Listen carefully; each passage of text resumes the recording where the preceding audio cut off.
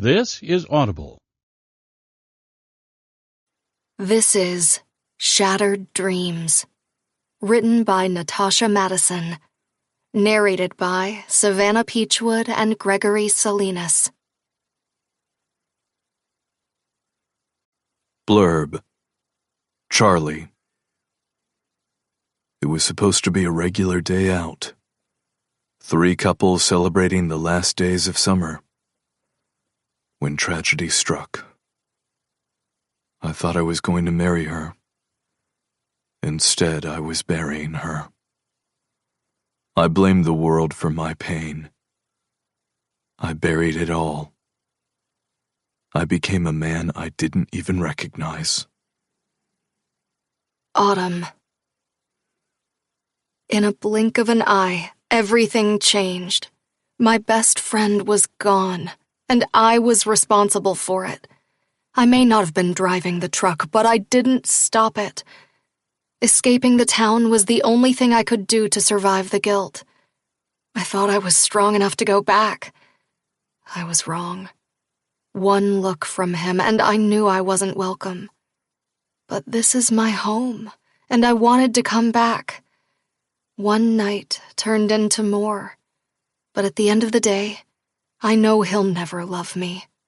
Besides, we all have shattered dreams. Chapter 1. Charlie. You ready? Jennifer asks when she walks into the walk-in closet as I pull on my white t-shirt. I smile at her standing there in jeans and a white t-shirt matching me. I'm ready, I reply, grabbing my baseball hat and putting it on my head. I was waiting for you.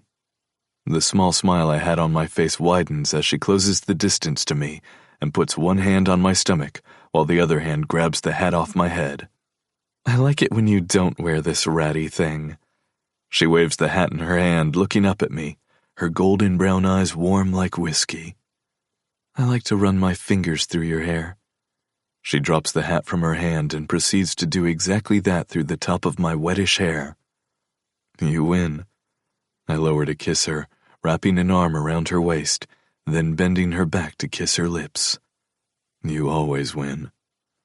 I pull her closer, burying my face in her neck and smelling her. Not always. She smirks at me and she's about to give me another kiss when we both hear the honking from outside. Shall we finish this when we get home? She asks with a twinkle in her eye as she leans forward to kiss my neck before I let her go. She turns in my arms, my hand reaching for hers as we walk out of the closet and head to the front door, going through the house. Picture frames of us are scattered throughout every single part of the house, something she did when she moved in a month ago. Even though I've been begging her to move in with me as soon as I moved here, even though she would be here 5 days out of 7, she never gave in until she was ready. She's almost to the front door and about to unlock it when the doorbell rings twice, and she pulls it open. Hey, can I use the bathroom? Autumn practically barges in, hopping from one foot to the next. Go ahead, Jennifer says, and Autumn comes down the hallway.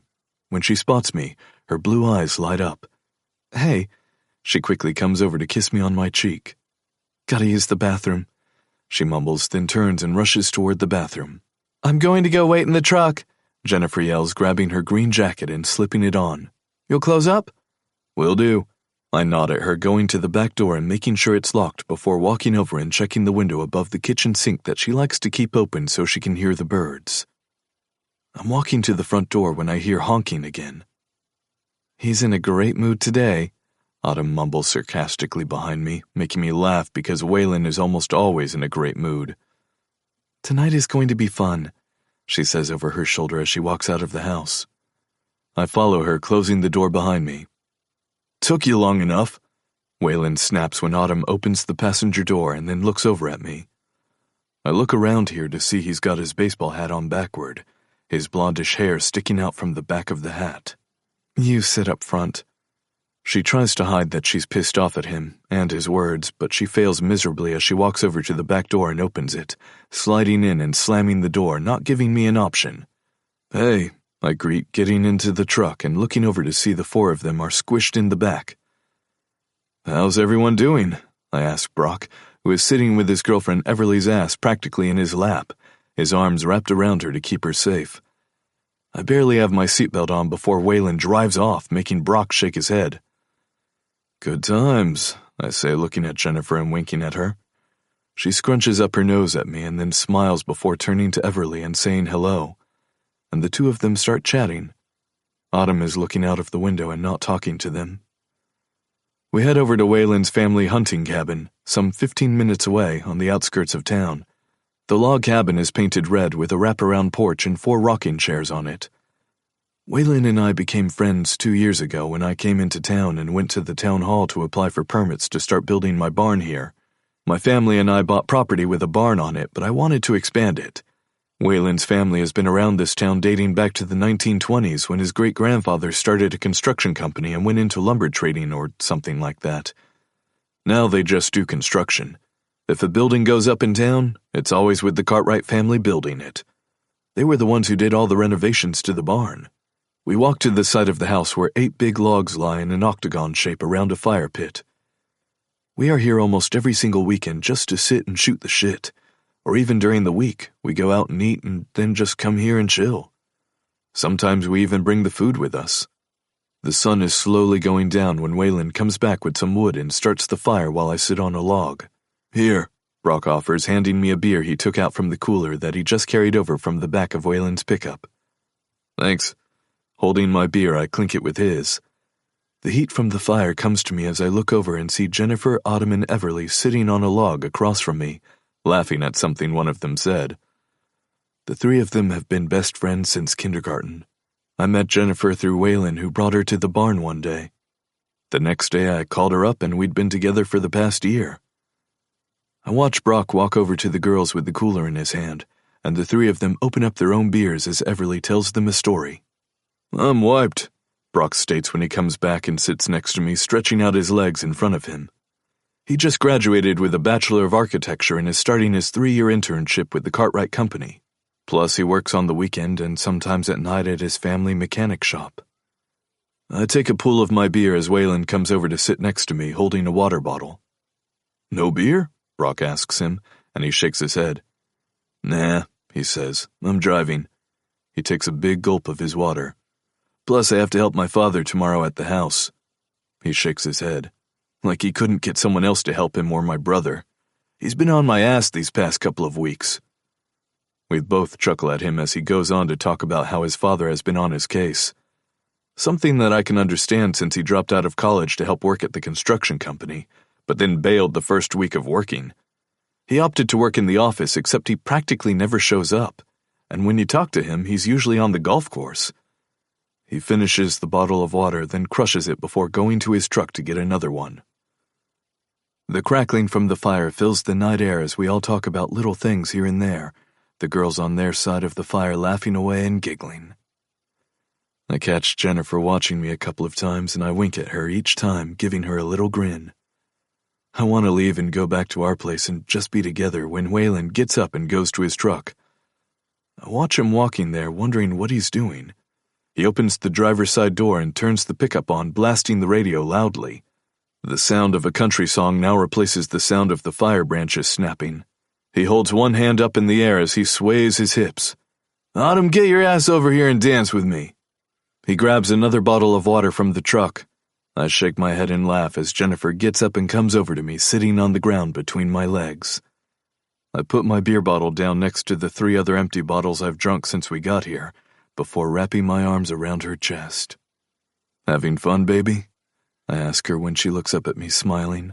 "More fun than them." She motions with her chin toward the truck where Waylon and Autumn are having what looks like a heated argument. He's trying to get her to dance, but she's whipping off his arm and fighting his advances. I don't know what she's doing with him. She deserves so much better than him. Waylon piffs in Autumn's face before she shakes her head. He grabs her wrist when she's about to walk away from him, yanking her to him, jerking her shoulder, and then hugging her.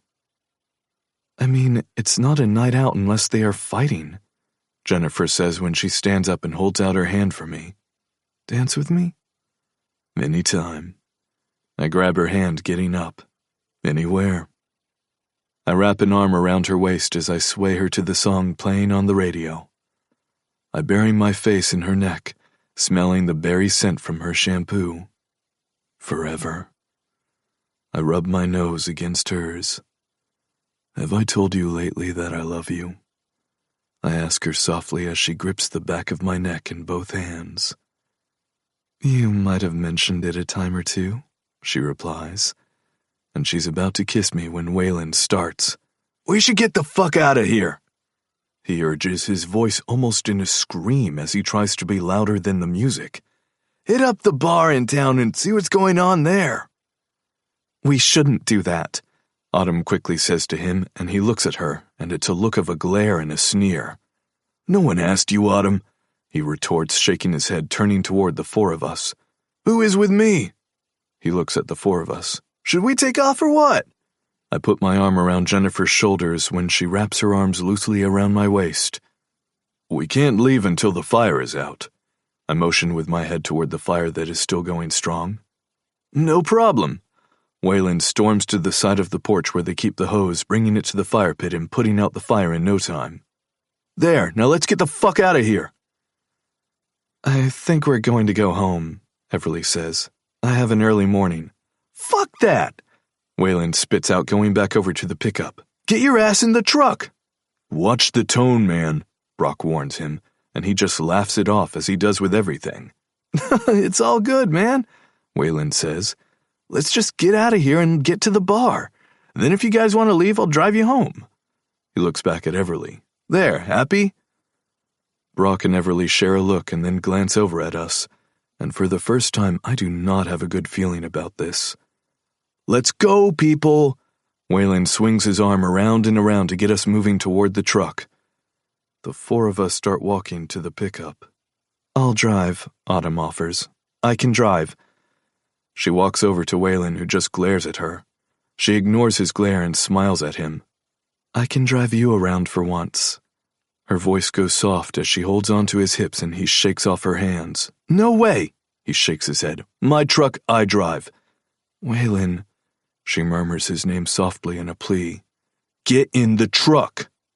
He orders her, his tone tight like he's losing his patience with her, his teeth clenched together. Or fucking walk home. Relax, I finally say, trying to break up the drama with the two of them. We're supposed to be having fun. I'd be having more fun if we could get the fuck out of here. Waylon almost snarls, stomping over to the truck. Now get the fuck inside or else I'll leave you all here. I don't know if that would be a bad thing, Everly mumbles as Brock chuckles beside her, putting his arm around her neck and pulling her to him, kissing her temple. I'm not sitting in the front, that is for sure, Everly says. I'll sit in the front, Jennifer offers. That way the two of them will be happy at least. No way, I shake my head. You sit in the back, I'll sit with him up front. Fine, Jennifer relents, watching Autumn get into the back seat. She gets on her tippy toes, kissing my jaw before she climbs into the back seat in the middle. Followed by Everly, who moves as much as she can before Brock gets in with her. The driver's window is open and I see Waylon finish his 5th water bottle since we've been here. He tosses it out the window. Let's go, bro. He smirks at me and I just shake my head, walking around the front of the truck, opening the door and getting in. Jennifer reaches out and squeezes my arm as Waylon turns his pickup around, then speeds up at the same time. He puts the music on a bit louder. Love this song! He shouts, turning down the long stretch of road lined with trees on each side. I'm watching the road, seeing him swerving a little all over the place, but since it's a back road, he isn't paying that much attention. Can you focus on the road, please? Autumn says from the back. She's literally saying what we're all thinking. Can you focus on the road? Waylon mimics her as he picks up speed even faster.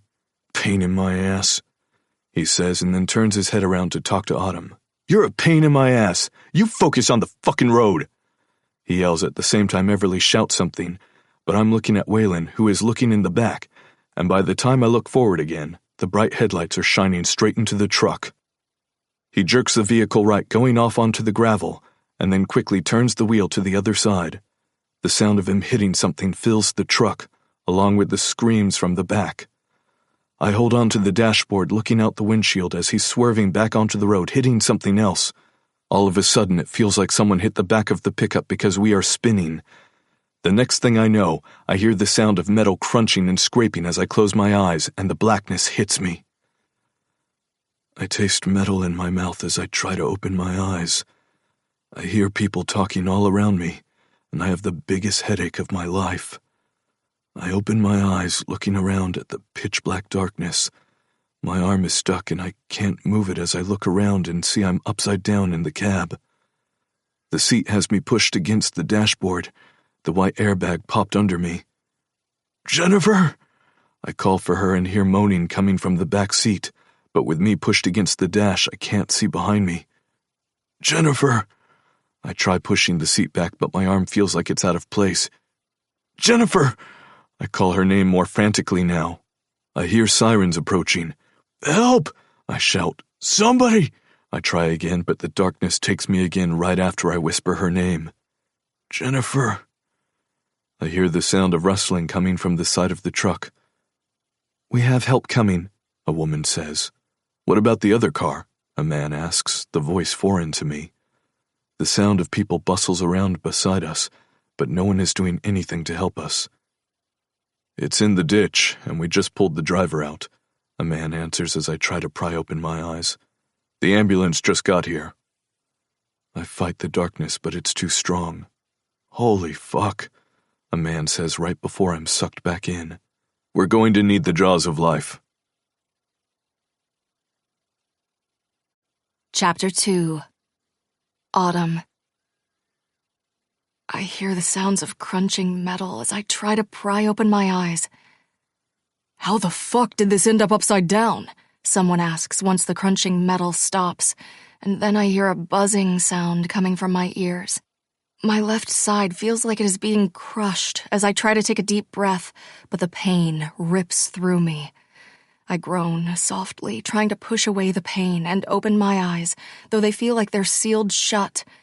I lick my lips, but my mouth is dry, and I notice the metallic taste right away as I fight to open my eyes. "We got this door open," someone shouts.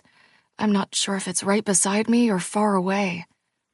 "Fuck," another voice yells. "Let's get him out." The pain in my side is making it so hard to breathe that everything comes out in what feels like pants. I try to remember where the fuck I am. Waylon's voice cuts into my thoughts. "You shut the fuck up and don't say a fucking word," he hissed at me. "You're a waste of my time." I flinched at the words, but I'm not sure why, since he always goes down this road when he's had too much to drink. I knew I should have said something to someone, but I also knew he would kill me if I did. I was so dumb. "Jennifer!" Charlie calls her name. "Jennifer!" The last time I saw her, she was beside me as we swerved in the road. Waylon was looking back at me instead of looking forward. The bright lights of the car filled the cab, and I think I screamed, or maybe someone else screamed, but we were jerked from one side to the other. I think he hit the car, or the car hit us, but all of a sudden we were going through the air. My eyes closed and the darkness took me, and now I am fighting against it to open them back up. "Everly," Brock mumbles from beside me, or at least I think it's beside me. "Everly, are you okay?" Someone mumbles. "My head." I feel movement and try with all of my strength to push myself away from the seat that I'm against. "It hurts."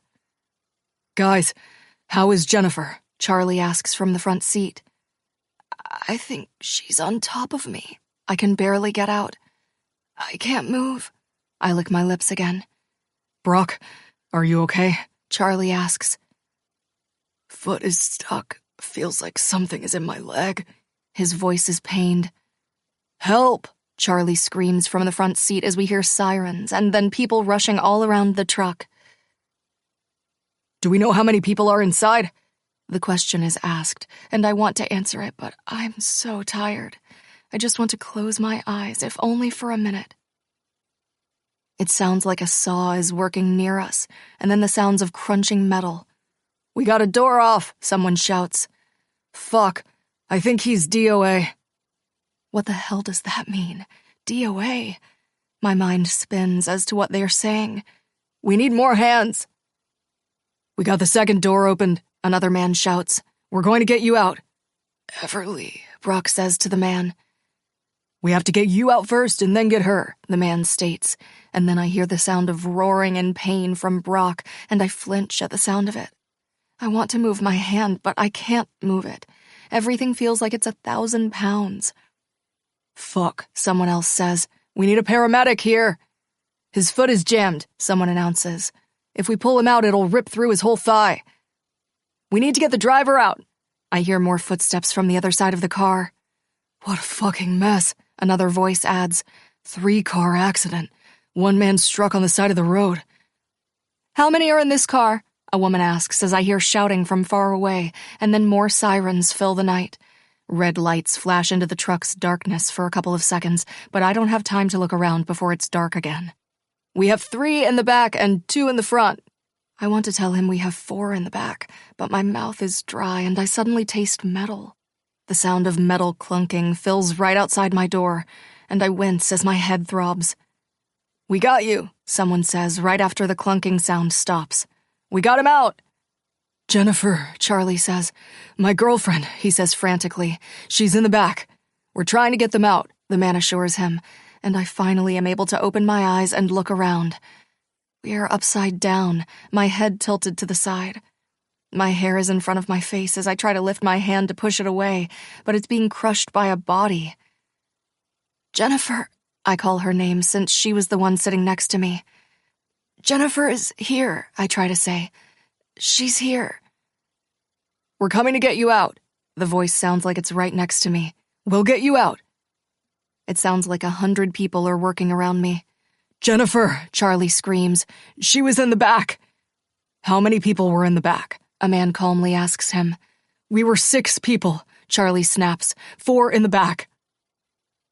"There are only 3 people in the back." I hear the words, but nothing makes sense.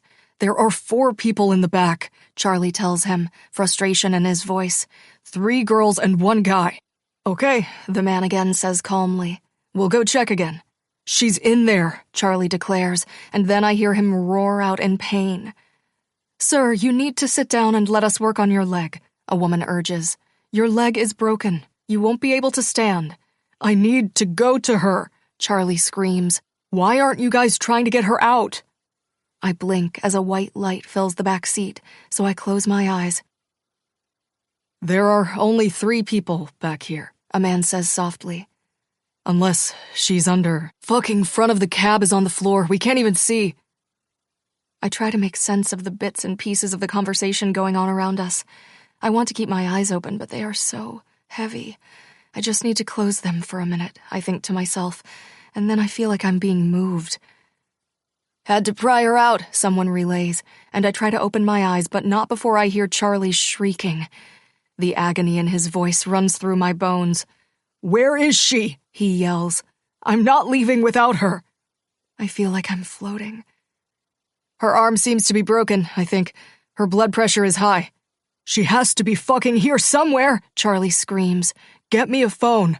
Someone, please, I need a phone." I open my eyes and turn my head for a minute, seeing Charlie sitting beside the upside-down truck. The front of the pickup looks like it's been crushed. A tree branch lies on top of the bottom of the truck. The 4 doors are pried open, and one of the tires is not too far from the wreckage. I turn my head to the other side, noticing 2 other vehicles. A pickup looks like it's been crashed into on the side, and the other car is missing the front tire and smashed up on one side. I try to lift my arm, but it feels like it's stuck to the gurney. My body bumps up and down, and I groan, but it's swallowed by the sound of 2 doors being slammed shut, then the banging on the back, and I feel like I'm moving. My eyes open, and I look around to see I'm in an ambulance, or at least I think I'm in the ambulance. Hurts. That's the only thing that comes out. "I bet it does," the woman tells me. "We're on the way to the hospital." "Is everyone okay?" I ask, blinking open my eyes and focusing on the top of the ambulance. The girl says, avoiding my eyes. "I'm not too sure." "Waylon," I say his name. "The driver. Is he on his way to the ambulance?" "I'm not sure," she repeats. "All I know is I have you, and we are going to get you to the hospital." "It hurts," I whisper. I bet it does, she comforts. You probably have a couple of broken ribs. That's the last thing I hear before I shut my eyes and take a little nap. I wake only when my eyelid is lifted and light is flashed into my eyeball, going from one to the other. I groan and want to push the hand away from my face, but I literally can't lift my hand. Stop. That's the only thing I say. My friends, I ask, looking at them and then wincing at the pain in my side. We need to get an MRI and an X-ray, the doctor orders as he presses my side, and I have no choice but to cry out in pain. We'll get you all better, he assures me, turning and rushing out of the room. Where is she? Brock shouts from somewhere. Where the fuck is Everly? I'm about to ask something when my head falls forward, the sounds of rushing all around me. We have a code! That's the last thing I hear before I feel like I'm sinking into the blackness. I feel someone touch my hand as my eyes try to open, but they can't. The sound of beeping fills the room. She has 5 broken ribs. One of them punctured her lung, so we had to go in and stop the bleeding. I hear hissing. She has a severe concussion, a broken leg, and her shoulder was dislocated. That doesn't sound good. It's the only thing I can think of as I try to open my eyes. I take a deep inhale, which makes me moan. It's okay, princess, my dad says as my hand is squeezed. Rest. You'll be okay. I feel his lips on my forehead. I want to tell him I don't want to rest. I want to tell him that I'm up and I'm fine. I want to ask him where I am. I just want to open my eyes. But I'm pulled back into the darkness instead. Chapter 3. Charlie. Sir, the paramedic says, you have to come with us. He is crouched down beside me. You can't stay here. We have to get you to the hospital. My back is against a tree from when they pulled me out of the wreckage. The pickup is flipped over, and the front of the truck looks like it's missing, probably from hitting a tree and being spun around. The bottom of the vehicle is facing up with a tree branch lying on it. The front right tire lies 5 feet from the truck, not too far from another pickup involved in the accident. The front of the hood rests on the grass. You can't even see inside. I'm not leaving without her, I tell them through clenched teeth. I don't care if I'm here for the rest of the fucking night. I'm not leaving. My whole body feels like it's about to snap in half. I'm not even thinking about the pain shooting through me or the fact that something stabbed my side. The only thing I'm thinking about is finding Jennifer. Sir, he starts again, and if my leg wasn't busted, I would get up and punch him right in the fucking throat. I need a cell phone, I tell him, like now. I put out my hand to him, expecting him to place his phone in my hand so I can call my father. Sir, he tries again. This time I move my face toward him, going almost face to face with him. Here. The cop who has been walking around comes over and hands me a cell phone. You get 1 call, then I need some questions answered. Yeah, whatever, I respond as I look over and see they are taking Brock out of the truck. Is he okay? So far, the cop says as I put the phone to my ear and listen to it ring twice before my father answers it with a groggy voice. Hello? He answers. Dad, I start, my voice in a whisper. There was an accident. All the fear I have is now coming back in full force when I have to say the words out loud. What? He snaps, and I hear him moving around on his side. Talk to me. I need you to come, I tell him. I don't know where Jennifer is. The tears fall down my cheek, and all the pain I felt in my body is now straight in the middle of my chest. Like someone has shoved a knife in the middle of my chest and is twisting it left and right, ready to crack it open. They don't know where she is, Dad. I try to take a breath, but the pain is too much to bear. Dad, she was in the truck with us, but now she's not there. I'm coming, he says. I'm calling your grandfather and we're coming. I hear a door slam in the background. I'm not leaving this place until they find her. My voice trails off. I won't leave here without her. We'll be there as fast as we can. Are you okay? I have a busted leg, I admit to him. Not sure what else. I don't care. Dad, I'm not fucking leaving here without her. My teeth clench as I tell him and hope everyone around me is listening. We'll be there as soon as we can, he assures me. Charlie, his voice is almost broken. I'll be there in less than an hour. I don't answer him. I can't. My voice would break, and then it would be the longest hour of his life. Instead, I hang up the phone and hand it to the officer waiting there. Thank you, he says, taking the phone from me.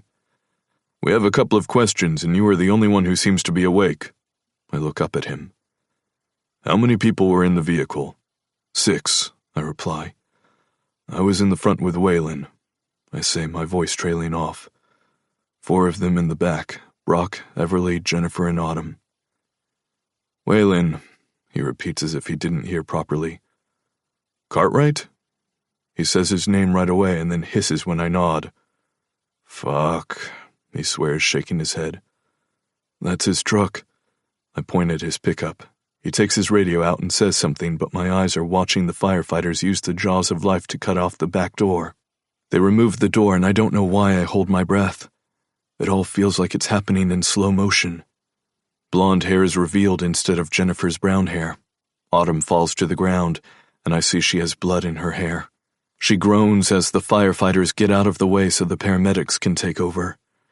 The sound of wailing is coming from across the street, and I look over to see a woman sitting by one of the wrecked vehicles with a man lying on the road. His limp hand is in hers as the paramedics move away from him, and her head falls on him. I see the paramedics shake their heads at the firefighters, and I know the man is gone. My eyes go back to the truck, and I see a firefighter getting into the cab and pulling a woman in his arms. I'm about to get up, even with a busted leg, to rush to see if they found Jennifer when I see him slowly moving Everly out. Do you know what happened?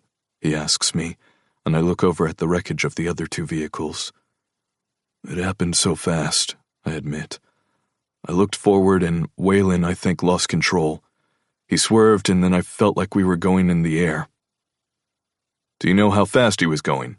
The officer asks, and I shake my head. Please, I plead with him, if you can go and see if my girlfriend is in there. He nods and walks back to another officer taking someone else's statement, who stands up and is quietly sobbing in her hands. He looks at him, then at me, and then at the ground before he comes to me. There were only 5 people in the vehicle, he says softly, not sure what else to say. That's impossible. I shake my head. We were all in there. I point at the truck, the frustration in my voice. Was Mr. Cartwright drinking tonight? He asks, and I shake my head. No, he was drinking water all night, I tell him, because he was driving. How is he? I ask, and he avoids looking at me. Is he bad? I ask, and someone calls his name. The officer just looks at me and then the paramedic. I'll be back. He walks away from me and I look at the EMT. You need to go and help someone else because I'm not leaving, I inform him. He nods and gets up to walk away from me. I don't know how long I sit here with my eyes on the pickup, willing Jennifer to pop up from the truck. I see the firefighters on the other side of the truck at the driver's door. They stand around waiting for something, who or what I don't know. I hear a car door slam and look up to see my father walking over to the yellow tape that has the area closed off. The police try to stop him. I got a call from my son, he says, looking over, and I sit up. Dad! I call to him and he runs over my way, followed by my grandfather who is right behind him. Holy shit, my father swears once he gets close enough to see the truck. Charlie. He gets on his knees. You're hurt. He grabs my neck, squeezing it. Dad. I start putting my hands on his arms. Dad, I need you to find Jennifer. What are you talking about? My grandfather asks, getting on the other side of me. No one knows where she is, I tell them. People are all around. I don't know what they are doing, but no one is looking for her. I'm about to say something else when I look to the side and see a van get here. The 2 doors open and they walk over to the police officers who are there. Another van follows the first. One of them approaches us and my grandfather stands by my side. Good evening, I'm Lieutenant McCaffrey, he introduces himself. He looks at my grandfather, then down at me. Please, I plead. My girlfriend is missing. He nods.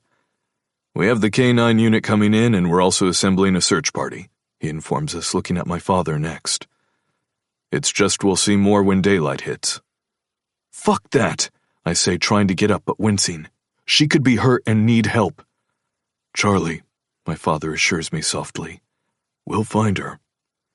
In the meantime, Lieutenant McCaffrey says, it's best we get you to the hospital and get you taken care of. I'm not going anywhere until they find her, I grind between clenched teeth. Charlie, my grandfather now gets down beside me. I think you should go and get taken care of, and as soon as they fix you, you can come back here. No, I snap at him. I'm not leaving. You can't do anything for her sitting here with your back against the tree, he reasons. I hate that he's right, but there's no way I'm leaving her. I'll stay, he tells me. I'll stay here and search with them, and I promise you I won't stop until we find her. No one else I would trust more, my father declares. It won't take us long. He tries to persuade me. To get your leg set and in a cast, and then you can come and help search. I look over at my grandfather. Promise me. I've never once let you down. He speaks the truth. And I won't do it now. I promise I will not stop searching, and when you return, we can search together. I look at the two of them and then at the lieutenant. Okay, I'll go and get sorted. The lump in my throat feels like a baseball, but I'm coming back here. He nods. Sounds good. He waves over to the waiting EMT who rushes over with a gurney. They load me up into the ambulance, and my father gets in with me. They put the blood pressure machine on me. What the fuck happened? My father asks. We were driving and he looked away for a second. The next thing I know, we were flying through the air. I swallow. I woke up and was upside down. I was stuck to the fucking dashboard. My father puts his elbows on his knees and hangs his head. Dad, I call his name, and he looks up at me with tears in his eyes. I could have lost you, he finally croaks out. Did you see that fucking truck? Jennifer, she's out there somewhere. He puts his hand on mine. We're going to find her. His hand squeezes mine. We are going to fucking find her. When we find her, I'm going to marry her, I tell him, and he looks at me. I'm going to fucking marry her tonight if I can. He doesn't say anything to me. He just nods because the ambulance stops and the doors swing open. The paramedic starts talking to the doctor about my blood pressure and all that.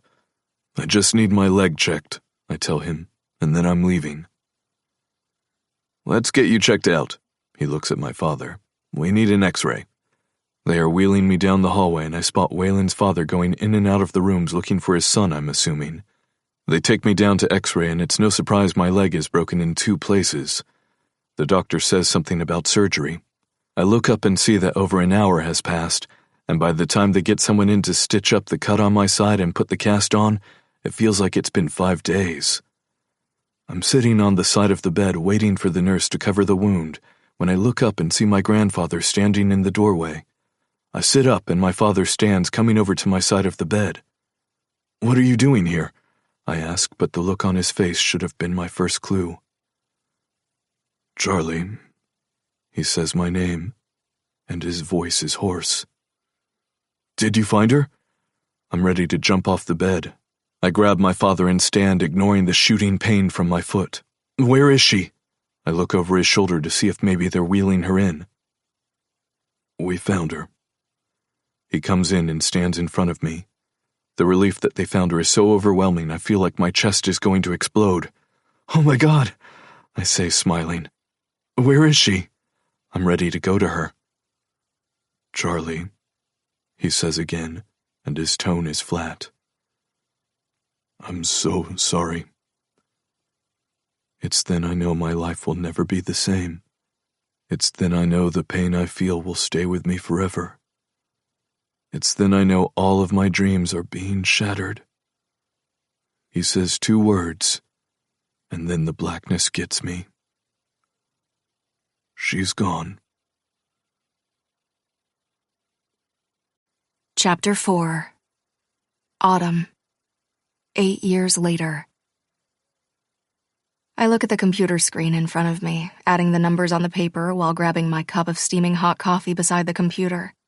When my phone rings next to the papers, I look down and see it's my brother, Brady. A smile fills my face as I answer. Good afternoon to you. I look at the top of the computer screen to see it's just a little past 1 in the afternoon. Hey, Brady sighs. His tone is low, and I instantly know something is wrong. What's up? What's up with you? I quickly answer him. You sound like someone stole the lunch money you were saving up to buy Naked magazines. He chuckles at that, making me relax just a touch. I wish this was that kind of problem, he says, and I gingerly put the coffee cup down. You're scaring me, I say softly, leaning back in the wooden desk chair that is as old as me, if not older. What's going on? I'm at the hospital, he replies, and my stomach immediately surges to my throat. And it's not good. The back of my neck tingles. What do you mean? It's Dad, he says, and every single cell in my body feels like it's being drained, only to be refilled with ice-cold water. What happened? I try not to get ahead of myself, but the tears come anyway. He didn't want me to tell you.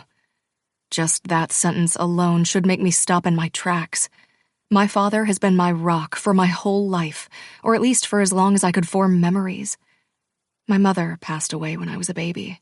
She got sick one day and then found out she was terminal at the ripe age of 29. I have pictures of her holding me, forever frozen at that stage. He never moved on, never remarried. His life was my brother and me, and of course the distillery my great-grandfather created. We just met with the oncologist. What? I snap, and my hand hits the desk in front of me. Oncologist, I whisper as my head is spinning. It's a good thing I'm sitting down because I would have fallen to the ground, but this time I didn't have my father to help me stand. It's stage 4, and they don't give him much longer. Brady's voice cracks as the tears stream down my face. You need to come home. Of course, I agree without a second thought. Forget the fact I haven't been home in the past 6 years. Forget the fact I said I would never step foot in that town again. Forget the fact my life ended the day my best friend and boyfriend died because of me. He's going to be pissed, I told you, Brady shares, and I can hear the anguish in his voice mixed with the sadness. Well, too bad, I reply, trying to be strong for him. When I took off 6 years ago, everything dropped on Brady and my father. We were scheduled to help take over the whiskey production as well as the bar, but now it's all Brady's. I'll get there as soon as I can. Sounds good.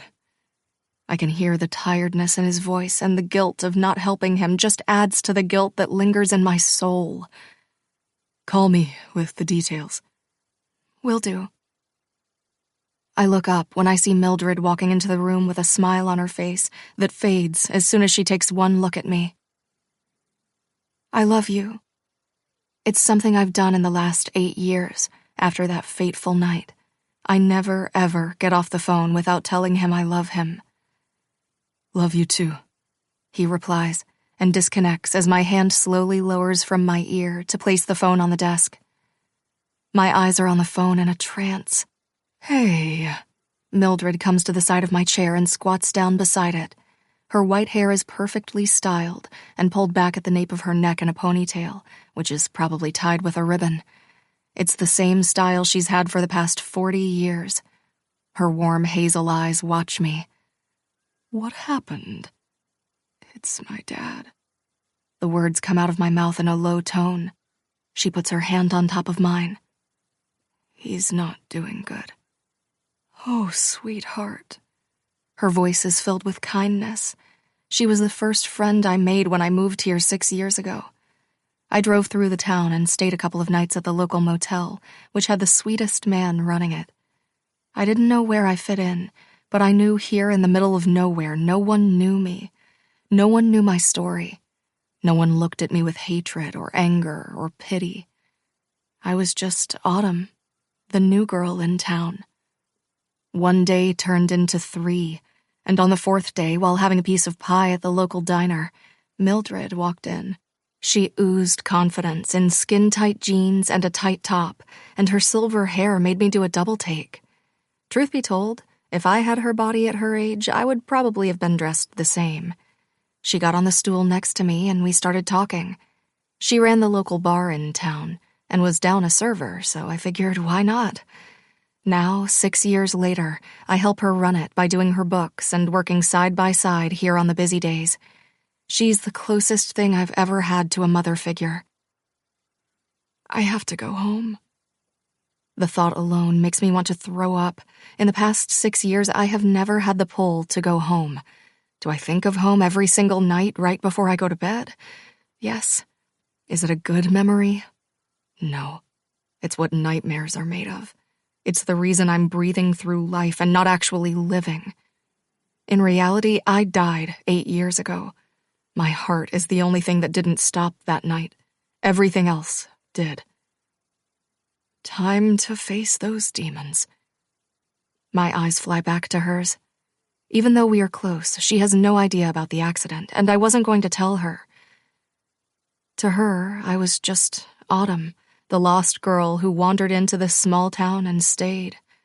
She loved me for who I was, the Autumn who smiles because she has to, the Autumn who laughs and then feels the immense guilt that I'm laughing, the Autumn who wakes every single morning with a burning hole in her stomach and wondering when her heart is going to put her out of her misery. I knew you were running from something. You are a shell of a person.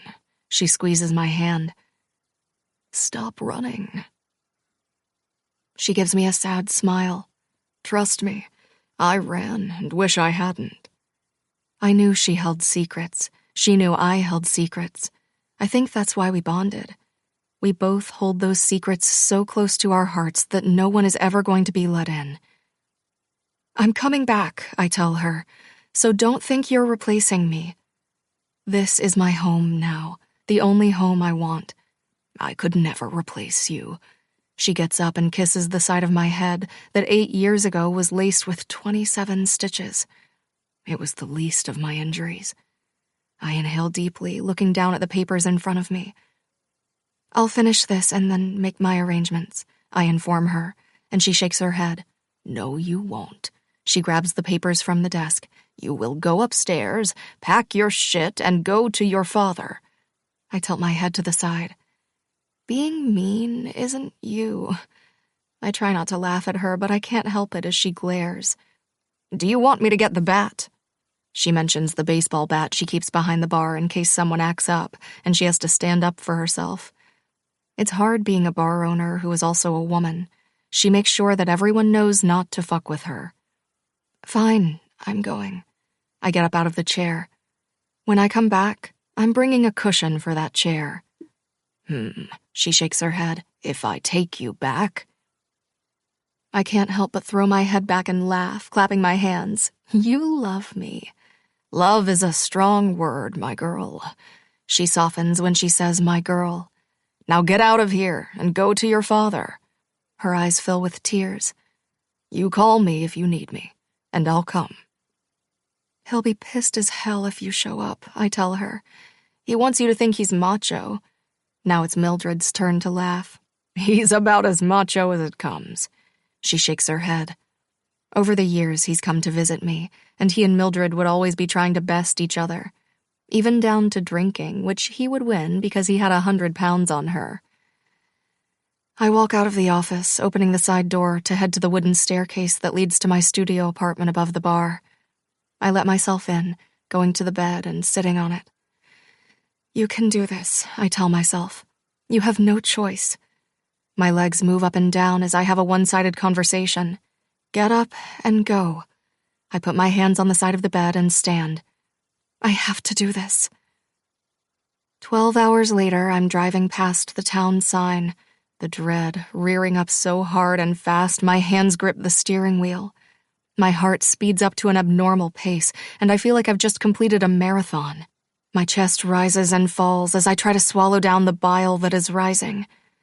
I take a deep inhale and puff out, then breathe through my mouth, the radio playing so softly that my breathing drowns it out. The darkness is almost too much to bear as I drive down the road where the trees look like they hide the monsters inside them. I should have stopped 5 hours ago and continued my journey tomorrow, but I thought it would be okay. It's not. I never ever drive at night anymore. It's why I live upstairs from the bar where I work.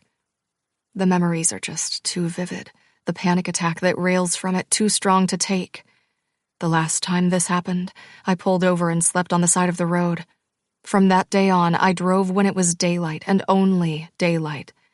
Sometimes when it started to get dark, it was okay, but as soon as nighttime would hit, I was not driving. I'm so in my thoughts that I don't even notice I'm driving down the road I never wanted to be on again. I'm so in my thoughts I don't notice the tears running down my face. I'm so in my thoughts that I don't even notice I'm at the accident site. I stop the car on the side of the road where my life changed. Putting the car in park, I look across the road at the tree that stopped the truck from going even farther into the forest. My hand shakes as I open the door and put one foot out and then the other. I take 3 steps onto the road and look around.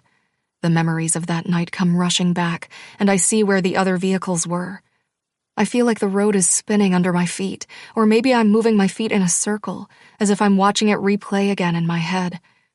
My feet move toward the tree, the night silent, without even a cricket making noise. It's like the world stands still as I step from the road to the grass, getting close enough to see the white wooden cross planted right next to the tree. A green wreath hangs around it. I put my hand to my mouth, thinking that I'm going to be sick. I close my eyes at the same time I hear the sound of twigs breaking.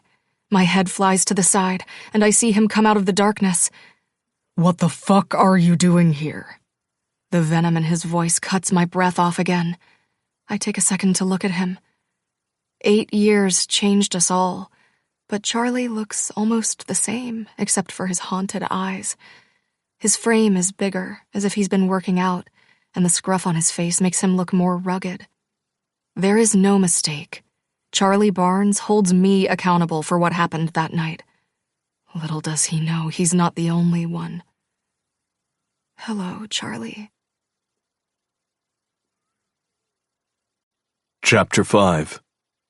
Charlie. I thought my eyes were playing tricks on me. It wouldn't be the first time that happened, especially when I'm here. Sitting with my back against the tree, with my hand on the cold, wet ground as if I could touch her. The same spot where they found her. The spot where she lost her life. The same spot I come and sit at a couple of times a week. It used to be every day, but now I alternate from being here or being at her gravesite. I watched from the darkness as she got out of her car and onto the road where our lives changed, her feet moving her around in a circle, probably reliving the horror that was that night. I slid up the bark of the tree in the darkness as she walked toward me, toward the scene where my life turned into the hellhole it is now. My eyes narrowed to slits as I saw her take steps toward where the white wooden cross I planted sits, along with the wreath that I replace monthly. I stand here in the darkness, my body tense and burning like it's on fire with rage as I look at the woman who could have stopped all of this. The woman who with one word could have changed the lives of 5 other people. Selfish, that is what she is, and I hate every single bone in her body. The silence of the night is almost deafening. I watch her short blonde hair move side to side as she stands in front. I can't help myself, nor do I fucking care. What the fuck are you doing here? The harshness of my voice is tamer than what I feel inside me. The hatred I have for this woman feeds my soul. I hate the world. I hate the whole fucking world for the pain I walk with every single day. But I don't hate anyone as much as I hate Autumn. Her body looks like it's shaking, like she's outside in a snowstorm without a jacket. "Hello, Charlie," she says softly. "I asked you a question," I growl out, ignoring she was trying to be polite at the same time watching the tears run down her face. Tears she has no right having. What the fuck are you doing here? My father is sick. Her voice comes out broken. I won't be here long. I watch her body shake even more, her arms wrapping around her stomach. She's changed in the last 6 years since I've last seen her. She looks like she's skin and bones. Her face is ghostly. You come home, and the first fucking place you come to is here, I say in disgust. I shouldn't have. She shakes her head, her hand coming up to wipe away the tears streaming down her face.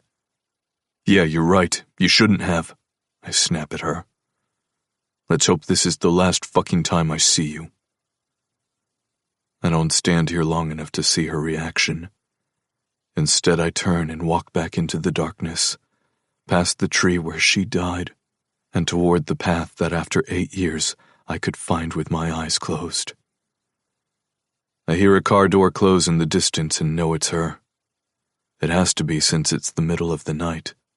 The sound of a car driving by makes me turn to the side as I see her. It takes me 45 minutes to walk back to my house. Coming out of the dense forest into the clearing, I walk past the barn and straight to the house I moved into 4 years ago. When we bought the property, it came with a main house, but it was falling apart, so my parents had it renovated slowly, and when it was done, they came down and helped me move in here. My parents were beside themselves watching me drown in the house I shared with Jennifer. I hadn't touched anything that was Jennifer's. Her clothes still hung in the closet with mine. Her clothes still folded in the drawers. Every single thing she left was still out, untouched. I never wanted to move from the house Jennifer and I shared, but I gave in. It was easier than fighting with them day in and day out. I was a shell of myself. I'm still a shell of myself. I've just learned how to hide it from everyone now.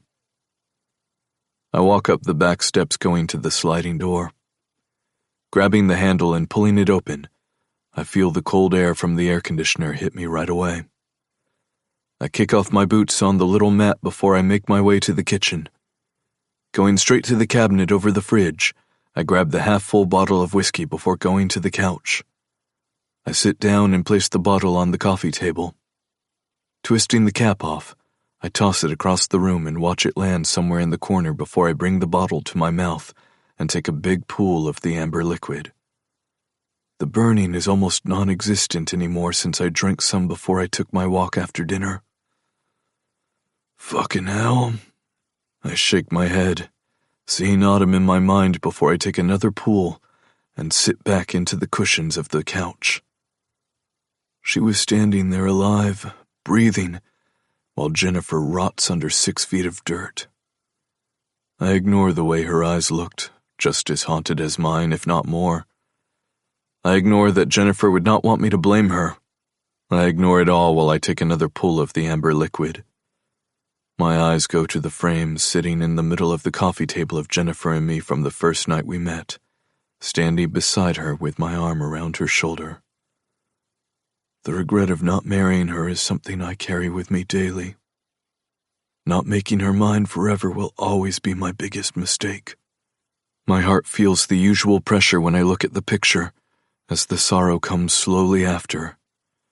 I take another long pull before putting my head back and closing my eyes, bringing me back to the day my life ended.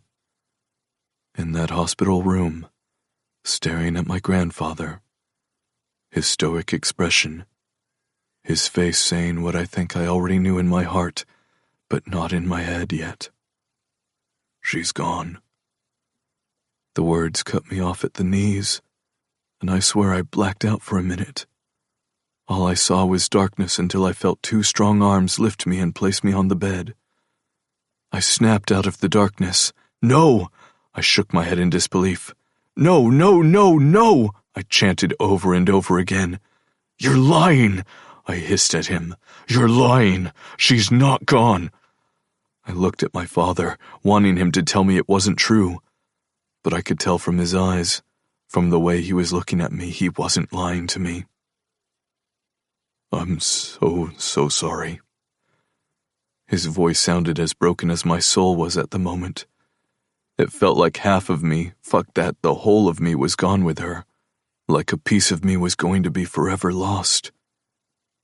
I have to go to her. I turned to get out of the bed. I have to go and be with her.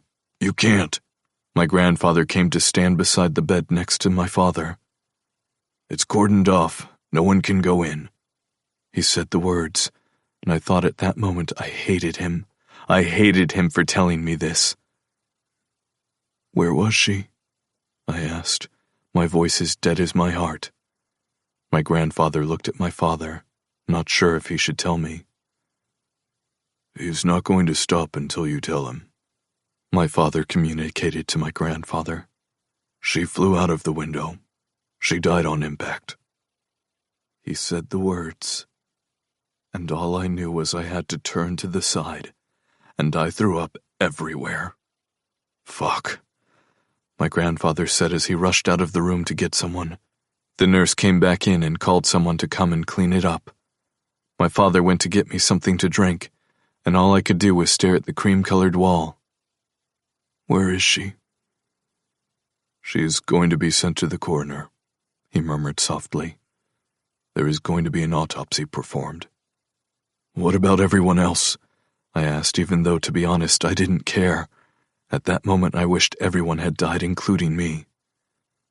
Waylon didn't make it either, my grandfather said, and I laid my head back on the bed and closed my eyes, never wanting to wake up again. But sadly, I did. Every day the alarm rings and I have to ask whoever is listening why. Why keep me here? My eyes open again, taking in the darkness as I take another gulp of the whiskey, getting up right after and heading to the bedroom. I place the bottle on my bedside table, falling onto the covers of the bed. I look up at the ceiling. I miss you, I tell the empty room. Every fucking day. My eyes close. I wish you were here. I mumble as my eyes get heavier. I wish I was there. Those are the last words I say before the darkness takes me. It feels like it's been 5 minutes when the alarm blares from the side. I reach out my hand and move it around, knocking the bottle of whiskey to the floor. It shatters all over the place. I get up on my elbow, looking down at the amber liquid with glass shattered around it. Well, this is a wake-up, I say, rolling to the other side of the bed and grabbing a pair of shoes before going to get a broom. I sweep up the glass. What a waste of good alcohol, I mumble as I finish cleaning it. I look over to the bedside table at the picture of Jennifer. Morning, baby. I greet her before turning and heading to the shower. 30 minutes later, I'm grabbing my mug of steaming hot black coffee and heading out the back door. My hair is still wet from my shower when I slide my boots on as I walk down the steps, headed to the backyard. I look at the side at the sun slowly coming up. I walk past the 2 black pickup trucks parked right next to the shed where we keep the tools, going to the far corner of the yard where the red barn is located. I'm making my way to the office building that is halfway to the barn. I open the glass door and turn on the lights before I make my way past the reception desk toward my office. Time to start the day. I pull out my chair. Another day I'm closer to death. Chapter 6. Autumn. The soft sound of bells ringing makes me reach out from the quilt and turn it off. It wasn't like I was sleeping anyway. I turn to the side, grabbing my phone and shutting it off before my arm goes back under the cover where it was. I look around the room I moved back in with my father a couple days after the accident. I haven't been in for over 8 years. 8 years, and nothing in this room has changed. A house where my mother grew up, and we inherited when her parents died. Brady wanted nothing to do with it, mostly because he knew how much I loved this house, so he didn't care that I moved in as soon as I turned 18. A house Waylon hated because it was beneath him to be in something that didn't have 15 bedrooms. Another reason I should have hated him, but instead I just ignored it. Turning to my other side, I look at the window. The shades open as the daylight streams into the room. My body feels like it's been run over with a Mack truck, front and back. I blink a couple of times, not looking anywhere else but the window, until I take a deep inhale and throw the covers off me and get out of bed. The cool air makes me shiver as I reach for the long sweater lying across the bottom of the bed. Wrapping it around myself, I move to the kitchen to make myself a cup of coffee. Walking over to the pantry cupboard, I see my brother at least went out to get things to make coffee. Setting it up to brew myself a pot of coffee before pouring myself a cup, I pick it up and walk over to the back door, pulling it open and then pushing through the storm door before standing on the back deck. The swing chair my father put up for me when I inherited this place 10 years ago sways softly with the warm breeze. Instead of walking over and sitting in the swing, I walk to the steps and sit on the top one and look out into the field. The sounds of birds chirping fill the morning air as I take a sip of my hot black coffee. My mind goes back to last night and coming face to face with the one person I never wanted to see again. Was it irony? Or maybe it was karma? Whatever it was, I saw that Charlie had not changed in 6 years. I mean, his appearance changed for sure. He was always handsome, and the hate definitely didn't diminish that. The words from the last conversation we had, some all those years ago, fill my head. It was also the last night I stayed in this house. After that, I moved in with my father right before I left town. "You fucking knew he was drunk!" He roared in my face, his face filled with anguish and hatred. His eyes were filled with rage. It was also 1 o'clock in the morning when he knocked on my door, scaring the ever-loving fuck out of me. "You did this." His face advanced to mine. "You could have stopped him." "I tried," I finally said. "I tried to get him to give me the keys." "You didn't try hard enough." His words sliced through me like little shards of glass getting under your skin. "It should be you in that grave, rotting in hell with him."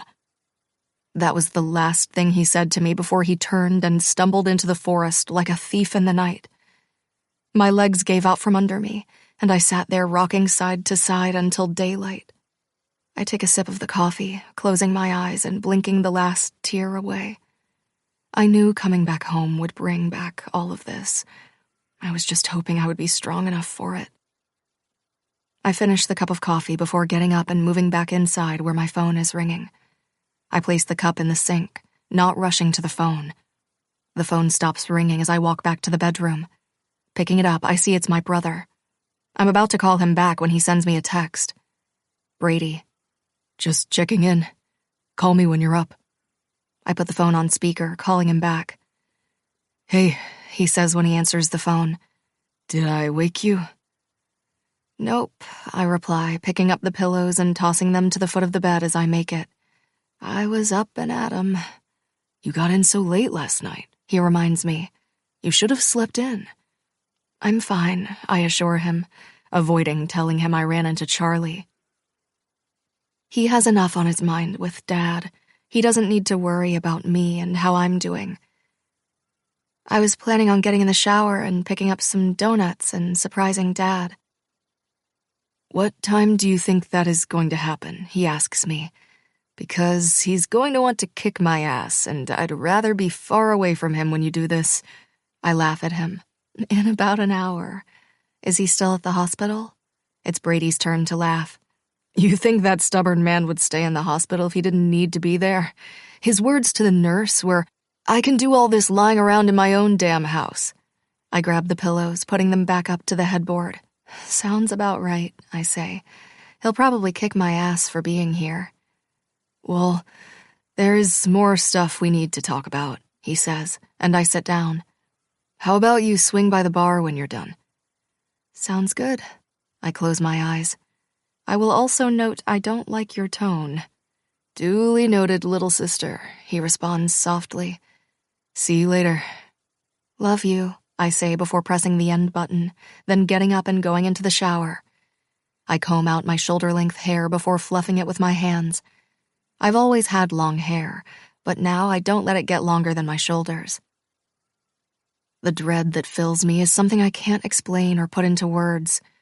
I slip my light blue jeans with holes in the knees on before grabbing the gray tank top that sits right above the waist of the jeans, showing you just a touch of my stomach. I grab my gray sweater and put it on before snatching up my black bag and putting on my white sneakers. I walk out the front door to my car, my hands shaking when I pull open the door and get behind the wheel. It'll be fine, I tell myself. The worst that can happen already happened. I make my way down the familiar roads, turning on Main Street and heading straight to the little coffee shop that makes the best sugar donuts I've ever tasted in my life. I park on the street, getting out of the car and closing the door. I look around to see that people are already looking at me. One woman turns her head and then does a double take, her mouth hanging open in shock at me being here. I try not to let it bother me. I should be used to it by now. I had to endure it for a full 2 years before I left. The finger-pointing, the whispers as soon as I walked into the room, the snide comments and remarks until everyone else won and I packed up and left. Pulling open the door to the bakery, I'm assaulted with the smell of sugary goodness right away, and my mouth waters. The woman, Maddie, behind the counter, looks up from placing a tray in the window stand. "Well, I'll be," she wipes her hands on her apron. "If it isn't Autumn Thatcher," she smiles at me. "You're a sight for sore eyes." "Hello, Miss Maddie." I walk to the counter, trying to hide the fact that my hands are shaking and so is my voice. "You are skin and bones." She looks me up and down. "They don't feed you where you are." The worry is in her voice and also in her eyes. I laugh. "Nothing like home cooking, I guess," I tell her. "Can I have a box of donuts?" I look at the case. Half sugar, half powdered. "Sure thing, missy." She grabs a box to fill it, and the sound of bells ringing behind me means someone opened the door. My hands instantly start to shake, wondering if it will be someone I know. I mean, it's a small town. The question is, who is it going to be? My neck gets heated, but I don't turn my head to look behind me as I wait for Maddie to hand me the blue and white box. She rings up the amount, and I pay her. I turn my head down and walk past the 2 people waiting in line. Lucky for me, it's not someone who recognizes me. My chest gets tight, making breathing harder and harder. It comes in little breaths now as I rush toward my car. Getting in, I set the donuts on the seat next to me before putting my hands on the steering wheel. My head falls forward as I try to focus on my breathing, knowing I'm in the middle of having a panic attack. I haven't had one in 6 years since I left town. I close my eyes, counting to 10 and then to 20. Only when I'm at 100 do I feel even remotely better. I start the car, making my way to my family home. The street is lined with willow trees, and I have this sense of peace when I'm driving down it, like nothing can hurt me and it's okay that I'm here. I pull into the driveway, parking behind my dad's pickup, before grabbing the box of donuts. I have one foot out the door when I hear the storm door slam shut. "What in God's name are you doing here?" His voice feels like a big hug, and I have to close my eyes to stop myself from breaking down. Instead, I turn to him and put a big smile on my face, though it's mixed with tears. "Is that any way to welcome your only daughter home?" I ask him as I walk up the 4 steps to the house I grew up in, ignoring the fact he looks pale and he's lost about 30 pounds since the last time I saw him, especially when I come with donuts. He takes the box from my hand, placing it on the floor before he pulls me into a big bear hug, a hug that I feel right down to my bones, a hug that no matter what, everything will be okay, a hug I didn't know I missed and needed until this very moment. "What are you doing here?" he asks me in my ear, but his arms never move from around me. "Did your brother call you?" I laugh and cry at the same time in his arms. "I'm going to kick his ass." "I'm going to kick your ass." I move out of his embrace and then bend to pick up the donut box. "From here to Timbuktu." I look up into his gray eyes. "Why didn't you tell me?" I ask softly, and he takes a deep inhale. "What was it going to change?" "Well, for one, I would be here for you," I snap. "Baby girl, You ran away from here because it was killing you. He puts his big, strong hand on my face. You think I was going to try to get you back here? He shakes his head. Ain't no way in hell I would do that. Well, ain't no way in hell I was not going to be here for you, I tell him, just as stubborn as he is. And I'm not going to be mad at you for not telling me either. I raise my eyebrows. But I am pissed you put this box on the ground. I hold up the donut box. What if it got ruined? He chuckles. Let's get you inside and get you a glass of milk to go with your donut. Dad, I'm not 10 anymore. I turn to walk into the house with him.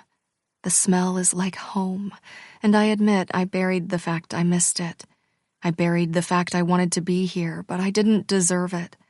I buried it all, and now that the door is open, it's coming back in full force. No matter how quick or how fast I try to close the door, the pressure is stronger than me. The memories coming so fast and so quick I can't stop it. How long are you staying? He asks, grabbing 2 glasses and going to pour them both with milk while I pull out a chair and sit down. For as long as I need to be. The words come out of my mouth, surprising both of us. In reality, I was thinking of this week and then coming back when the time was needed. But being here, seeing my dad, I need to be here. I'm going to be here. He's about to say something when the storm door opens and then slams shut. I look over to see Brady walking into the house. I figured you would hunt me down. He puts his hands on his hips, looking at my father, who is glaring at him. So I saved us both the time and energy. I bite my lower lip. Plus, I heard she got donuts. He bends to give me a side hug and kisses the top of my head. He pulls out the chair beside me while my father pulls out another glass. So, what are we talking about? How long I'm going to be in town. I fill him in, and he looks at me and then at Dad. Well then, he says, opening the box. Now is a good time to talk about Thatcher's and sweet Southern country whiskey. I look at him and then my father, who comes back to the table with 2 glasses of milk, putting them down in front of us before going back to get his own. What about them? I ask of the distillery that has been in our family since the 20s. My great-grandfather made his own whiskey and sold it out of the trunk of his car. Once Prohibition ended, he opened up the Sweet Southern Country Whiskey Distillery, with its own bar attached to it called Thatcher's. He figured he would make it and sell it at the same time, cutting out the middleman. It's been passed down from one son to the other. My father taking it over from his father, and when Dad's ready, he'll hand it over to both of us, not just my brother. Things aren't looking so good, my father says, and I turn back to him, confused. That's putting it lightly, Brady states, taking a bite of the powdered donut. That is putting it very mildly. He looks over at me. I don't know if we'll last the rest of the year. My mouth opens in shock. What the hell are you talking about? I look at both of them, my eyes going back and forth. Things haven't been... My father pulls out a chair. As productive as we had hoped. Dad, Brady grumbles. Stop with the bullshit. She's going to find out. Find out what? I ask him, then look at my father. What are you guys not telling me? We lost a couple of big contracts, my father admits. A couple, Brady mumbles. More like all of them. Let's just say the Cartwrights are still holding a grudge, Brady declares, and I gasp. Not one restaurant in town will hold our whiskey, he continues, and it seeps to all the surrounding areas. I blink, and I think my heart is going to come out of my chest. We have the stock, we just have nothing to do with it. We haven't had a run in 5 months. Just that thought alone is unfathomable. We used to sell out and have people on waiting lists to get our product.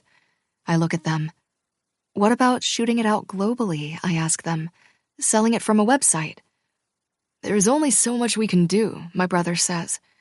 We were going to ask you if you could help. He looks at my father.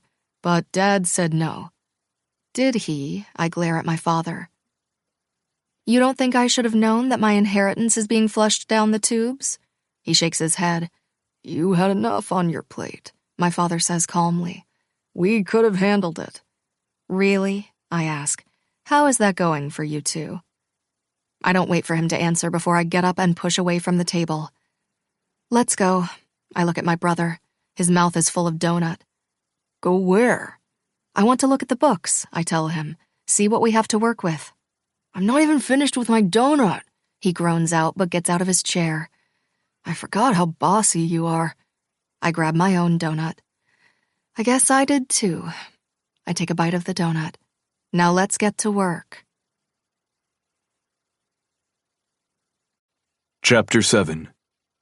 Charlie. I slammed the truck door closed, walking over to the door with Earl's Diner across it. Pulling it open, I hear the sound of plates and utensils meeting at the same time. I walk straight to the long counter with round leather stools and sit on one, looking around to see the place jam-packed since it's lunchtime. Hey, Charlie. I look over to see Isabel holding 2 plates in her hands. I'll be right with you. She smiles shyly at me and I just smirk at her. Take your time, Isabel, I say, my fingers nervously beating against the counter while I wait for her to come back. What can I get you? She asks me softly, taking out her server pad. I'll have a bacon burger to go, I say, and a side of fries and rings. Is that all? She asks, her blue eyes lighting up. I nod and wink at her. She smirks at me before she turns and walks away. My eyes go to her ass as she sways her hips from side to side. What's up, Charlie? I look over to see Fred sitting down beside me. Not much, I reply. Was out and decided to stop in for lunch. Good choice, he says, and I look over at the old man wearing gray pants with a flannel shirt and his suspenders. Heard you got some new horses in. You heard right. I tell him of the 5 new horses we got in last week. You have time, you can come over and help break them in. He nods. You betcha, he says. It's been too long. When Isabel returns and places a cup of coffee in front of Fred, she places a brown bag in front of me. That'll be $12.74, she announces. I reach into my back pocket, pulling out my wallet before tossing a 20 on the counter for her. Keep the change, Isabel. I get up. Hope to see you soon, she says before grabbing the 20 from the counter and smirking. You just might. I grin before walking out of the diner. I hold the door open for a couple who thank me before I walk toward my truck. I pull up to my house and go straight to the office instead of into my house. My eyes go to the red barn as I see a couple of trainers leading some horses out of it. I pull open the front door that has Mustang Creek Ranch in the middle of it. I named it this as soon as I got the papers for the barn, putting my own stamp on it. I walk around the reception desk in front of 5 chairs in the waiting room. 10 years ago, I moved to Montgavin to expand the barn's therapy farm, something my father started when he was 20 with 2 horses. Initially, it started with soldiers who would come home with PTSD symptoms. They would come by every day and do a couple of hours with the horses. Then he expanded it to women who came from abusive homes, to kids who suffered anxiety and also special needs. It's a different approach to healing. He now has barns all over the South. I came to town to do the startup and then met Jennifer and decided I would take over this branch. Now we have 25 horses that are working with people. 50 people work the farm along with 20 therapists working one-on-one with all our clients. I had the best of both worlds, the woman I was in love with and the new branch that was starting to grow at a fast pace. Then in a matter of seconds it was over, and I was a changed man. I think I spent every day for 6 months drunk. From the time I opened my eyes until I closed them, I was drunk and in a fog. I would attempt to come to work, but I would end up passing out in my office with the bottle of whiskey in the middle of my desk. I hated every single second that I wasn't drunk because it was the only time I didn't see her. I didn't feel her beside me. I didn't hear her tell me she loved me or call my name. The more drunk I got, the closer I felt to her until my parents intervened. Not just my parents, but my father, great-grandfather, grandfather, all of my uncles, and most of my cousins. They picked me up off my floor while I was passed out, and I woke up in my childhood home, pissed at the world. I said things I could never take back, hurt the people who loved me most in the world, ravaged my father to the core and kept kicking him while he was down. It was my grandfather and my cousins Ethan and Gabriel who literally took me by the scruff of the neck and pulled me out of my house. They tossed me into a cold fucking shower and watched me go cold turkey. They sat there while I raged on, while I blamed the whole fucking world for my grief. I would see the sorrow and pity in all their eyes, and watching my parents cry tears for their son, who was still alive, bothered me. I didn't want them to shed a tear for me, especially since they watched me cry more tears than I thought a body could create before I accepted the help. I listened to the doctors and more therapists than I can count on one hand. It was a waste of everyone's time because the anger and rage I held inside me fed my blood. I would pretend I was fine, and then when I was alone, I would hate the whole fucking world.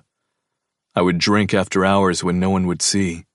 I became the man I am today, a man I'm not proud of, a man I think I hated, a man who was lost and never was going to be found. I walked down the hallway to my office and tossed the bag on the desk before walking to the kitchen and grabbing a bottle of water and going back to my office. Pulling out the black chair to sit, I opened the bag and pull out the burger with a folded note on top of it. I put the wrapped burger on top of the desk while I opened the note. "It's been a while. Why don't you stop by tonight? Isabel." I fold the note back up and toss it in the garbage can beside my desk before unwrapping the burger and taking a bite. Another thing I started doing was having a revolving door of women. The first time I slept with someone else, I came home and threw up. Then I went to Jennifer's grave and lay with her. My head on her cold tombstone, I asked her to forgive me. A string of one-night stands, a string of nameless women, a string of faceless women. Without fail, as soon as I would sink my cock into them, all I saw was her. It might have been the booze. Whatever it was, I didn't care.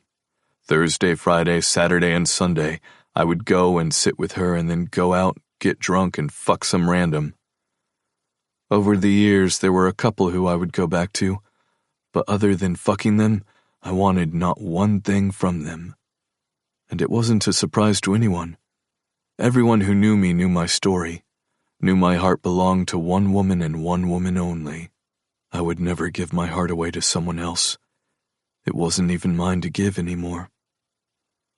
I take another bite of the burger before taking the fries and rings out of the bag and tap the mouse to start the computer. I'm opening the emails I have to go through when I hear the sound of boots coming into the office. I look up and see Emmett walking down the hall toward my office. He's wearing jeans and a long-sleeve shirt pushed up to the elbows. A hat that has seen better days sits on his head backward. The dust and sand from the barn is on his face. "Hey," he greets, watching me as he walks into the office. "I was looking for you." "Not too hard," I say, "since you found me." "Funny," he fires back, not laughing.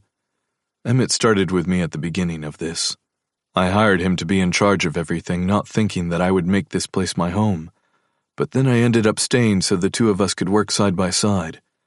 He's been my right-hand man for the last 10 years and one of the closest friends I've ever had. He tells me when I'm being a dick, which is more often than I care to admit.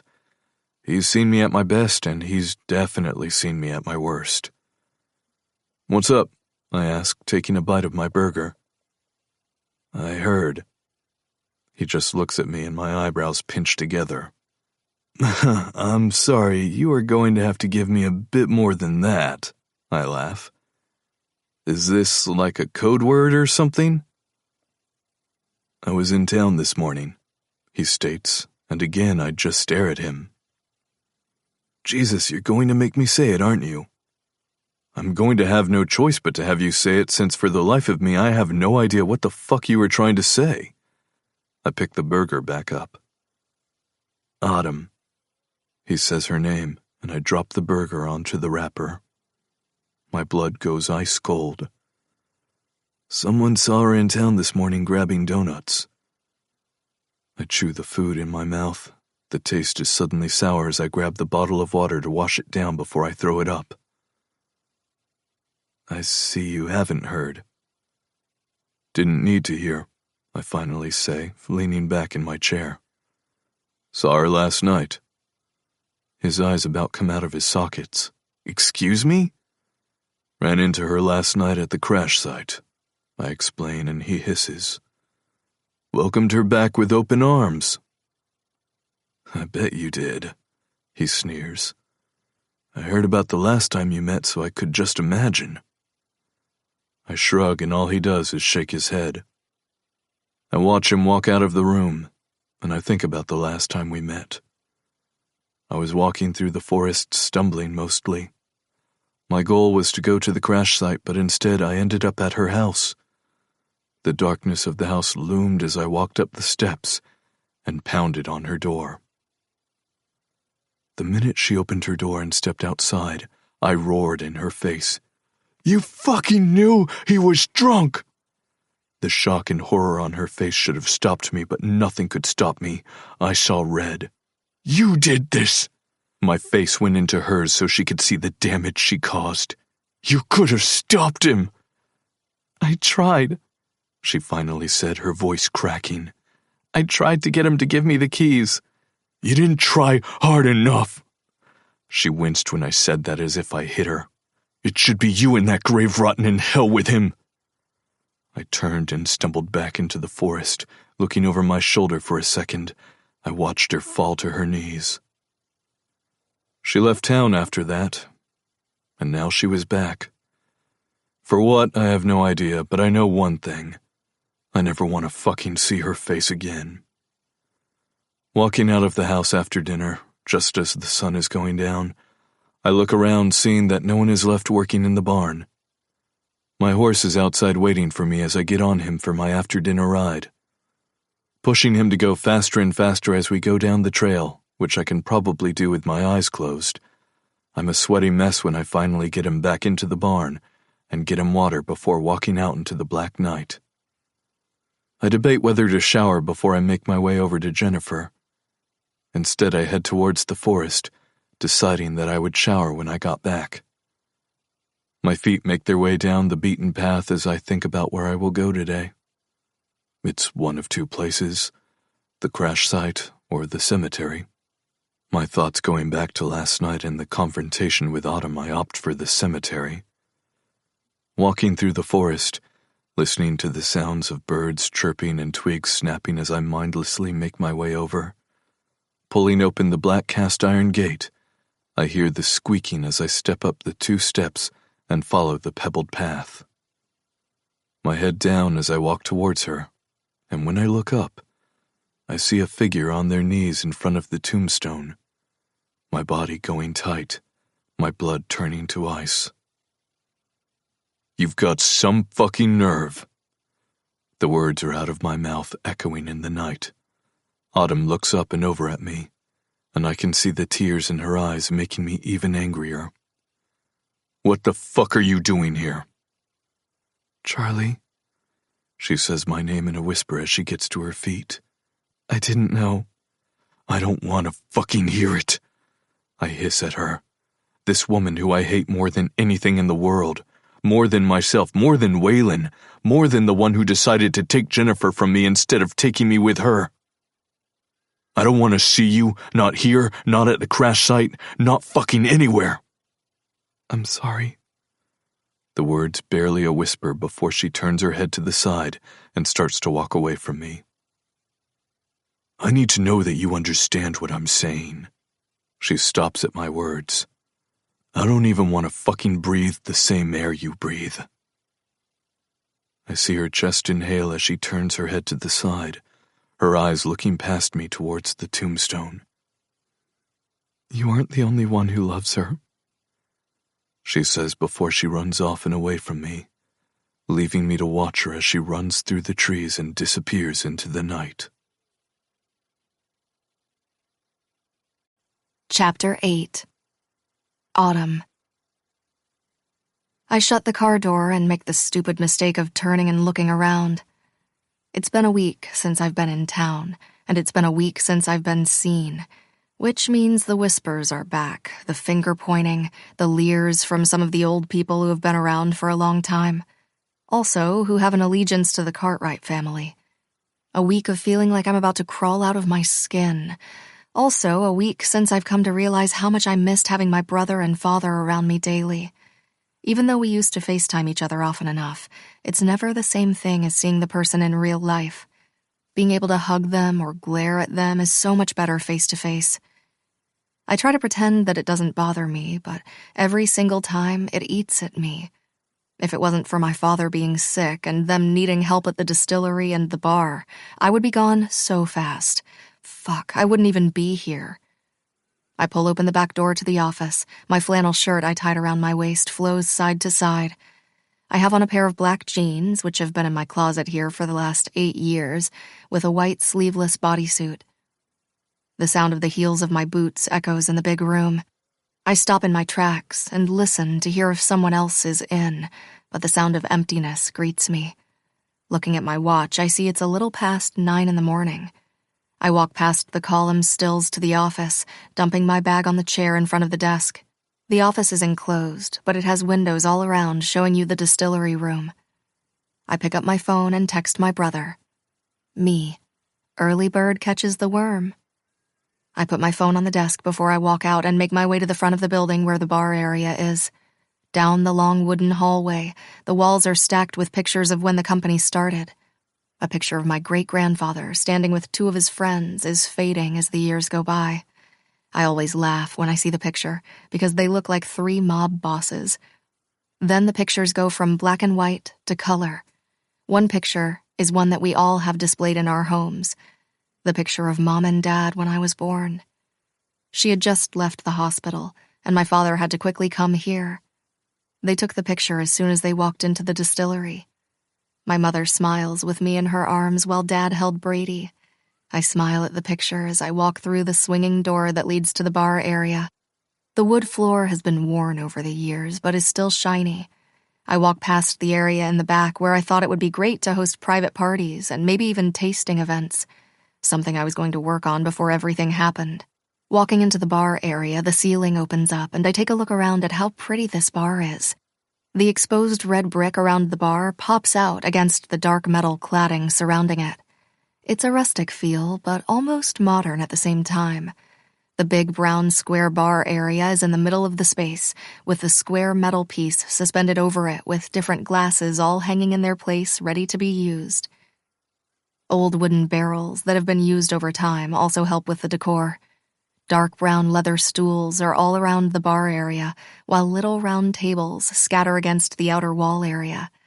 I walk over to the side where the kitchen is, which is never used, and start to make a pot of coffee. I look around the kitchen, wondering why we've never offered food in here. I know it was something else I wanted to do. I had all these plans, excited to put them on paper, and then the accident happened. Nothing else mattered after that. I was frozen in time. Sometimes I think I'm still frozen there. "There you are," I hear from behind me and look over to see my brother walking in wearing jeans and a blue t-shirt. "I'll take a coffee." "Is that your way of saying, 'Autumn, can you make me a cup of coffee, please?'" I ask him, and he just smirks. "Almost," he says, "just missing a couple of words." "Yes," I reply, grabbing 2 white mugs. I put them down and fill them with the piping hot black coffee, especially the word please. I put the pot down, handing him his mug before taking mine and smelling it before taking a sip. "Is there anything better than coffee in the morning?" "Yes," he grins. "There is something better in the morning." "Can you be more gross?" I ask, leaning my hip against the counter and putting one foot on the other, my eyes wandering around the room. "Why don't we use this kitchen?" I ask, and he looks at me. "We could offer some pub food, drinks and food so they stay later." "They have to come in the door first. We had 3 customers last night. I closed up at 7:30. He takes another sip of his coffee. "And I'm sure that they came in looking to see if you were here." I close my eyes, trying to tell myself that eventually it'll go away, but knowing it will probably be like this for the rest of my life. I'm a pariah. I knew it would come to that when I spoke up. I just didn't think it would last so long. I still would never go back and change my decision to do what I did. "It's a good thing we hit up that little B&B outside of town and left them the 2-for-1 specials." I remind him of the little flyer I created. Luckily, the owner had no idea who the hell I was, so she was glad to put them at the front desk. "We're going to need a lot more than that." He turns and walks out of the kitchen. "Well, we have to start somewhere," I tell him, stopping in front of the bar. Maybe we offer happy hour from 5 to 7. I suggest to him things he probably did over the years, but they didn't work. But with a food special, like 2 for 1, but you have to order a burger. Why would they come here to order a burger when they can go to the diner? Can you get a pitcher of beer or try the new whiskey flavors at the diner? I counter. I guess, he concedes, but that's just throwing money away we don't have. I have money saved up, I inform him. 6 years of living in a studio apartment and paying nothing for rent will make a good cushion. I'm not taking your money, he shakes his head. And Dad sure as fuck is not going to take your money. What choice do you have? My voice goes higher than I want it to be. You are literally drowning right now. I shake my head, and that is putting it mildly. Autumn, he says my name softly. If you put everything you have into this, then what? You could end up with nothing, and then what? And then I deal, I tell him. I go back to work and start over again. It won't be the first time. And we can always sell my house. Absolutely not. He slaps the bar with his hand. No fucking way. That's non-negotiable. We can take a mortgage on it. And what if you can't pay it? He asks me. Then what? You lose Mom's family home? Well, then I guess we're going to have to go with Plan A. I try to cover my smile with the mug. Which is... His eyebrows pinch together when he knows he just agreed to something without knowing he agreed to something. I'll write you a check, a loan, and when we make it back, he rolls his eyes and shakes his head. I want it back. Fine, his words are laced with annoyance. But, he then smiles, you get to tell Dad. Or we don't tell Dad. I start to walk away from him. Then he is none the wiser. I'm pretty sure he's going to ask questions when we start serving food. He follows me to the back. Well, until then, we keep it to ourselves. I push open the swinging door and look over my shoulder at him. Now, I have some other ideas I want to run by you. He immediately groans. Aren't you happy I'm back? I fake smile at him, walking into the office and sitting behind the desk. So happy, he says, sitting down. Now, what else did you have in mind? He asks, and I lean back in my chair, giving him a grin. Ugh, I hate that face. Get ready to work. I wink at him and proceed to tell him about my ideas. 10 hours later, I'm behind the bar while he's on the floor. It's Friday night, so a couple more people are in. I try to ignore the whispers coming from tables, which is why I'm behind the bar and not out on the floor. Table 4 wants another round of Midsummer Night, he orders. Good idea, offering samples. I walk over to grab the bottle, plucking the cork out and pouring 2 fingers into the small glasses. See, my ideas are already working. I gloat to him as I place the glasses on his tray and look at a man come in the door. A man I've never seen before, wearing jeans and a button-down shirt with a sweater over it. His black hair is combed back as he walks straight to the bar and pulls out a stool. Hi there, I smile at him. Welcome. What can I get you? What do you recommend? He folds both hands on top of the bar, tapping his finger. I can give you a little sampler. You can choose from there, I tell him, and he nods.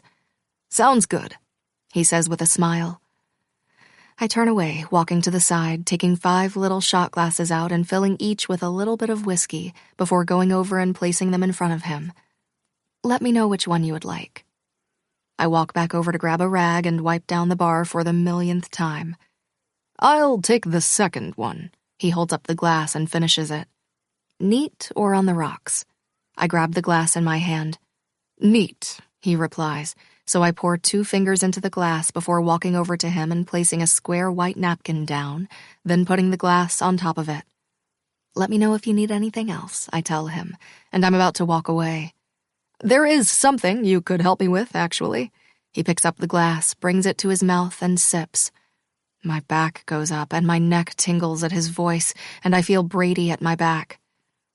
My name is Darren Trowell, he starts, and my body goes on high alert. I just don't know why yet. I'm a reporter for a New York magazine called The Future and the Past. I swallow down, but something is lodged in my throat. We are doing a follow-up segment on the Cartwright accident. I put my hand on the bar. I'd love to ask you some questions about it." Not interested. I try to remain calm on the exterior, but inside my whole body is shaking. "It's just a couple of questions." He takes another sip. "About the accident, and what you have been doing since, how your life has changed." He places it back down in front of him. I said I'm not interested. I grab his glass from in front of him. That one is on the house. "I don't want to," he says. "You heard her," Brady declares from behind me. "You can show yourself out." The man looks over my shoulder and nods before reaching into his back pocket and pulling out a $50 bill, placing it on the bar. "Here is my number." He leaves a card on top of the money. "Call me if you change your mind. I'll be in town for a few days." He turns and walks out of the door, and only when he's out and I don't see him do I let go of the breath I was holding on to. "You okay?" Brady asks. I shake my head and make the mistake of glancing around the bar at a couple of people looking over at us, knowing that this little scene will be all over town by the time I walk into my house.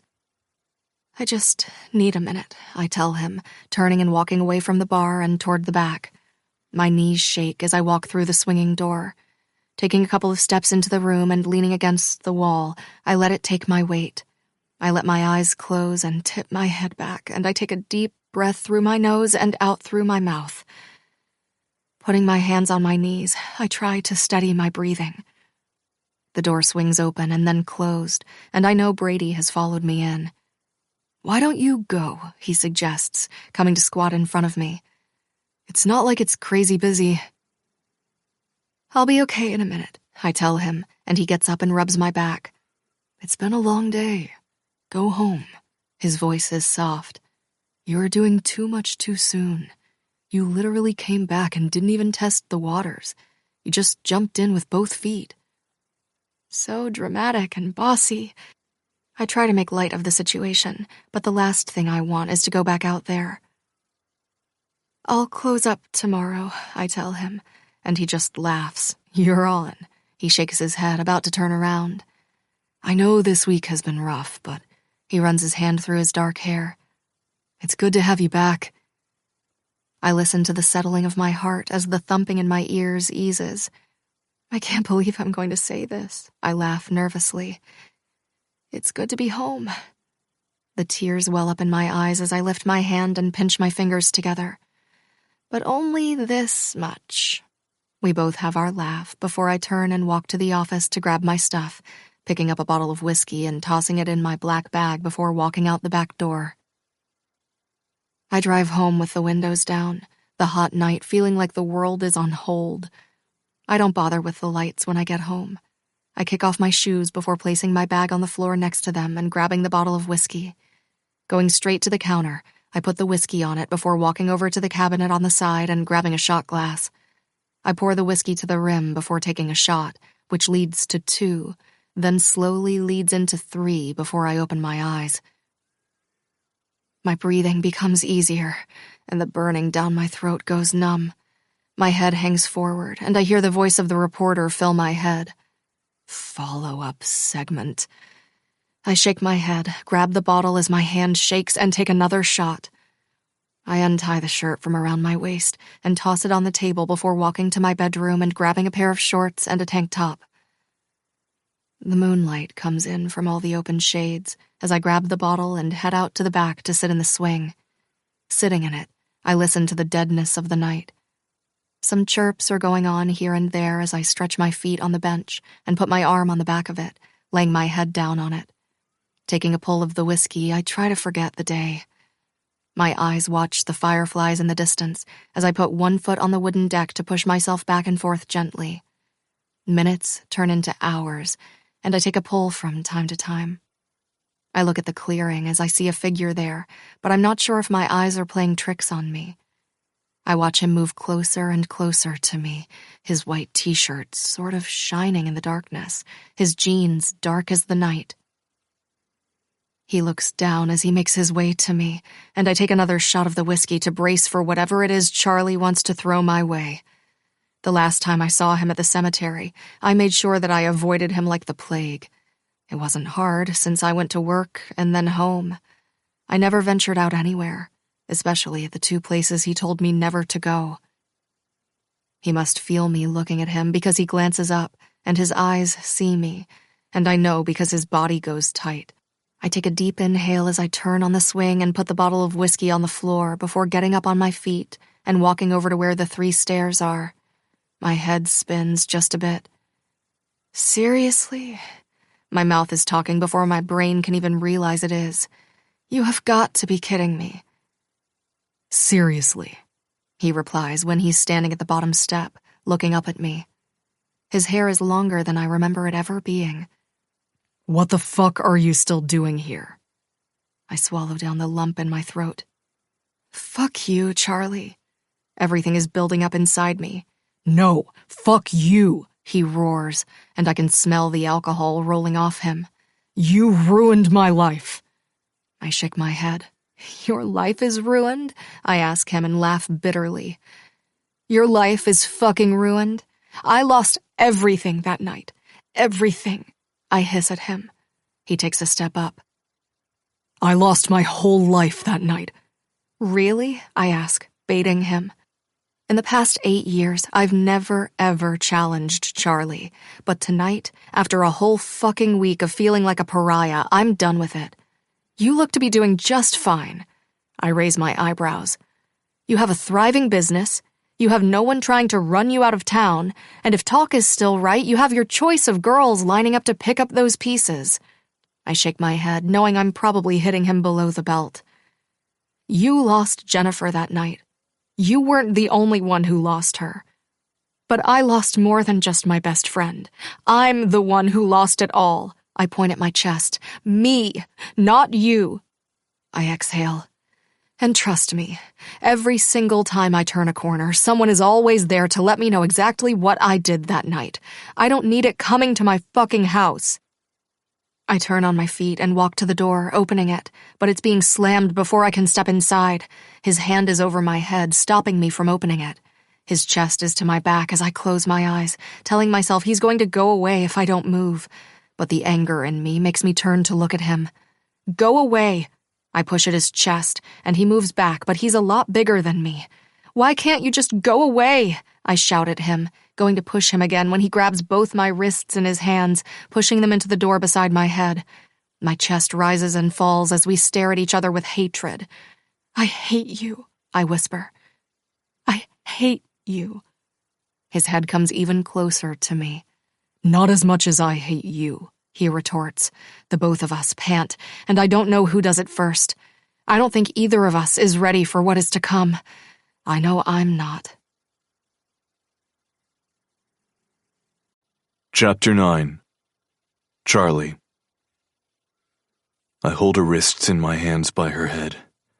As she tells me she hates me, my heart feels like it's going to explode in my chest. I know I shouldn't be here. I knew the minute I got up from my couch after finishing half a bottle of whiskey, I shouldn't be here. I was on my way to the crash site, but instead I looked up and I was here, seeing her on her swing. And for the first time ever, she met me head-on for the fight. I watch her, my eyes staring into hers. Not as much as I hate you. I feel like I've just been in a horse race. Both of us look like we are ready to go to war, but with each other. I don't know who moves first. I don't know what the fuck is happening before my lips are on hers. My tongue tastes the whiskey on her lips as I kiss her with the hatred I have for her. And she kisses me with the hatred she has for me. My hands let go of her wrists as they move up to place my palms on hers. As our fingers link together, she grips my hand as the kiss deepens, and we both fight with each other. She loosens her hold on my fingers, and I do the same as she untangles her fingers from mine and lets go of my hand. And I do the same. One hand wraps around her head, and the other around her waist. While her hand goes to my head, her fingers grip my hair, not letting me move. Before she moves her hands down, she wraps one hand around the back of my neck while the other wraps around my shoulder. Her back arches in my arms, and her tits press deeper into my chest. My hand moves down to her ass, grabbing a handful and pushing and squeezing it. She moans into my mouth as I move her away from the door. My heart tells me this is the most fucked up thing I've ever done in my life, while my head tells me this is what I need. There's the war raging in my head as I pick her up, and she wraps her legs around my hips. I pull open the door as I try to kiss the ever-loving shit out of her. It's hard, it's wet, it's heated. It's everything you think two people who hate each other would feel. We move our heads side to side as I walk into her darkened house, the moonlight guiding me where I want to go. The moonlight guiding me to a place I shouldn't be going. I walk into her bedroom, which I've been in a couple of times over the years when I had to help her move things. Never more. Fuck, I swear, letting go of her mouth to trail my lips to her neck where I suck in deep. She arches her back and unwraps her legs from my hips. Fuck is right, she hisses out before she gets on her tippy toes and bites my jaw, making it shoot right down to my dick that has never, ever been this hard before. Our mouths attack each other again, but this time it's not just our mouths. Her hands go to the bottom of my shirt, and she bunches it up as my hand goes to her little white tank top, pulling the little spaghetti strap down her arm, and then covering her breast with my hand as I roll the nipple between my finger and thumb. She lets go of my mouth to moan, giving me a chance to bend and suck her nipple into my mouth. Her hands are frantic, trying to get under my shirt. She pulls it up and over my head, my mouth letting her nipple go as she pulls it off. Not a word is spoken between the two of us. The only sound coming out of us is heavy breathing. I kiss her again and again as my hands go to her hips and slide into her shorts. I pull them and her lace panties over her hips, and they fall to the floor, pooling around her feet.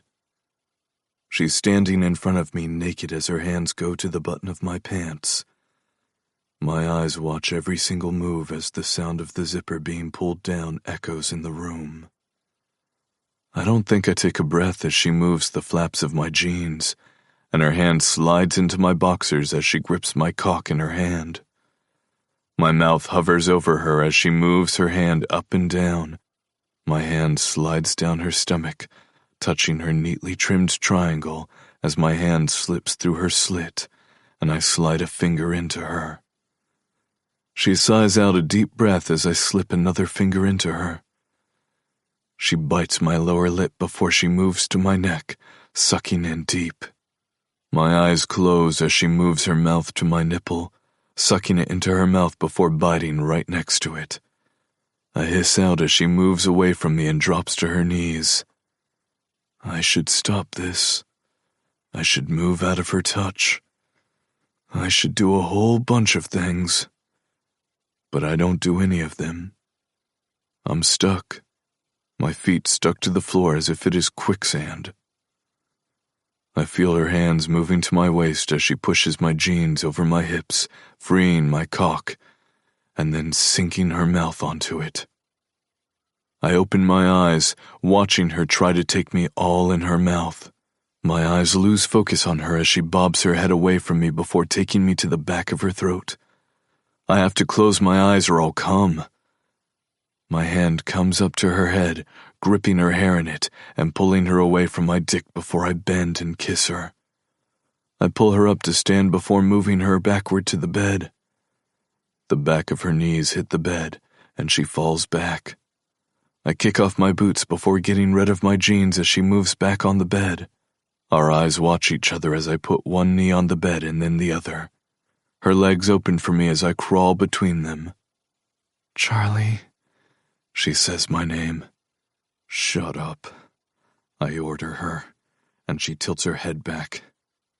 I hate you, she hisses at me. I've never hated anyone as much as I hate you. Good, I snap, grabbing my cock in my hand. The feeling is definitely mutual. She puts her legs over mine, her hand going to my ribs as I bend to kiss her. It's hotter than it was outside. It's even got more wetness to it. I push her as she falls to her back, her hair fanning around her. I move my cock up and down her slit as her legs move up and over my forearms, while I push them back as I slam into her. Her neck arches as her mouth opens, but nothing comes out. I give her a second to get used to the feel of me. I give myself a second to close my eyes, knowing what is coming. But it doesn't come. I slide out of her, and then slam back into her harder than the first time. Moving my arm to beside her head, I put my head beside hers. I pull out and slam back in, and she gets tighter than she was before. I thrust my hips into her with abandon. The sound of our skin slapping against each other drowns out the pants that we both heave out. Her mouth is near my ear as she moans out, making me lift my head to look at her. Her closed eyes make me more pissed off. Why? I have no idea. Open your fucking eyes, I hiss at her, pulling out to the tip of my cock, making her moan as she grips my ass with her nails, scoring me. Look at me. No, she hisses right back at me. No, I slam into her, and then pull out as she slowly opens her eyes. There, are you fucking happy now? She moves her hands up from my ass to my back, her nails scoring into my skin. No, I whisper. I'm not happy. I fuck her harder than I've ever fucked anyone in my life. The rage of her being back in town, the rage from my life becoming a shit show, the rage from being here with her and wanting to be here is more than I can even take. I push it away and let the anger seep back in, but it doesn't come as easy as I want it to come. She arches her back, her hands gripping my shoulders, holding on as I put my other hand down on the bed near her head. Holding her head in my hand, I fuck her with abandon, transferring all of my hate to this moment. I feel her getting tighter and tighter around my cock, and I can't even breathe as my hips piston in and out. Then she lets go. The moan comes out of her in a grunt as she moves her head away from me and my touch. No fucking way. I growl, pulling her head back to me and kissing the shit out of her. The kiss is heated as she fights back at me. The hatred in this kiss is one for the books.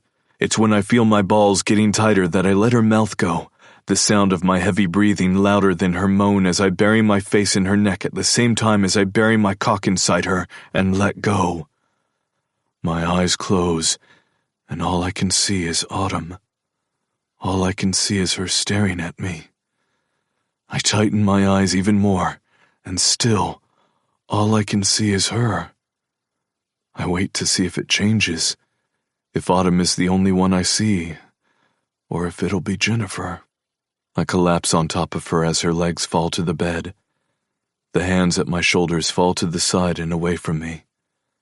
I move to her side, sliding out of her and falling to my back, looking up at the ceiling. I place my hand on my stomach as I try to get my breathing under control. At the same time, my eyes get heavier than they have ever gotten. I close them for a second, or at least that is my plan. My plan is to get up and get the fuck out of here. But here is the thing with plans. They can change on a dime. Trust me, I should know. My plan was to come here and find out when she was leaving. It was not to kiss her. It was not to fuck her. And it was not to feel what I was feeling. It is time to make another plan, and this time stick to it. That is the last thing I think before my eyes close, and then it takes so much to open them. So I just rest them. For just a second, I think to myself, and that is the last thought I have. Chapter 10. Autumn. The alarm makes my eyes fly open because it's not the soft bells that I normally have. No, not this. This is a blaring get the fuck out of bed, the house is on fire alarm. I feel a hardness that was plastered behind me move away and turn. Then a couple of things crash to the floor. What the fuck? Someone mumbles, and I close my eyes again, thinking this is a dream, actually a nightmare, when I feel the bed beside me move and then the covers shift. I hear him stumble, but I'm too afraid to actually open my eyes again. I hear movement in front of the bed where his jeans were. "Where the fuck is it?" I hear him growl as he searches the floor for it, and the alarm turns off. I lie here watching the wall, hoping he gets dressed and gets the fuck out of here without me having to look at him. "Oh my God," he says. Then I feel him sit on the end of the bed, and I make the mistake of looking down at him. He's sitting there with his head in his hands as he leans his elbows onto his knees. "What a clusterfuck," he mumbles, and all I can stare at are the nail marks down his back. He shakes his head before he gets up, snatching his boxers off the floor and covering his perfect ass. It's a shame that he's got it all. He slides his jeans up, bending to grab his shirt. I can spot the bite mark I left next to his nipple, along with a little purple mark on his neck. He covers his perfect six-pack, and his eyes snap to mine, and he sneers at me. "Stop looking at me." "Nothing to look at," I counter. "I'm waiting for you to get the fuck out so I can get up." He bends down to put his boot on before going to the other one. "Can you do that outside?" He looks up at me, his stare piercing my soul. "This changes nothing." He stands up and puts his hands on his hips. "You mean us having sex?" I puffed at him, trying to pretend that it's okay. People have one-night stands all the time, and then they wake up and hate themselves. I think I'm doing a fine job of that, if you ask me.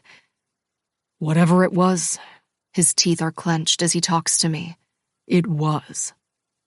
Nothing. I toss the cover off me and get up. His eyes sweep my body as I lean forward, grabbing the sweater I keep at the end of the bed. It was under nothing. I stand by the bed, trying not to vomit everywhere. "I was drunk." He turns his head to the side. "I hate you just as much today as I did yesterday."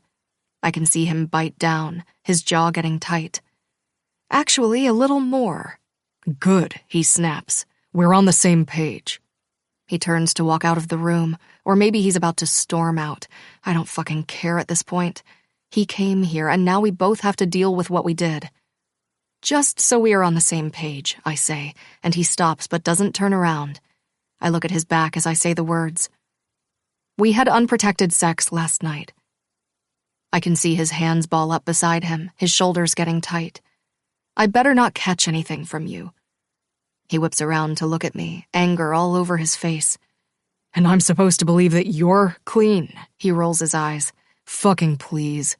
"Believe it, don't believe it," I say. "I don't give a shit. I just know I'm clean." I point at myself.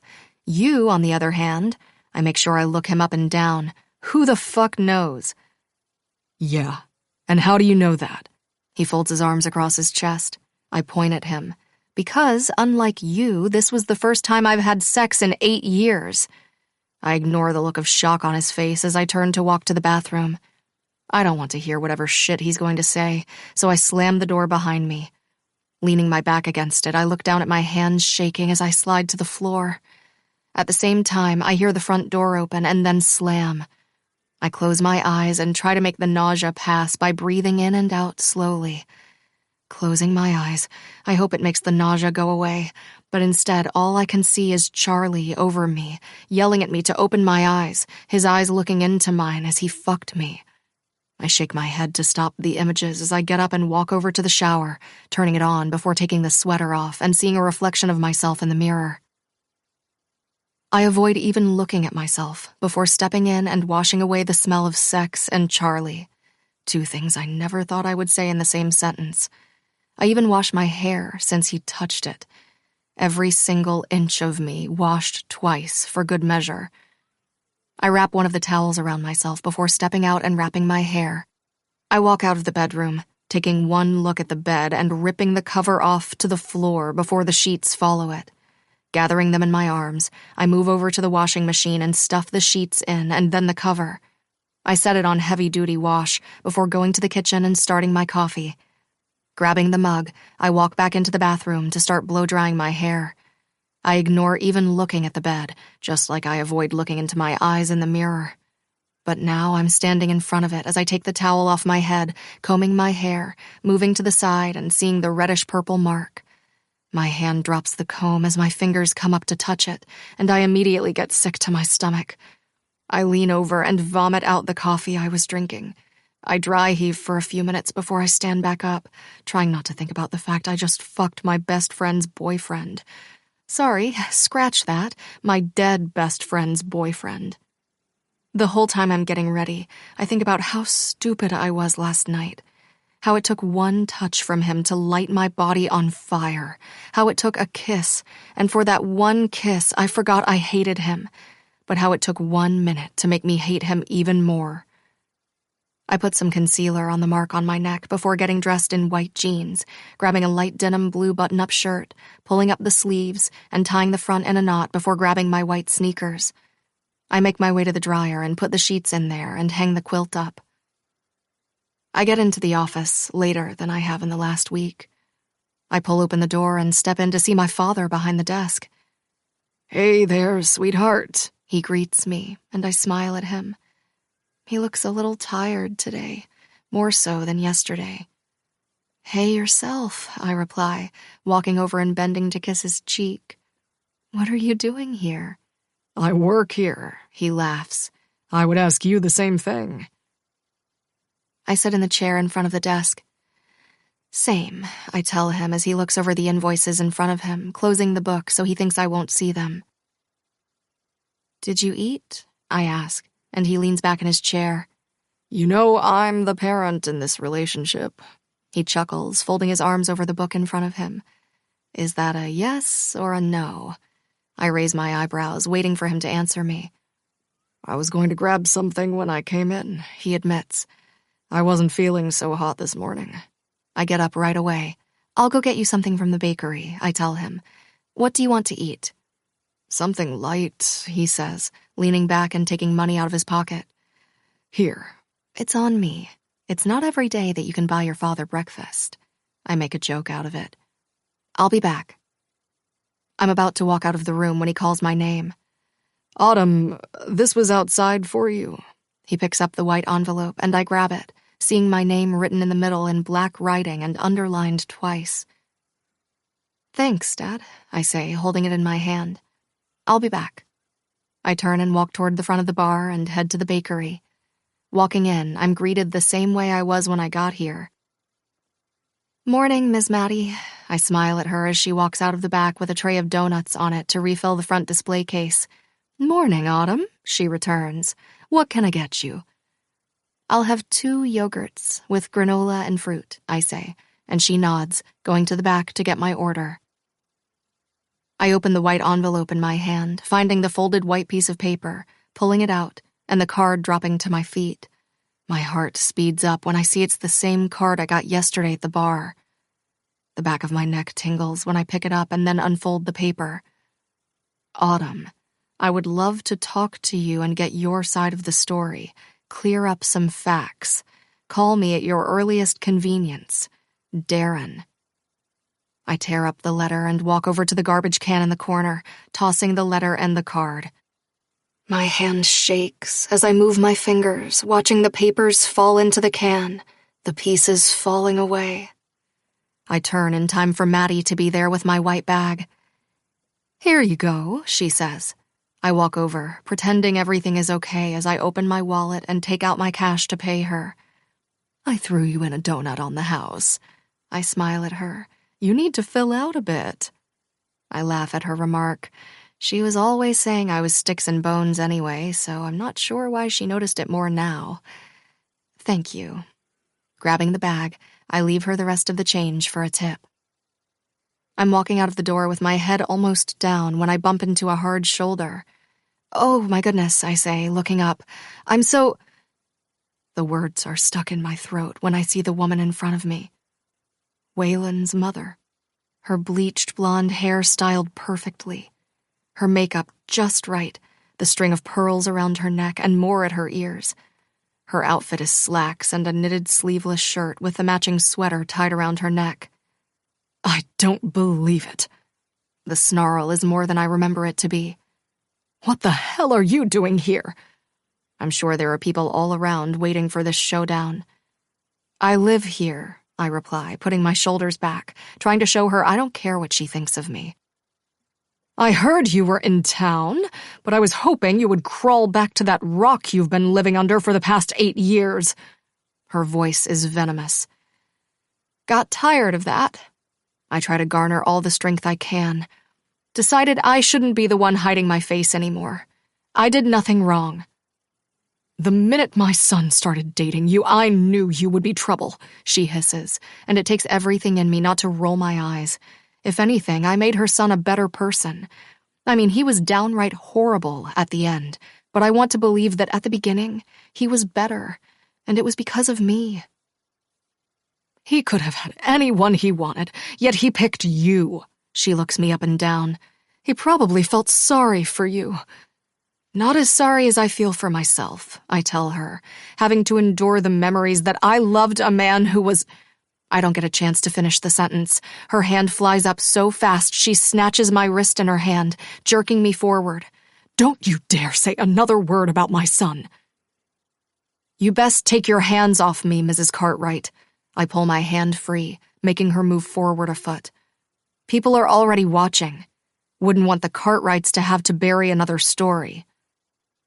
I walk around her, leaving her standing there and trying not to look around, but the curiosity gets the best of me, and when I do, I see I was not wrong. People have even filed out of the diner to get a good look at this showdown. My eyes go to the mechanic shop, and seeing even Brock is coming out of his shop with a couple of his guys. Brady waits for me at the door of the bar with his arms across his chest, his jaw tight, and I see the vein in his forehead looking like it's about to explode along with the rest of him. What was that?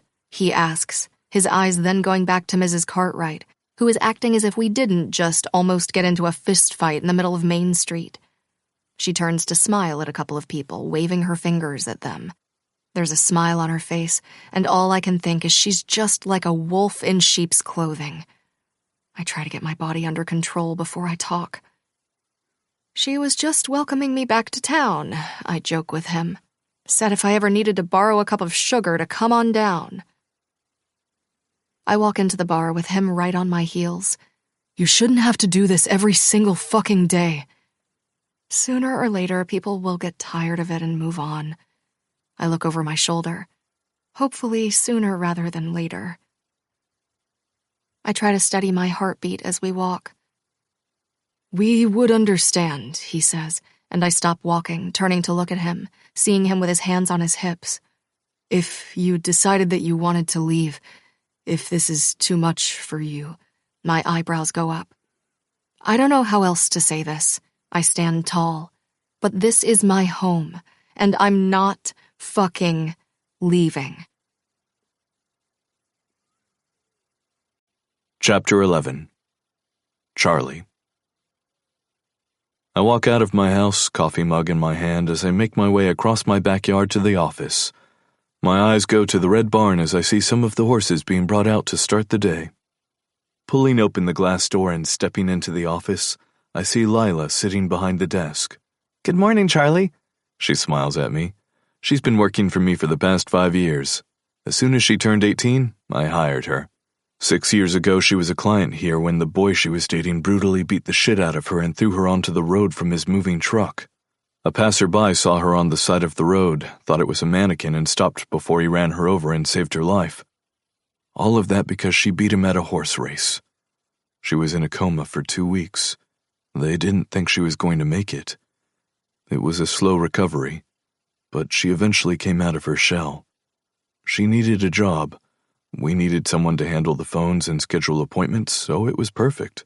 She also handles all our social media since she's the only one who understands it. The right place, the right time.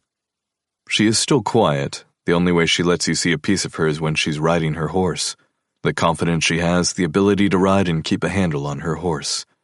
She rides better than most girls I know, and I grew up with girls who rode every single day since they could walk. She is also the only person I let handle skittish horses. Something about her and her touch soothes them. Morning, Lila. I walk past her desk, and she looks up from her computer screen. Anything I need to know? Not really, she says right before the phone rings, and her hand reaches out to grab it. We got a busy couple of months coming up. Putting the phone to her ear, she answers, Mustang Creek Ranch. She turns her eyes back to the computer screen. How may I help you? Music to my ears. I mumble, taking a sip and walking to my office in the back, passing the wall of memories on the way. I'm not even fully in my office when I hear Emmett walking in from the back door. Good morning, Emmett. I greet him before he even walks into my office, and I round my desk at the same time he fills the doorway. Yeah, he mumbles. He's wearing light blue jeans that are already filthy from the dirt, and I still have no idea why he keeps wearing the lighter colors, with a black shirt tucked into his pants in the front, showing off his big country belt. His cowboy boots have seen better days, and by that, I mean they are old as shit. You're late. I pull out my chair and look down to see that I'm 2 hours late. Slept in this morning, I lie. Didn't know I had to clock in with you. Slept in? He calls me out on the lie right away. You haven't slept in since I got here. He pulls off his yellow and white gloves, tucking them in the back pocket of his jeans. He studies me and I put on my fake face, which he probably knows at this point. The two of us have worked side by side over the years, and he's become one of the only people who I would confide in. He knows the pain I feel. He knows the signs of when I'm having a bad day. He knows the signs of when all I want is to give up, and he's made it a point to be there every step of the way. I can't tell you the number of times I got up in the morning and found him sleeping on my couch because he knew it was going to be a bad night. I can't tell you all the times he's seen me break down and curl up into a ball. I can't tell you all the times he literally picked me up and helped me walk. First time for everything. I sit in my chair hoping he just turns and walks out of the room. But when I start the computer and look back up, he's still there watching me. Is that what this meeting is about? I'm calling bullshit. He narrows his eyes at me. But I don't care enough to get on your ass about it, especially with that shit on your neck. He points at my neck and my hand comes up. The red and purple mark that I saw when I came home right before I stepped into the shower. I'm pissed at myself for how it got there. Then pissed at myself when I closed my eyes and my cock got hard thinking about it. Thank you, I guess. I chuckle as I take a sip of the hot coffee, actually thankful he isn't going to ask any more questions because, truth be told, I'd have to lie to him. That's something I have never done, except for 2 seconds ago, but that was not really a lie. I did sleep in, just not in my bed. We have 5 new horses coming in today, he reminds me. Should be here in about an hour or so. Sounds good. I'll be out there when they get here, I tell him. Then if you're nice to me, I'll buy you dinner. I wink at him, trying not to laugh at the face he gives me. He poofs. Fuck that. You want to do something nice? Give me a day off. It's my turn to poof at him, putting one hand on the armrest. Last time I forced you to take a vacation, you stopped talking to me for a whole month, I point at him. And then came back to work after 2 days where you told me to get fucked. He shrugs. I could do with a day off here and there. I can see the boredom all over his face as he says it. He has no family and came to us when he returned from serving 2 tours overseas. He was in foster care most of his life, enlisted when he turned 18 and finally had enough. My family adopted him since my cousin Ethan took him under his wing when he got out. Now he's in his 30s and refuses to date anyone or have any ties to anybody. I know he gets laid or else he would be a bigger pain in the ass. The question is, who is he having sex with?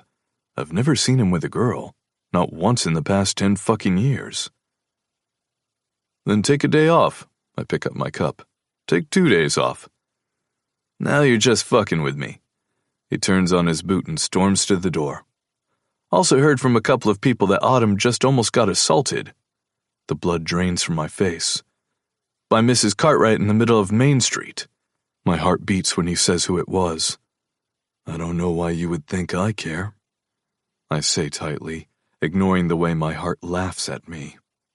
The only thing I want to know about Autumn is when she is getting the fuck out of Dodge. When are you going to give it up? He asks me, but he doesn't wait for me to answer. That girl did what needed to be done, and she has been paying for it ever since. He doesn't wait for me to answer, and it's a good thing because I don't have an answer. All I can do is swallow down the lump in my throat. I wait until I hear the back door shut before I close my eyes and let go of a breath I was holding. But closing my eyes doesn't help because all I see is Autumn. But not the Autumn from before. The Autumn writhing under me, arching her neck as she took my cock. The thought makes the coffee in my stomach lurch. Showing up at her house wasn't something I planned to do. Storming to her also something that wasn't planned. Fucking her? Definitely not what I planned. Never in my wildest dreams would I ever think about fucking Autumn. Then if that wasn't bad enough, I spent the fucking night. I collapsed on the bed beside her, opening my eyes and seeing the dark, not knowing where I was for a second, and then seeing her sleeping on her side, legs to her chest, shivering. I moved her as I covered both of us, and then fell right back to sleep. It was to rest my eyes for a second, but the next thing I knew, the alarm was blaring and I opened my eyes and saw her head. I was hoping to get out of there before she woke up, but who was I kidding? The fucking alarm would wake the dead. I don't want to think about last night, and I most definitely don't want to think about the shit show that was the morning after. Sadly, all I can do is hear her words in my head. Because unlike you, this is the first time I've had sex in 8 years. She was lying. She had to be lying. I don't have a chance to sit down and think about it more when my phone beeps in my back pocket, and when I take it out, I see the text is from Emmett. Emmett, arrived early. A man of few words. I get up, finish my coffee, and rush outside. The sun hits me right away as I make my way over to the barn, seeing the trailer is being unloaded. It's going to be a good day, boys, I declare when I get close enough to them. It's going to be a good day. Who are you? Rowan, one of the ranch hands, asks. You got laid last night, Emmett says, trying hard to hide the smile, so he looks down, but not before I glare at him. You want to keep shit a secret, don't come to work branded. It's a bite. I rub where I know exactly the fucking mark is. I can still feel when her teeth bit into me and then sucked in. Yeah, from a vampire, Rowan jokes. I wouldn't go back if I were you. Trust me, I mumble. I'm not going back there ever fucking again. I clap my hands. Now, if we are done talking about where I put my dick last night, how about we get to work, boys? I never want you to say that sentence again, Rowan grouses with a look of disgust over his face. I don't ever want to think about where you put your dick. He looks at Emmett. Just thinking of his dick, I might be sick. We both laugh at him as he turns and walks toward the barn, shaking his head the whole time. You scared him, Emmett says. Good job. I nod at him, walking to the fence and leaning on the top rail, watching the horses being unloaded. One of them catches my eye right away. She's light brown, almost tan. Her eyes look around like a deer in headlights, and she's jumpy with every single noise that is going on around her. Walking around the fence and going into the yard, I go straight to her. She backs up 2 steps, her eyes on me. It's okay, girlie, I coo softly, holding out my hand. I'm not going to hurt you.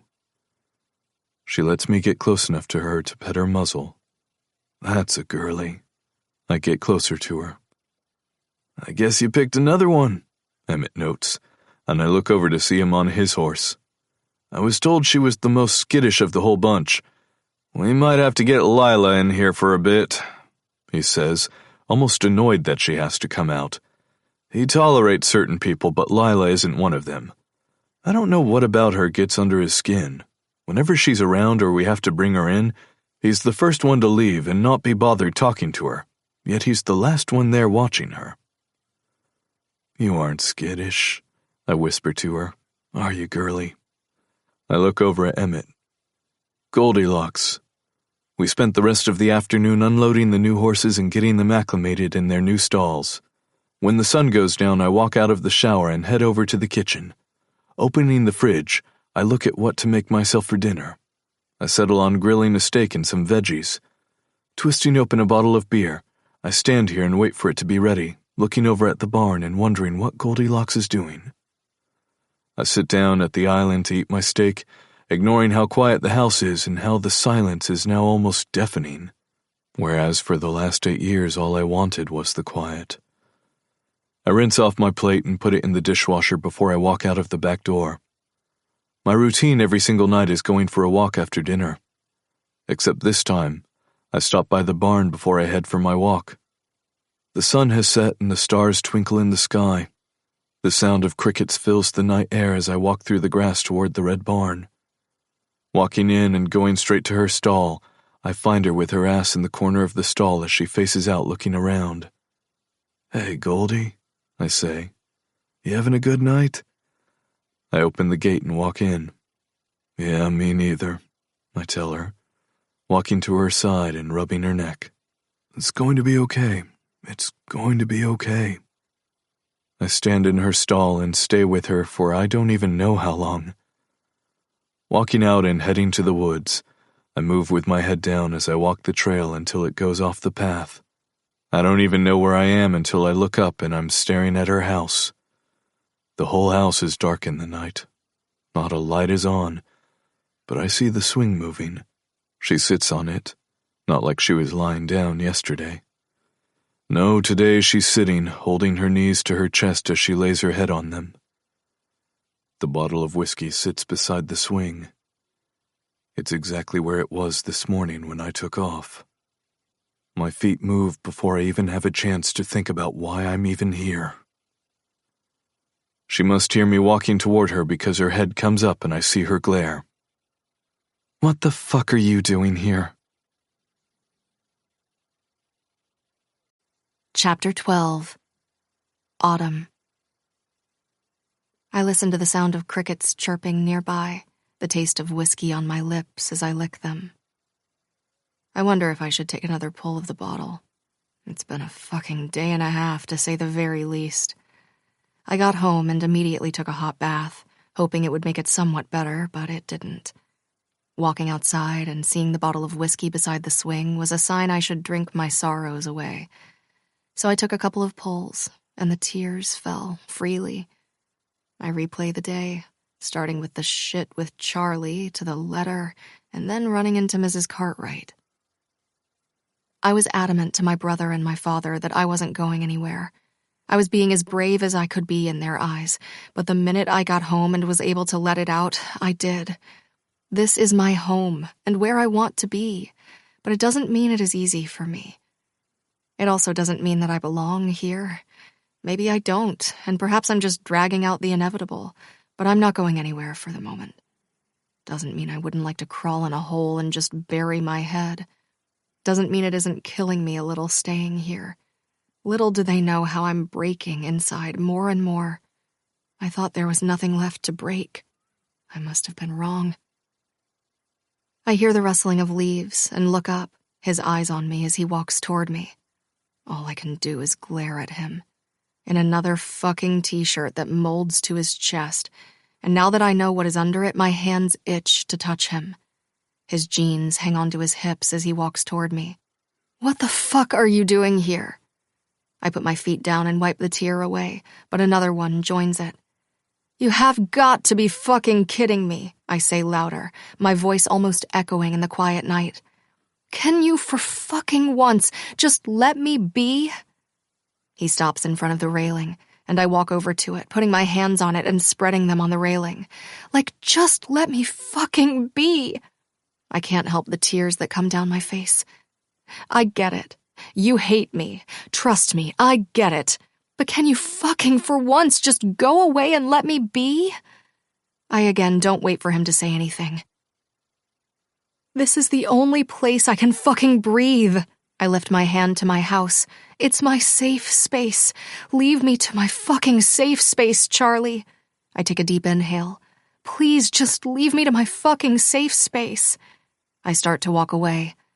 You can spew all your hate in the street like everyone else does, I say softly. You don't have to come to my house to do it. I take one step forward when he speaks. What did she tell you? I close my eyes, not surprised he heard about the scene in the middle of Main Street. I turn in my spot. Why do you fucking care? I ask.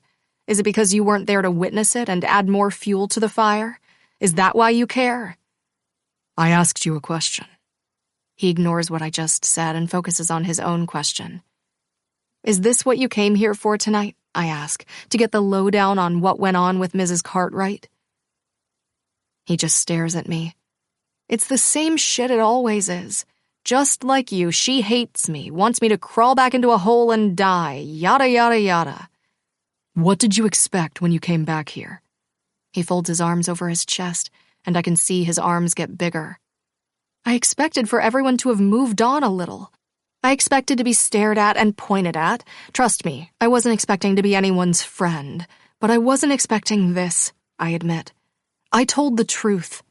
Yeah, he snaps. A little too late, don't you think? I don't have to take this shit, I declare, hoping my voice doesn't crack. I really fucking don't. I was scared shitless of doing it, I shouted him, not willing to go back to that memory. I could have kept my mouth shut and then none of this would be happening to me. But I didn't. I stood up and challenged them, told the truth about the whole family. And what did it get me? I shake my head. But hey, it's not the first time I've been strong-armed and pushed around. I see his eyes flinch. I'm just not going to stand here as a willing participant anymore. I turn and head to the door. I hear him rush up the 3 steps as I open the door and walk in, hoping he doesn't follow me, but then feeling him in the house. What do you want from me, Charlie? I ask him softly. I literally can't give you anything else because I don't have anything left to give. I wipe away a tear. You can turn back around and go back where you came from. I walk toward my bedroom, hoping he just goes away. When I feel his hand grab my wrist and turn me around, my back toward the door of my bedroom, his eyes stare into mine. Not saying a word, he bends his head and his lips crash onto mine. My mouth opens in shock, so he has the chance to slide his tongue inside. His hand lets go of my wrist, so I raise my hand to touch him, but secretly stop myself, putting my hands up beside my head. The kiss I tried to erase from my memory is now alive and better than I thought it was. His mouth moves from one side to the other to get the kiss to go deeper, his hand now cupping my ass as I arch my back into him. I should stop this. I should push him away. I should do a lot of things. But what I don't do is that. Instead, my hands go to the hem of his shirt as I push it up so I can feel the heat of his skin. My nails graze against the bottom of his stomach, and his muscles contract as he pulls me away from the door and toward the bed. The bed I made as soon as I got out of the bath. A bed I was sure was never going to have Charlie Barnes in it again. A bed that has only had Charlie Barnes in it. His hands move from my ass to my sides as he pulls the tank top up and over my tits, letting my mouth go just so he can rip the shirt over my head. He tosses it to the side before grabbing my face and kissing me again. My hands work on his shirt now, moving it up, and he lets my mouth go so he can reach behind him and pull it off. I lean in, biting his nipple and hearing him hiss, my teeth marks still there from last night. Something flutters inside me as I lean back in and bite the same spot until he growls, and I'm picked up and thrown on the bed. He puts one knee on the bed. His hands go to my hips to rip the shorts down, and then the panties, which are also tossed to the side, before coming back up to my face.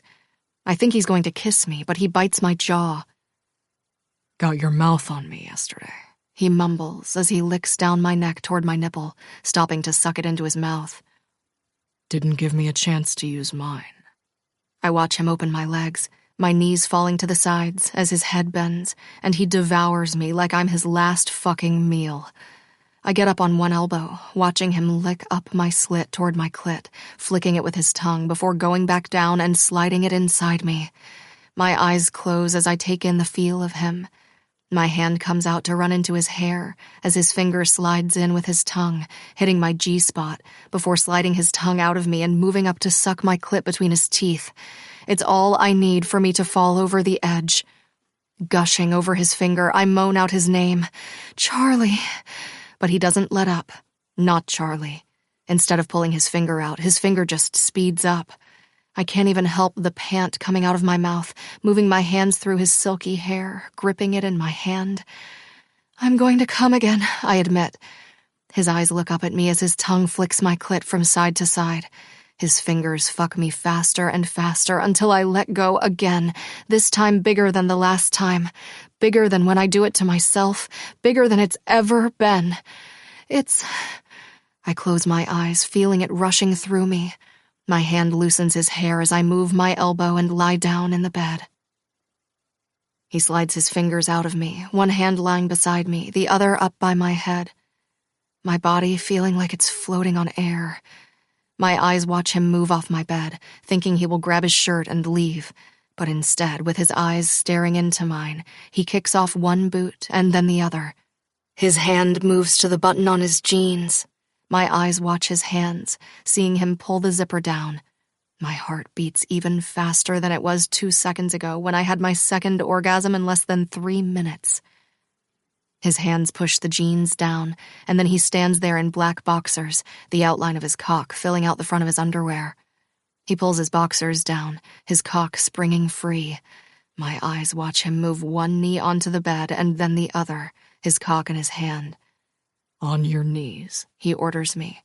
"Ass up, face down." I must be moving too slow for him because he grips my hips and turns me over himself. "Hands stretched in front of you." He picks up my hips as I put my forehead to the bed and stretch out my hands in front of me. I'm about to say something to him, but he rubs his cock up my slit once before he slams into me. The sound of us both groaning fills the room. He stays rooted inside me for a second, his hands gripping my hips harder before he pulls out slowly, then slamming back into me. I grip the sheets in front of me as he mercilessly pounds into me. It's so fucking good, I can't help but moan out, "Yes." His hands grip me even tighter as he lifts me off my knees, and his balls hit my clit over and over again as he fucks me. I can't do anything but hang on as he takes me over the edge again. My eyes close to ride it out, my hips now moving to meet his thrusts. I hear him hiss from behind me when he slams into me one last time before he gives me small little thrusts until I feel his chest on my back at the same time as his fingers let go of my hips. He slides out of me and collapses beside me as I move my knees and hips to the side. Neither of us says one word to each other. Neither of us do anything but trying to catch our breath. I lie here looking at the wall, my eyes getting heavy, probably from the crying I did after work. I should probably kick him out of my bed, tell him to leave now before we have another confrontation like this morning. I'm about to tell him to get out when I feel him curl into me. His legs tangle with mine, his face almost in my neck, and I hear him softly snoring. I close my eyes, taking in his warmth. The only thing going through my mind is that he'll be gone by the time I wake up. Chapter 13. Charlie. My eyes flicker open when I feel something tickle my nose. I feel weight on my stomach and then feel the heat from a body beside me. I blink a couple of times, looking down to see Autumn's head on my chest, her arm over my abs, and her leg hooked around mine. My arm under her body holds her close to me. I put my head back and look at the ceiling, trying not to hate myself but failing fucking miserably. I look over at the side table, seeing there isn't even a clock on there to tell me what time it is. I look out the side window, seeing the sun is just coming up, so I have to get the fuck out of here before the alarm goes off again and wakes her up. I think about how to dislodge myself from her. At the same time, I want to turn into her and wake her up in a different way. My cock agrees with this plan while my head screams at me to get the fuck out. I slide away from her, slowly pulling my arm from under her. It takes me a full 5 minutes before I walk over to the end of the bed, grab my boxers and slide them on. This is somewhat like it was yesterday morning, but we aren't telling each other how much we hate each other. I grab my t-shirt, putting it on before picking up my boots and walking out of the bedroom. "Next time get dressed outside," she mumbles. I turn my head to look at her as she turns over from where she was lying, which was on top of me not 5 minutes ago, as she puts her hand under the pillow on the other side of the cover, just barely covering her, as my eyes go to her perfect arch of her back and up to her neck. I take one final look before walking out the back door and slamming it. The struggle to go back in there and let her know this is never going to happen again is real, but instead I go to sit on the step and put on my boots. Walking down the steps toward the path that goes to my house, my head is down, trying not to look over my shoulder. But right as I get into the forest, I make the mistake of looking back. I don't know what I'm expecting, but nothing is there for me. Just the swing moving softly front to back, with the whiskey bottle right beside it. Kissing her last night, I tasted it on her lips and knew I should have stepped away. But just like the day before yesterday, the pull to her was something I couldn't understand. Seeing her standing there with tears running down her face, begging me to just leave her be, but because of the asshole that I am, I just pushed her even more. I didn't even know why I was doing it. I just knew it was happening. Hearing her say, "I literally can't give you anything else because I don't have anything left to give," I felt like I was kicked in the stomach. The air left my body, making it harder and harder to breathe. We were all broken from that night, something I don't think I ever admitted. I walked through the forest, replaying last night in my head. The night before, when I went to her, I was drunk, and when I slid into her and closed my eyes, I was expecting to see Jennifer.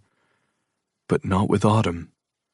With her, I closed my eyes and all I saw was her, which pissed me off. So last night I went to her without alcohol in my system, with her hips in my hands, slamming into her. I closed my eyes and again, all I saw was her. Her staring at me, her moan ripping right through me to my dick, down my balls and back again. I have never fucked anyone as hard as I've fucked her before. Never has there been almost no foreplay, yet my dick was harder than stone. Never has there been someone who I want to go again with as soon as I finish. Never again have I struggled the way I'm struggling with Autumn. I'm usually in and out with the promise of maybe calling them the next day but not actually doing it. That is what I'm used to. That is what I've become, but with her, I'm not that person. I walk into the clearing, making my way past the barn and toward my house.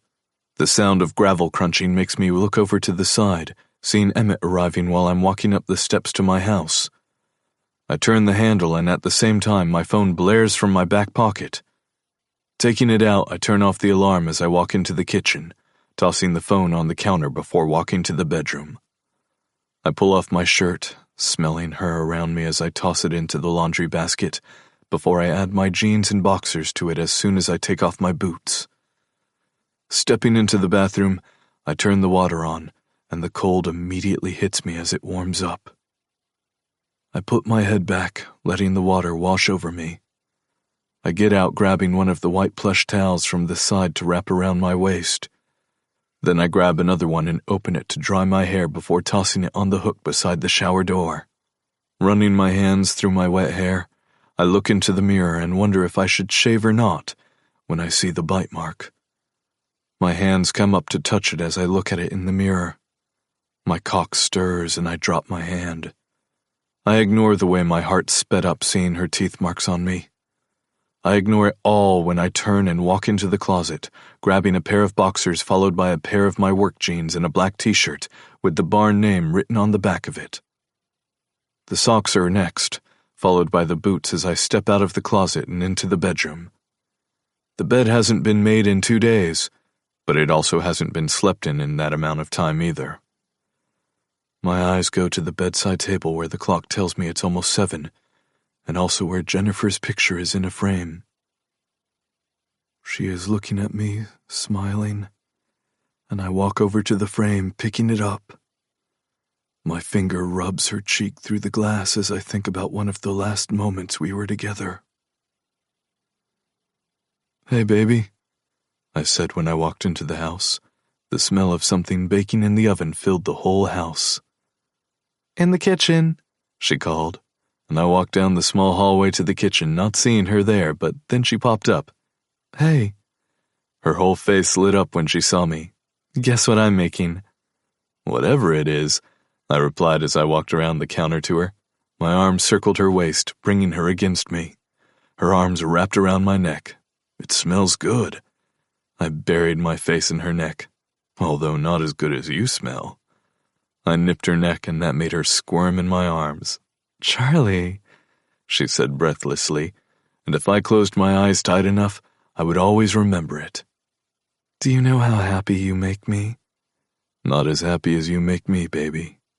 I kissed her lips. Dance with me. I turned and played our song on my phone, putting it on the counter. Anytime, anywhere, she said as she swayed side to side. Forever. Anytime, anywhere, I say to the picture. Forever. But I avoid looking her in the eyes. I put the picture down before turning and making my way to the kitchen. I put the pod in the coffee maker before grabbing a mug and putting it under the spout and pressing the button. My phone rings from the counter, making me walk over, and I see it's my father. Hello, I say, putting the phone to my ear. It's not even 7. He laughs on his side of the phone. I've been up since 5, he tells me, and then stops for a second, like he's wondering what to say next. What's going on? I pick up the mug of coffee, bringing it to my lips and taking a sip. What are you asking me? I turn to head to the barn, wondering if maybe Emmett said something, but also knowing that he wouldn't. Pulling open the door, I step outside. The sun is now high in the sky as I walk down the steps I just walked up. I'm asking you if you are okay. I stop mid-step. Why would you be asking that? I say, my voice tight, and I have to wonder if he heard about Autumn and me. Not that there is anything with Autumn and me, but just that we were together. My stomach lurches, the guilt rushes through me, and I think I'm going to be sick. Why wouldn't I be okay? My voice is low, almost a whisper. I hear him taking a deep breath in. A couple of things. His voice is soft but tight at the same time. I grip the handle of my mug even tighter. Which are? Well, for one, my neck tingles with anticipation and nerves. I heard that Autumn is back in town, and I want to be surprised he's heard, but I also know that not a lot of things happen here that he doesn't know about. It's the way the small-town life works. You heard right. I cut him off before he even finishes, not wanting to discuss Autumn with him or anyone else. There's nothing to say on that topic. I bite out, hoping it's the end of this part of the conversation. Okay, we'll table that for later. He backpedals and I shake my head. We aren't tabling anything for later, I say between clenched teeth, because there is nothing to discuss about her, at fucking all. I heard you two had a confrontation. My eyes turn toward the barn and straight to Emmett, who is drinking his coffee by the fence. His eyes are on Lila as she races around the fenced area with her horse. She moves side to side on her horse as she pushes her harder and harder. Emmett tell you that? I ask. Actually, he didn't. My father tries to cover for him. Or maybe he didn't. It's a small town and anyone could have seen us talking to each other. Gossip spreads faster than a wildfire in a small town. The other thing is, I put the coffee down on the counter before I reach a hand out and brace myself by gripping the side. It's almost the anniversary. My eyes close and I'm expecting to see Jennifer, but it comes out black. There is nothing. No vision of her. Nothing. Not a smiling face, not a sad face. Nothing but blackness. I think we should do something to celebrate her life. I don't know, I say softly. I know you don't. His voice comes out just as soft. It's why I'm bringing it up now. We can talk about it when your mother and I visit in a couple of weeks. Yeah, fine, I say just to get him off the topic. Let's do that, knowing I'm not going to agree to do anything they want to do. I'll let you have that play also, he states, picking up on that. Heard you got a new friend. My hand loosens from the countertop as I reach for my cup again, knowing the conversation about Autumn and then Jennifer has ended, at least for now. You've been hearing a lot of things for someone who doesn't live in this town. I make the joke and he laughs at it. You should know how this works by now.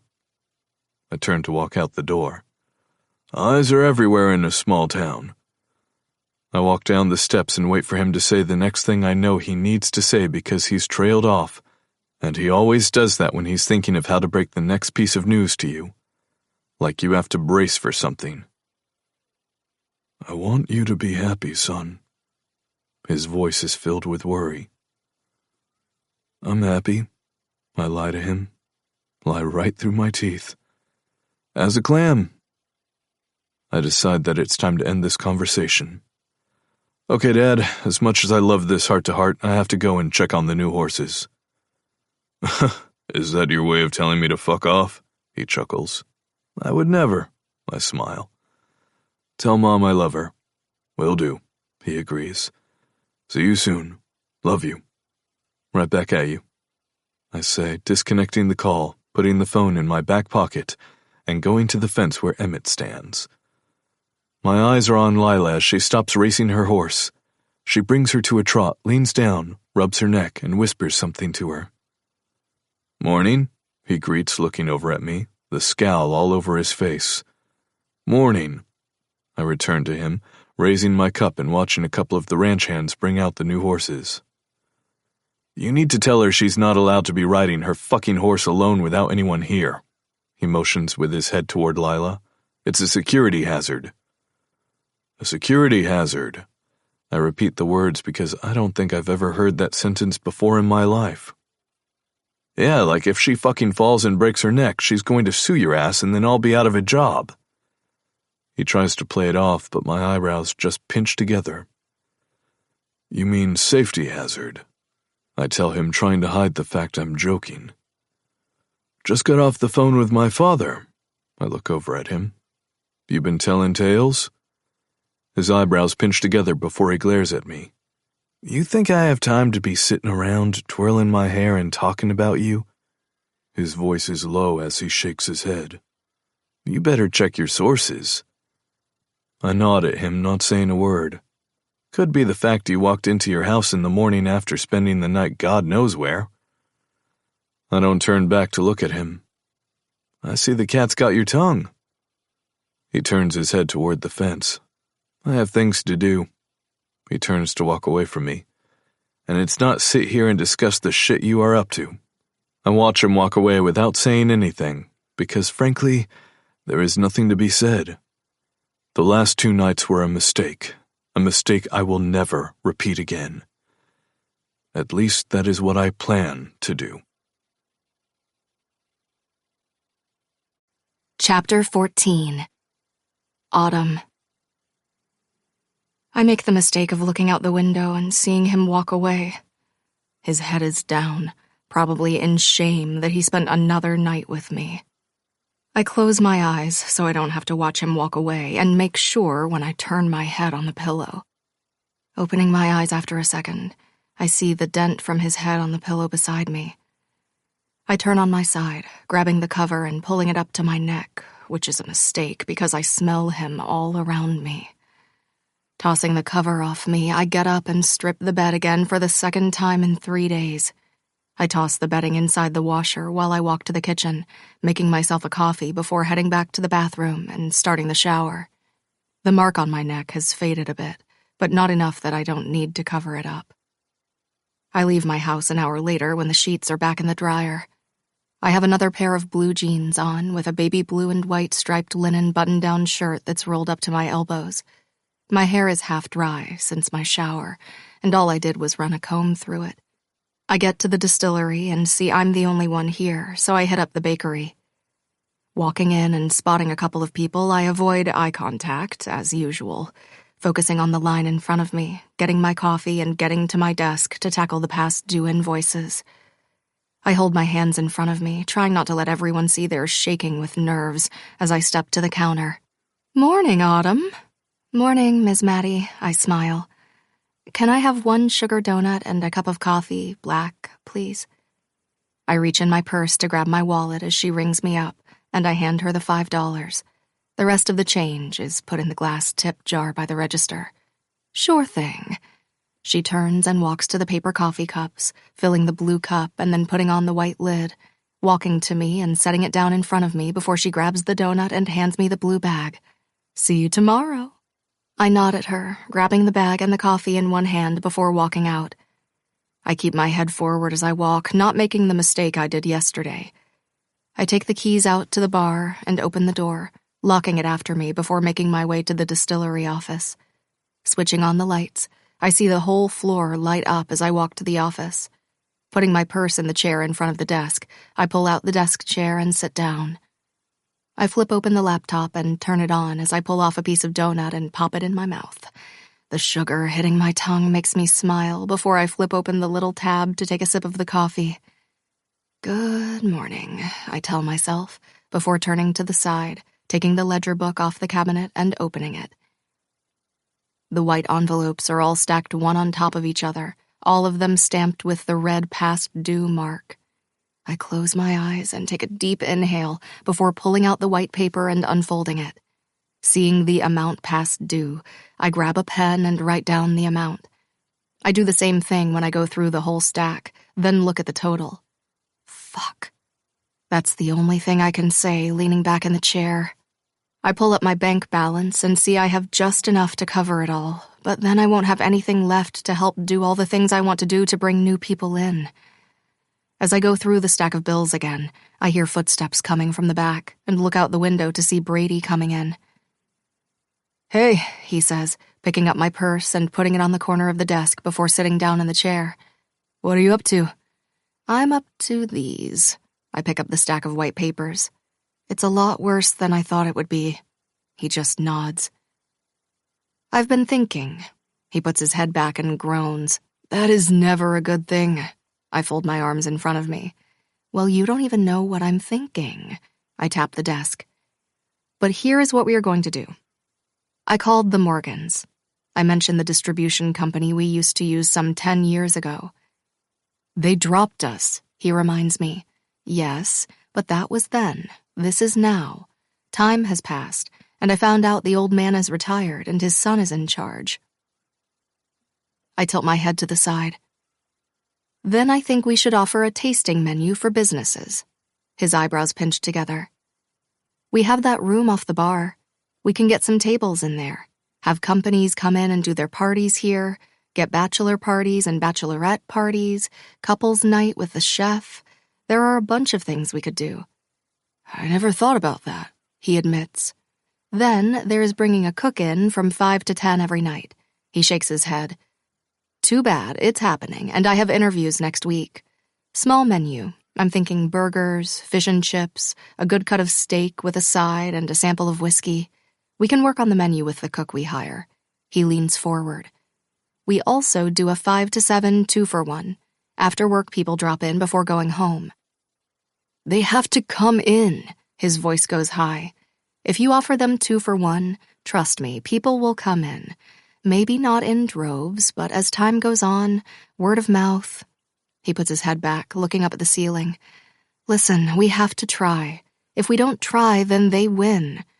Also, Brady, I was thinking, since my samples were such a hit, I think we should add whiskey flights to the drink menu. It's relatively inexpensive to order a few flight sets for now.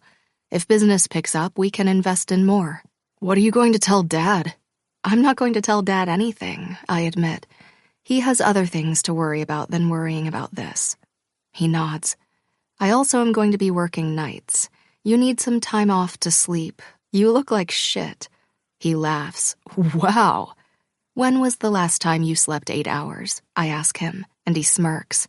When was the last time you slept 8 hours? He raises his eyebrows. You look like shit. He gets up from the chair, and we both burst out laughing. I'm going to test the last batch we made, see if it's ready. Good. Brian should be here any second anyway. He turns to walk out, and I look down at the bills, going through them and making a spreadsheet to see which ones are the oldest to the newest. I'm finishing my coffee when I hear a knock on the door and look up to see Brian. Hey. I get up, smiling at him. He's wearing a button-down dress shirt with blue pants, his blonde hair pushed to the side, and his brown eyes looking at me. The smile on his face goes big when I get up and walk over to him. Brian, I hold out my hand to shake his. I'm Autumn. Autumn, He replies, his voice deeper than I thought it would be. Nice to meet you. Thank you for coming in today, I tell him. Of course, He says, looking around. I've never been here. He puts his hands on his hips as he looks around. Heard about it, but I can give you a tour if you like. I move out of the office with him, going over the story of how we started. He listens to the story as we circle back to the office. I know that you closed the account with us. He avoids looking at me as he looks down to the side. I'm not sure what was said as to why the account was closed. He turns back to look at me. I can imagine what was said, I tell him, and his eyes go big. It's no surprise that the Cartwrights might be behind it. I don't give him a chance to admit it or deny it. But it's been close to 8 years, and, well, business is business. It's also time to move on, don't you think? I don't know why I put in that last part. I just know that I'm over all of this, the hatred that seeps into your soul until you don't even know who you are anymore. I agree. I know your product, He admits. I have to agree it's some of the best whiskey out there. What are you looking for exactly? I'm looking to get my product on the shelves of liquor stores, as well as in restaurants. Sort of exactly what we had before. I explained to him exactly what I want. I have a product I know is far more superior than what is out on the market. It's a family-run business, and I guarantee once they try our whiskey, they won't go back. He puts his hands in his pockets. You aren't going to take no for an answer, are you? No, I won't. I fold my arms over my chest. Good. Then neither am I, He states, shocking me. I'll take the contract. We will start with 20 cases. Usually the deal was 20%, but since I'm going to have to do this personally, I will have to do it for 25. I can't believe my ears. 20 cases is a lot more than 0. Are you serious? I ask him, and he smirks. Yeah, He replies, pulling out his hand for me to shake. we have a deal. Only if we can revisit the terms in 6 months. I put out my hand, and he chuckles. We have a deal. He shakes my hand, and I feel his warm one take mine. The smile is so big on my face it hurts my cheeks. Thank you. I take my hand out of his. You won't regret this. I don't think I will either. We'll be by tomorrow to pick up the cases. He turns and walks out of the door. I put my hands on my head and silently scream before the door opens again, and he comes back in, shocking me. The dread now creeps up my body. Hey, I say as he gets closer. Did you forget something? What? He shakes his head. No, He grins. it's just that was business. He points at the door. And now I'm not here for business. I watch him. Now I'm here for personal business. I roll my lips. I want to know if I can take you out. What? The shock rips through my words. I want to take you out, He announces. I'm very persistent also. I can't help but smile. Is that so? That is so. He takes a step forward, his voice going soft. I'd like to take you to dinner. I don't know, I counter him. The town and all that. How about I pick you up, or you meet me at my house, and I'll cook for you? I think about all the reasons I should say no, but then I think, why the fuck shouldn't I do this? Okay, I say softly. You have a date. Good. How about tomorrow? That way you can't change your mind. I laugh now. I'll text you my address. Sounds like a plan, I reply, and this time he winks at me before walking out the door. So, how did it go? Brady walks back into the distillery from the bar. He took 20 cases. His eyes about pop out of his head. 25% instead of 20 commission, but it's not 0. Fuck. He runs his hands through his hair. I can't believe you did it. And he asked me out, I say, and he rolls his eyes. So, high five. I hold up my hand. I am not high-fiving my sister for having a date. He slaps my hand away, making me laugh as he turns and goes back to the bar. Proud of you, he tosses out right before he walks out of the door. 6 hours later, I'm behind the bar looking at the 8 people who are in tonight. All of them from out of town. Not one face I know, which is fine by me.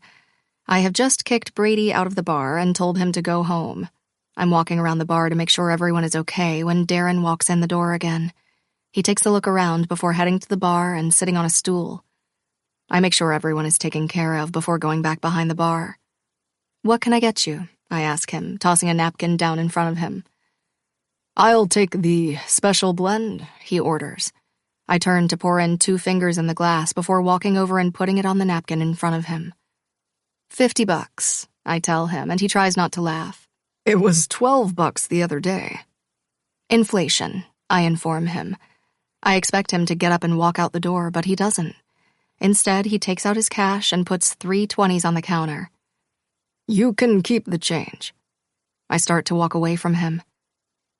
I would like to ask you some questions. I raise my eyebrows as he takes out his notepad.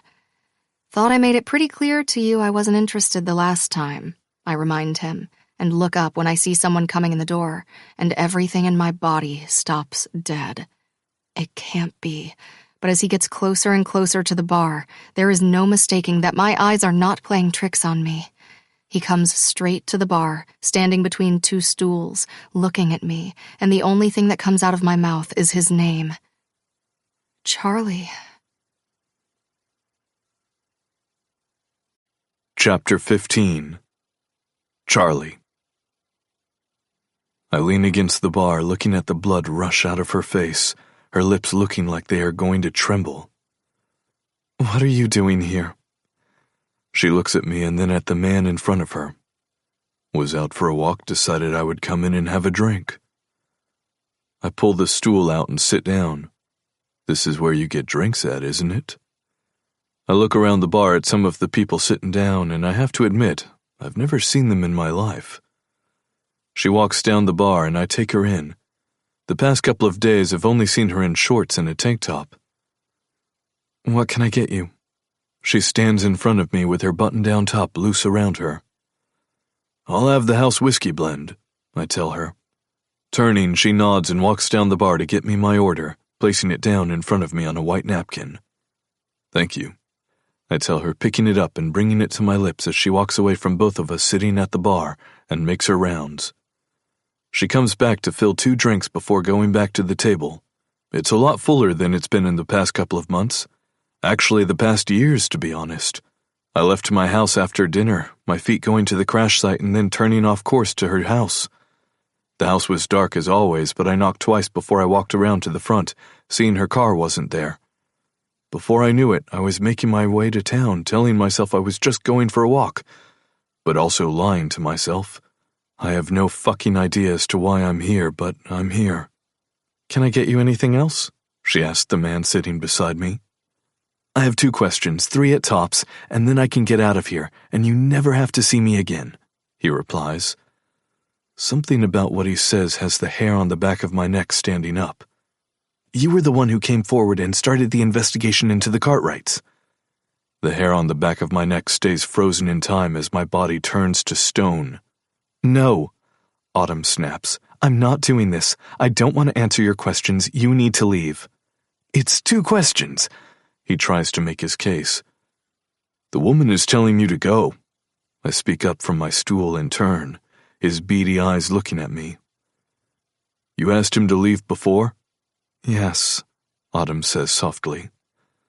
Then I guess you should go. I turn back to the guy who picks up his drink and finishes it in 2 gulps, hissing. See you around, he tells her as he walks out with his pad. Thank you, she says, and I finish the whiskey in my own glass. Didn't do it for you, I retort to her. Brady's been busting his ass to get people in here for the last couple of years. It would suck that it would be all for nothing. She nods at me. Well then, thank you for Brady. She turns around. Who is he? I want to kick myself for asking her. It's none of my business. I need to get the fuck up and get the fuck out of here. I had a plan for tonight, and that plan had nothing to do with fucking Autumn. His name is Darren. She walks back over to where I'm sitting. I start turning the glass in my hand. He's a reporter for a New York magazine called The Future and the Past. My hand stops moving, and so does the glass. They are doing some special on the accident involving Waylon Cartwright. Her voice trails off. He came in a couple of days ago and Brady kicked him out. My eyes focus on the glass in front of me as I try to get a handle on the anger roaring inside me. Then he sent me his business card. What did you tell him? I hiss out the words. Nothing. I can see the tears well in her eyes. I push the stool away from me, and the noise makes everyone stop talking and look over at me. I didn't tell him anything. She takes one more step toward the top of the bar. I don't say a word to her. Instead, I turn on my heel and march out of here. My hands ball into fists by my sides as I walk down the street and head to where I should have just gone to begin with. The echo of my heart beating fills my ears, and it's the only thing I hear as I make my way to the crash site. The last time I was here was when Autumn first rode into town, stopping by the tree where another wreath sits. Sitting down and closing my eyes, I remember the days after the crash. I sat in my closet, my back against the wall because it was the only place where I could still smell her, as if she was still here with me. The shirt she wore the night before was in my hands, soaked with the tears that fell onto it while I held it to my face. The light turned into darkness in a blink of an eye. Honey, my mother came into the closet. It felt like she left me alone for 5 minutes, but it was 2 days later. Jennifer's parents are here. I looked at her, confused, not sure why she was telling me this as she came to kneel in front of me. We have to choose something for her to wear. I should have married her. The words left my mouth as I stared at my mother, my eyes itching from the dryness. Or maybe it was because I hadn't slept since I got home. Not a wink. The minute my eyes would close, I would be right back where my heart stopped. I would be right back where my hell started. I would be right back there. And without her by my side this time. I wanted to marry her, Mom. The dryness in my eyes was no more as the tears slowly started to roll down my face. I love her, Mom. My mother shed her own tears. Not saying a word, or maybe she did. It didn't matter because nothing anyone had to say to me during that time I wanted to hear. There was nothing I wanted to hear except for Jennifer calling my name. Mom sat beside me with her arm around my shoulders as she kissed my head, and I wept for the only woman I would ever love. My father came in not long after, helped me get dressed, and led me out for the first time in a week. Sunglasses on as I stood there in my black suit, watching her coffin, begging for her to come back to me, begging for her to just kiss me one more time, begging at one point to be with her. If she wasn't with me, I didn't want to be here. I was so angry at the whole fucking world. Angry with my grandfather for telling me she was gone. Angry with myself for not protecting her when she needed me to. Angry with myself for going out that night. Angry at the world. I sit by the tree in a daze. I'm sorry. I put my hand on the tree like I always do before I get up and walk back home. Seeing that it's almost 2 o'clock in the morning, I walk through the trees and expect to see Jennifer's face. I always see her face when I walk back home as if she's walking home with me. My head down, focusing on seeing her face so much, I don't even notice I'm walking toward the back of her house. She's sitting on the swing, one leg up, one leg on the porch as she pushes it back and forth. I wait until I'm at the bottom of her steps before I speak. You keep my name out of this. I walk up the steps and see that she's wearing the same shirt she was tonight, but her jeans are gone. You keep Jennifer's name out of this, I hiss as I stand by the swing.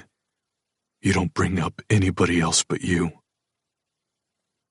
Okay. Her voice is defeated. Whatever you say, Charlie. I walk to the side of the swing and sit down. For the record, she looks at me. I was never going to talk to him to begin with. I don't want any of this. I stare at her for a second, willing her to look at me, wanting to see her face, but all she does is stare straight ahead. Look at me, I tell her, and all she does is shake her head. My stomach dips, my hands shake to touch her, my body fighting it all. Autumn, I snap, and she gets up. Go home, Charlie. My hand flies up to grab hers, and I pull her to me. I won't say anything. My hand lets hers go, so I can grip her hips and turn her to face me. Opening my legs for her to stand between them, I look up at her and she looks down at me. It's a shame, she says softly. How you can be so beautiful on the outside but then so ugly on the inside. The words get lodged in my throat, and I pull her down on me. She puts one knee beside my hip and then with the other straddles me. She plays with my hair. Such a shame, she repeats as if I'm not here, as if she's talking to herself, before she bends her head and kisses my lips softly. She closes her eyes like she doesn't see me. Open your eyes, I tell her as I grip her hips on top of me. No, she retorts, leaning forward and sliding her tongue out on my lower lip before she slips it into my mouth. My eyes close as I let her kiss me, my hand moving from her hips up her back. Her hips move up and down over my covered cock. My hand slides over her shirt to the front to the buttons, as I open one and then another until it's hanging open. My hand comes up to push her bra down, and my mouth leaves hers as I bend to take her nipple into my mouth. She moves up to her knees, her hand going to the button of my jeans. I sit up to help her, and when she wraps her fist around my cock, I let go of her nipple. Wrapping an arm around her waist, I lift her at the same time as I get up. I push one side down, and then the other before sitting down. She moves her panties to the side, her eyes watching me hold my cock for her to slide onto it. Her head goes back when she sinks down onto it. One hand goes to her neck, gripping it in my palm, forcing her head to come back and for her to look at me. The other goes around her waist as I help her ride me. Autumn. I say her name, watching her face the whole time, seeing her close her eyes and never once open them. No matter how much I ask her to open them, she doesn't.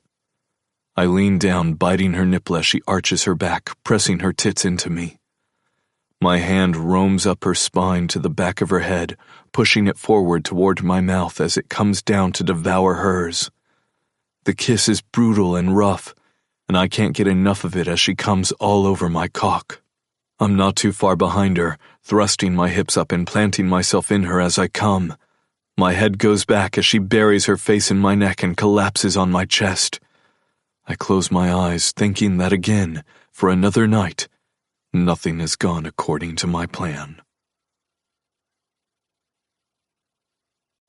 Chapter 16. Autumn. I bury my face in his neck, which is the wrong thing to do because all I can do is smell him all around me. The musk reminds me of a time I didn't hate him. The first time I met him, and thought to myself that he might be the hottest man I'd ever seen. With a megawatt smile and dark blue eyes, you would be lucky if he smiled your way. I'm reminded of this right before I remember this Charlie isn't that one. This Charlie is a man who hates me, is a man who I hate, is a man who, no matter how many times I tell myself I can resist him, I don't. He is the perfect example of a wolf in sheep's clothing. He wraps his arms around me, one around my waist and the other around the tops of my shoulders, as he buries his own face in my neck. I need to move away from him, and I will in a minute, when his body's heat warms my bones' coldness. I'm about to disengage myself from him when he gets up, and my legs wrap around his hips instead of getting down. His cock still buried in me, still hard, making me feel a fullness I've never felt before. A fullness, even if I don't want to remember it. I will. He carries me into the house, making his way to my bedroom. I have to put the sheets back on the bed, I say softly from his neck. "Where are they?" he asks me, his voice softer than I've ever heard. "In the dryer," I tell him. He pulls me off him, putting me on my feet, the cool hitting me as soon as he steps away from me. "I'll go get them," he says, turning, not waiting for me to say anything. Then I wrap my linen shirt closed in the front to warm myself. I hear him open the dryer as I sit on the bed, hooking my feet on the side of the bed frame, wrapping my arms around them, and my chest pressing into them. He walks back in and stops when he sees me. He dumps the covers on the bed, and I get up. The two of us make the bed in the darkness, the light from the moon guiding us. I don't know if he's going to stay or not. I also don't care. The whole day catches up with me. He walks back out of the room toward the laundry room as I put the pillows in their place, and comes back with the quilt. I pull the covers back as I shrug off the linen shirt, slipping into bed with just my panties on. Facing the other side of the bed, I curl into a ball as my head sinks into the pillow. I don't know what he's going to do, if he's going to stay or not. My eyes stay open, but not looking for him.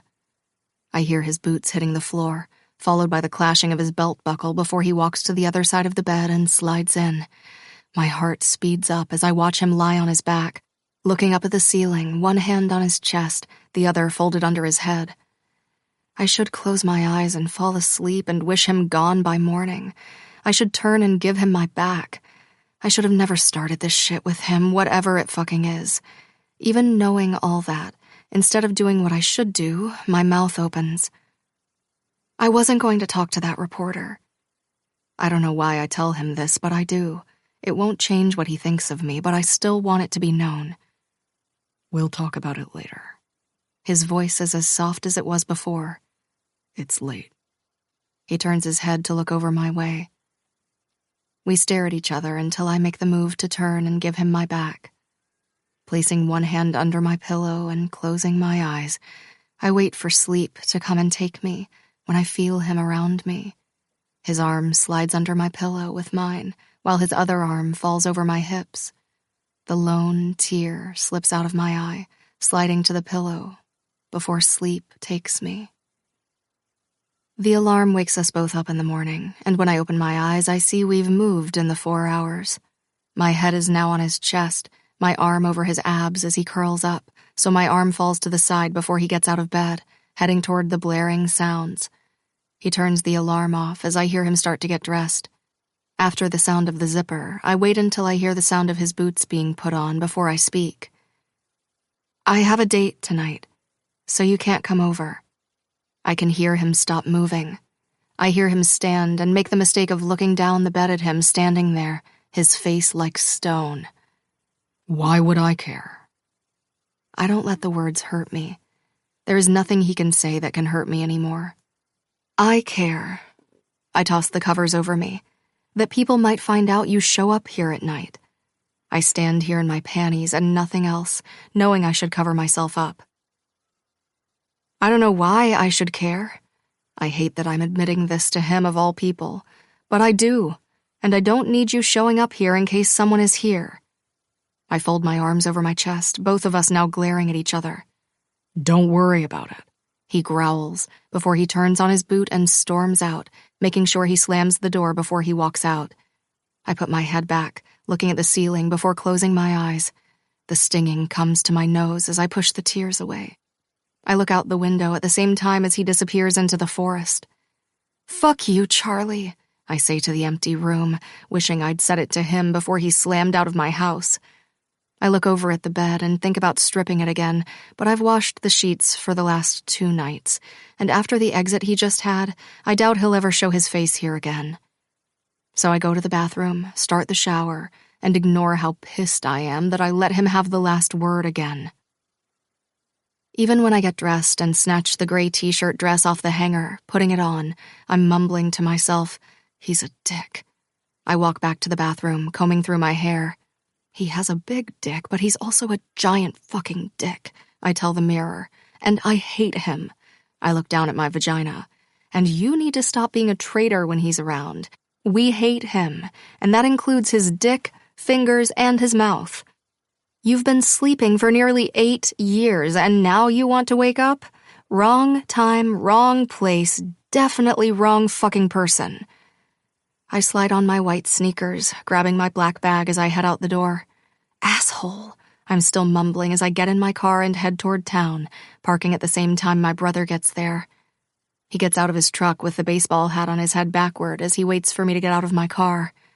Morning, he greets me as I slam my door. Whatever, I say to him.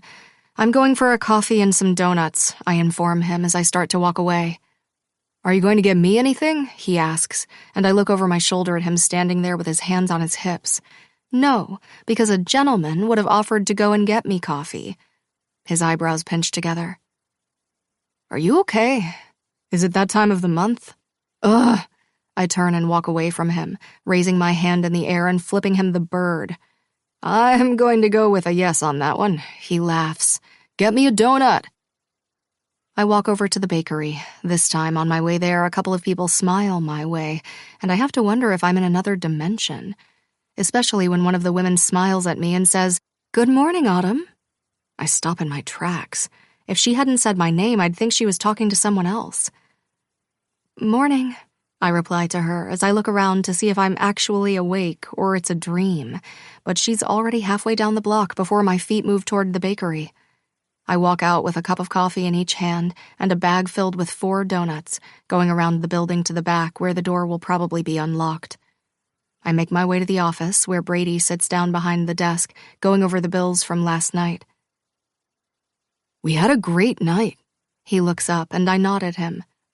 It was, I tell him, putting the coffee down in front of him. You're welcome. Thank you, he says. Just checked and Brian emailed that they will be here by 1:30 to grab the cases. I take a sip of the coffee. That check should help. I sit down in the chair. Finally, some good news. How was last night? He asks me, grabbing the bag of donuts and snagging one. What time did you end up closing? I do not end up telling him about the reporter. I closed up at around 11. His eyes go big. We had a group of 6 who were from out of town and started talking to each other about where they were from. Then they started buying each other drinks. I shrug. Left a good tip also. Which you didn't take, he points out. I took a 20 so I can get gas and buy my donuts. I point at the bag. Priorities. You still need to live, he reminds me, taking another bite of the donut while I reach out and grab my own. The sugar sticks to my fingers as I take a bite of the fluffy goodness.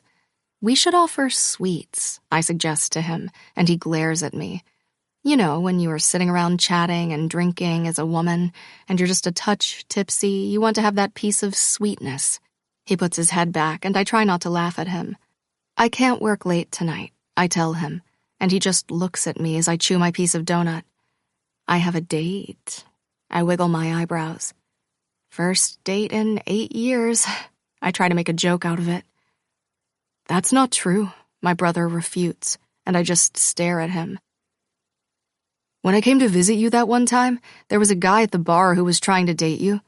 I look at him confused.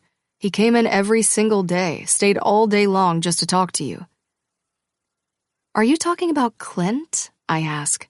He snaps his fingers and points at me. That's him. He's 84, I gasp, with a wife. His head goes back and he laughs. Oh yeah, he was trying to get you to do the polyamorous thing. I glare at him. Yeah, because you taught him that stupid word. You know his wife came in to have a talk with me. He slaps the desk. It's not funny. She said we should split the chores. She didn't even care that her husband asked me out. At that age, I'm pretty sure she just wanted to get rid of him. I can't help a belly laugh. You are not wrong. I'm taking a sip of my coffee when my phone beeps from my purse. Putting the coffee cup down and licking the sugar from my fingers, I pull the phone out and see the text from a number not saved in my phone. Unknown contact. Here is my address, 151 2nd Street. Come at 5. Can't wait to see you. Everything okay? Brady asks me. Your face got a little pale there for a second. Yeah, I push away the dread that is starting to creep up. Brian was confirming. I put on a fake smile. Let's get to work, I say, trying to avoid the fact that going out with him scares me to my core. Chapter 17. Charlie. I walk out of my house and bypass the office, going straight to the barn. My hair is still wet from the shower I took not 20 minutes ago. The sun is high in the sky, birds flying in and out of the dense forest all around me. You look like you're in a great mood, Emmett says to me when I step into the barn.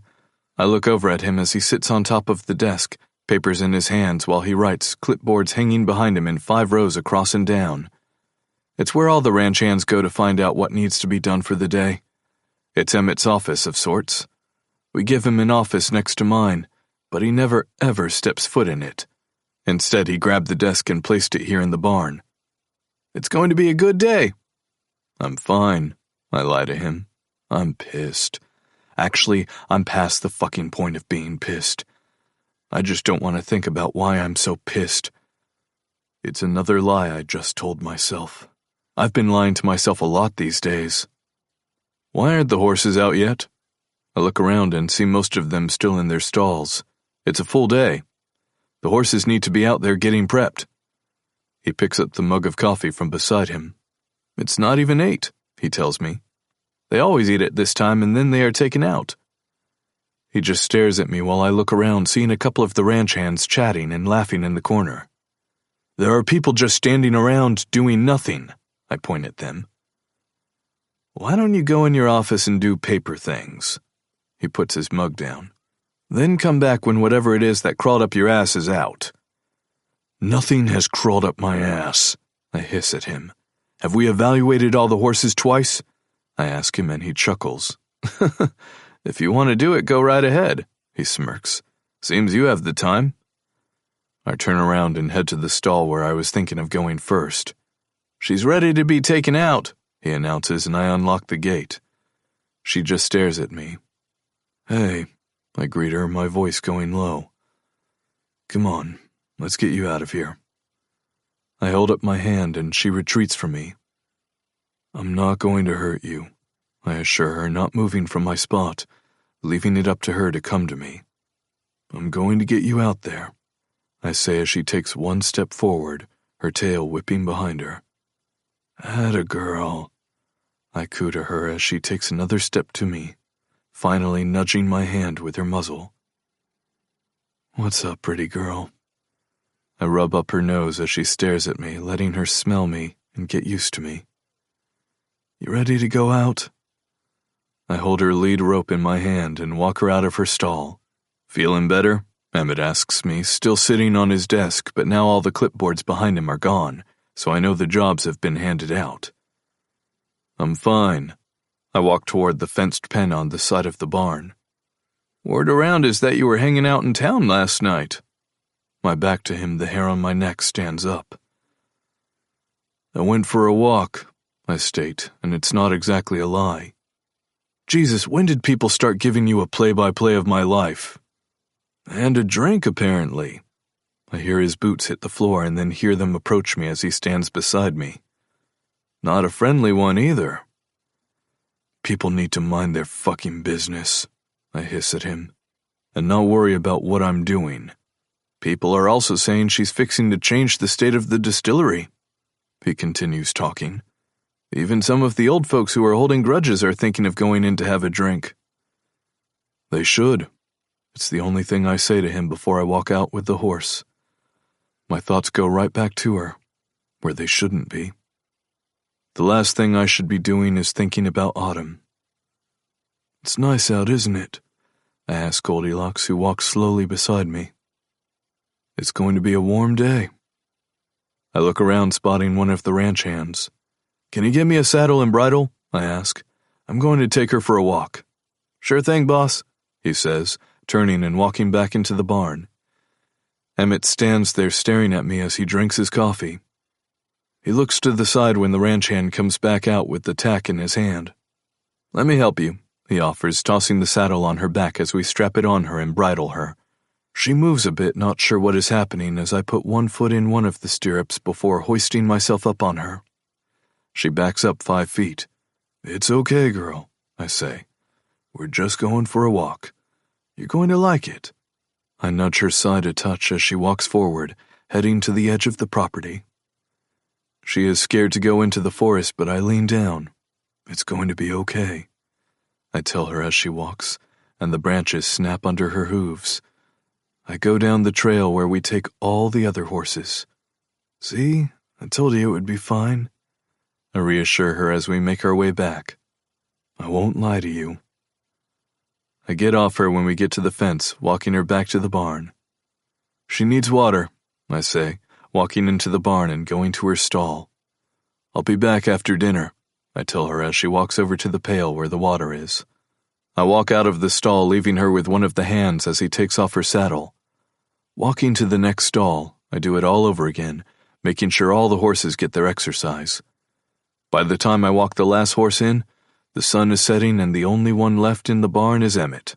Hey, I say, walking with the horse to his stall. Everyone gone? Yep.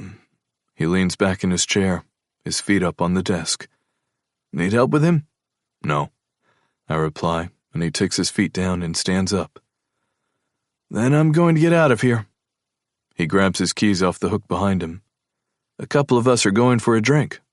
I turn my head to him. Want to come with us? No, I snap, turning back and going to grab some fresh water. He just nods at me as he walks out. I put the water down in the stall before making my way to my house. As I walk up the steps, I get angrier and angrier with every second that passes. I have a date tonight. I hear her voice as I step into the shower.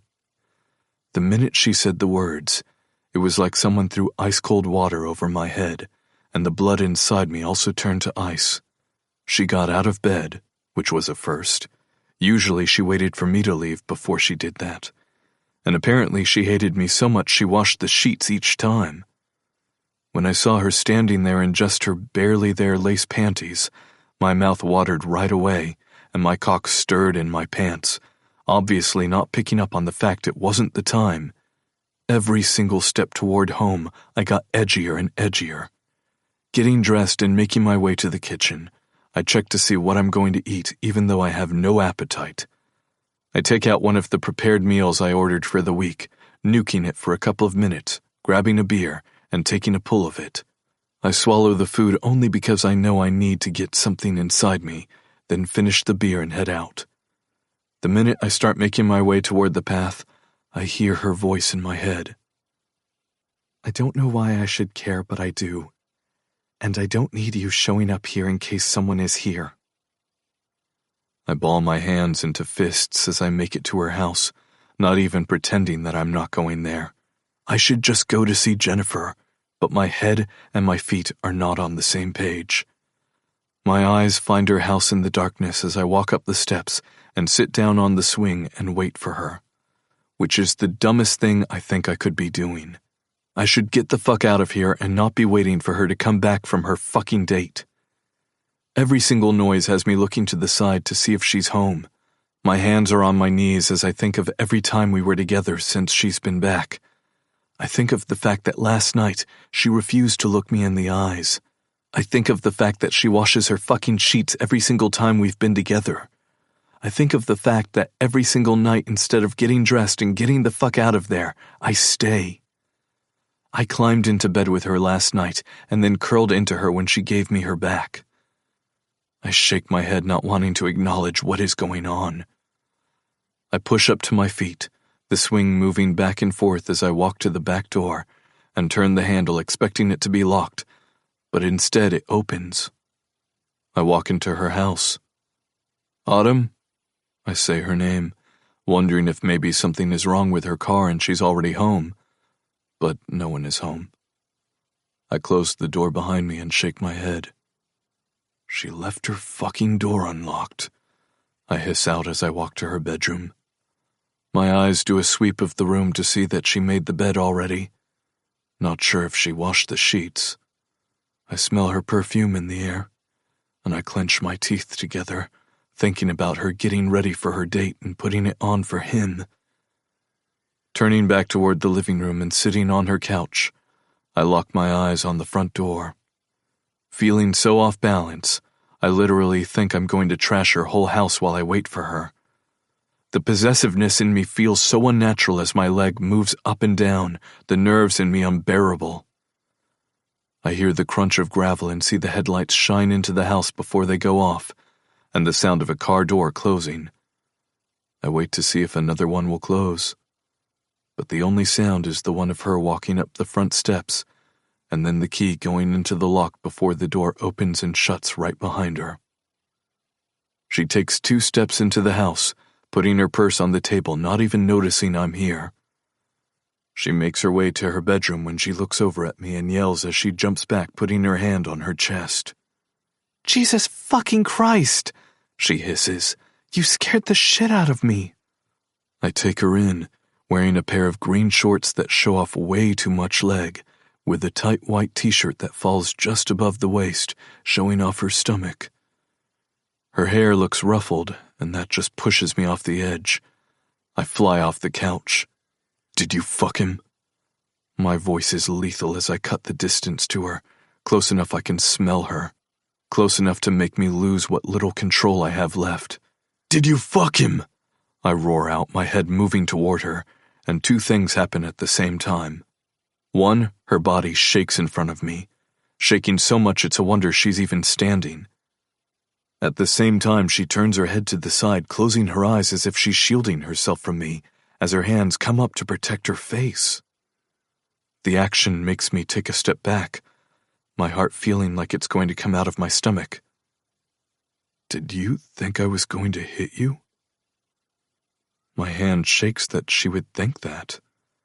I'm a lot of things, I know I am, but I would never, ever hit her. Her hands go down as she opens her eyes, and her head turns back to look at me. I can see the fear written all over her face, and I'm expecting the worst answer. I'm not expecting the answer to knock me right to my core. Wouldn't be the first time a man put his hands on me. Chapter 18. Autumn. I stand here in the dark, shaking like a leaf on a windy day when the storm is rolling in. Never in my wildest dreams did I think I would come home and find him waiting for me. The anger rolling off him like I've never seen before, and I've seen him be fucking angry. "Did you fuck him?" He gets off the couch and makes his way to me. Standing in front of me, his body tight, his face comes so close to mine that I can feel him breathing on me when he roars out, "Did you fuck him?" On reflex, I turn my head to the side and hold up my hands, waiting for something to happen. My eyes are shut tight for a couple of seconds when he whispers, his voice cracking, "Did you think I was going to hit you?" My hands go down as I open my eyes, and my head turns back to look at him. My heart pounds in my chest so hard it's a miracle I'm not having a heart attack. There is anguish on his face as he asks me the question, but is he ready for the answer I'm about to give him? Am I ready for what is to come next? Wouldn't be the first time a man put his hands on me. His face pales as he takes a step back, as if I just struck him. "What the fuck?" His words are a whisper. I don't even notice the shaking has not stopped. I don't realize anything, standing here in front of this man who has made it a living hell for me for the past 8 years. The man who hurt my soul. He just didn't pick up his hand to do it. He did it with his words and by turning his back on me. Shocked, I ask him, my shoulders going back as I stand in front of him. The man who was kind, who was caring, who, if I was having a bad day, would go out of his way to make me smile. The man who will never see me as anything other than the woman who ruined his life. He just stares at me, his eyes moving back and forth, his mouth still open in shock.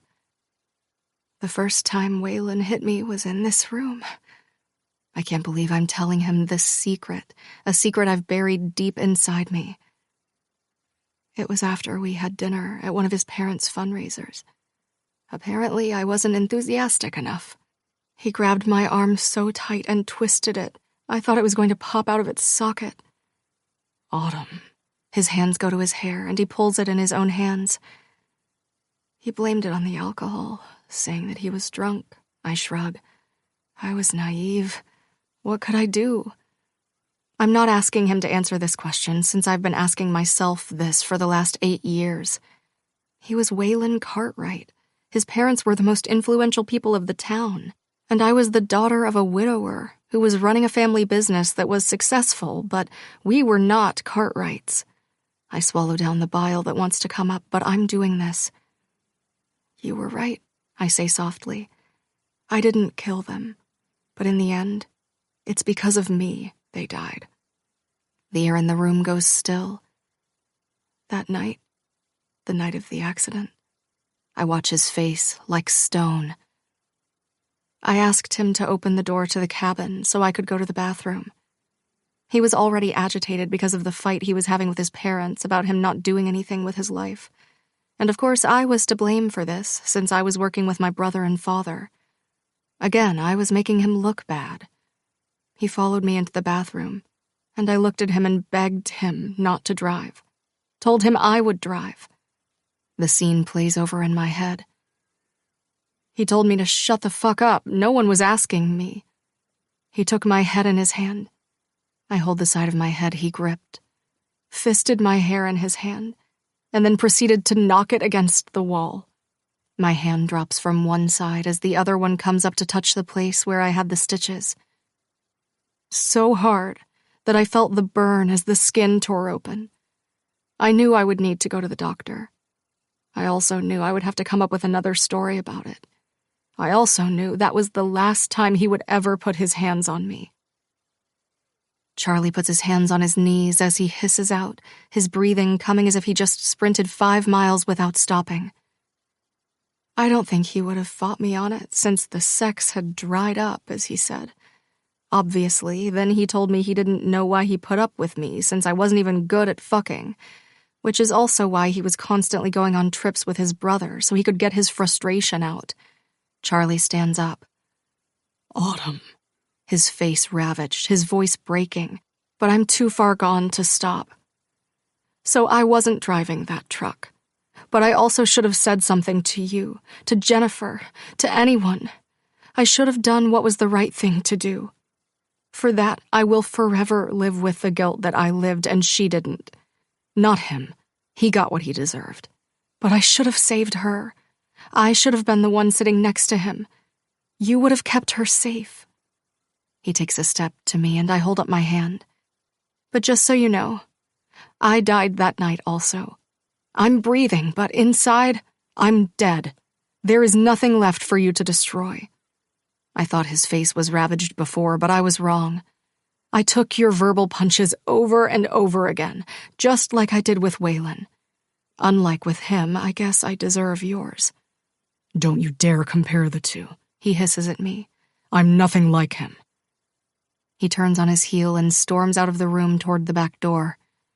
The door slams so hard as he walks out of it, the window shakes. I watch him walk through my yard to the darkness of the forest, disappearing as if he was never here. This is the end of it, I tell the empty room. There is nothing else left to do. I walk to the door and turn the lock. Whatever it is that we were doing is over. I look out into the darkness one more time before going to my bedroom. I strip out of the shorts I chose for the night. I pull the shirt over my head before I go to the bathroom and wash my face, the tears mixing with the water as I replay the scene with Charlie over in my head. I'm nothing like him, are the only words I hear over in my head. Slipping a t-shirt over me, I pull the covers back, sliding between the cold sheets, laying my head on the pillow. My eyes land on the empty pillow beside me as I'm taken back to the day my life would really never be the same. Did you hear? My brother walked into the office while I was doing the paperwork as I looked up at him. Autopsy came back. His eyes stared into mine. It was 6 weeks after the accident. 6 weeks since that fateful night. The bones healed, but the guilt was eating me alive. I held my breath as I waited for him to tell me what I've known, what I've been dreading. No alcohol or drugs in his system. The air sucked out of me. I guess those court cases suing for wrongful death will be dismissed now. My hands pushed against the desk to stand, but my knees gave up, and I fell back on my ass. 2 weeks after the accident, a couple of people started chattering about suing the Cartwrights. Jennifer's parents were some of them, who wanted them to take responsibility for the accident, something the Cartwrights refused to do. "That can't be," I said the words that shocked my brother. "That can't be," I said over and over again until my brother came to the side of the desk and squatted by my chair. "There is a mistake." "What are you saying?" He looked at me. "I'm saying that he was drunk. I know he was drunk." There, in the office, I told him that Waylon had swapped out the water in his water bottles at my house before going to get everyone else, filling them up with vodka instead. "It's not right." "What are you going to do about it?" he asked me, and I looked at him. "I have to make it right." That was the only thing I knew. Little did I know that making it right would ruin everything around me. With my father and brother by my side the whole way, I went to Jennifer's parents and told them what I knew. They went ahead with the court case, but it kept being postponed and pushed aside, something that smelled like the Cartwrights doing.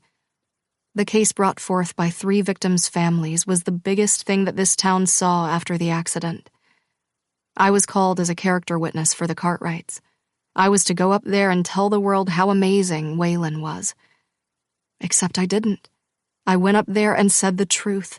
Everything from that night, that he was drinking vodka instead of water. After my shocking testimony, the trial turned into an absolute shit show. Jennifer's attorney knew the Cartwrights were as dirty as they came. He believed they were withholding evidence, so he filed an immediate request for Wallace and Margot Cartwright to produce Waylon Cartwright's legitimate autopsy report. The courtroom went into an uproar, and of course their attorney objected, as he stated that his clients had the same autopsy report that was filed at the coroner's office. Shocking everyone, especially the Cartwrights, who thought they were above the law, the judge granted the request and ordered Mr. and Mrs. Cartwright to produce their copy. You didn't need to be a doctor or an expert to see the major differences between the Cartwrights' copy of Waylon's autopsy report and the report filed with the coroner's office. And lo and behold, it was all there in black and white. Waylon was indeed intoxicated. His blood alcohol level was 3 times the legal limit, and now the entire town knew about it. The judge even ordered the Cartwrights to produce Waylon's medical records to confirm that his blood type matched the legitimate autopsy report. But of course, the blame was placed on the medical examiner, who, according to the Cartwrights, was not only incompetent, but he chose a low-level lab that mixed up their son's test results with someone else's, and when they received a copy of the report, they didn't bother to read it, since the medical examiner said the results were negative for alcohol and drugs. And now that they knew he was drunk, they blamed me. He drank alcohol because of me. I wasn't good enough for him. I couldn't make him happy, and I should have made him stop drinking. Mrs. Cartwright even spread the rumor that I was giving Waylon several bottles of whiskey from my family's bar.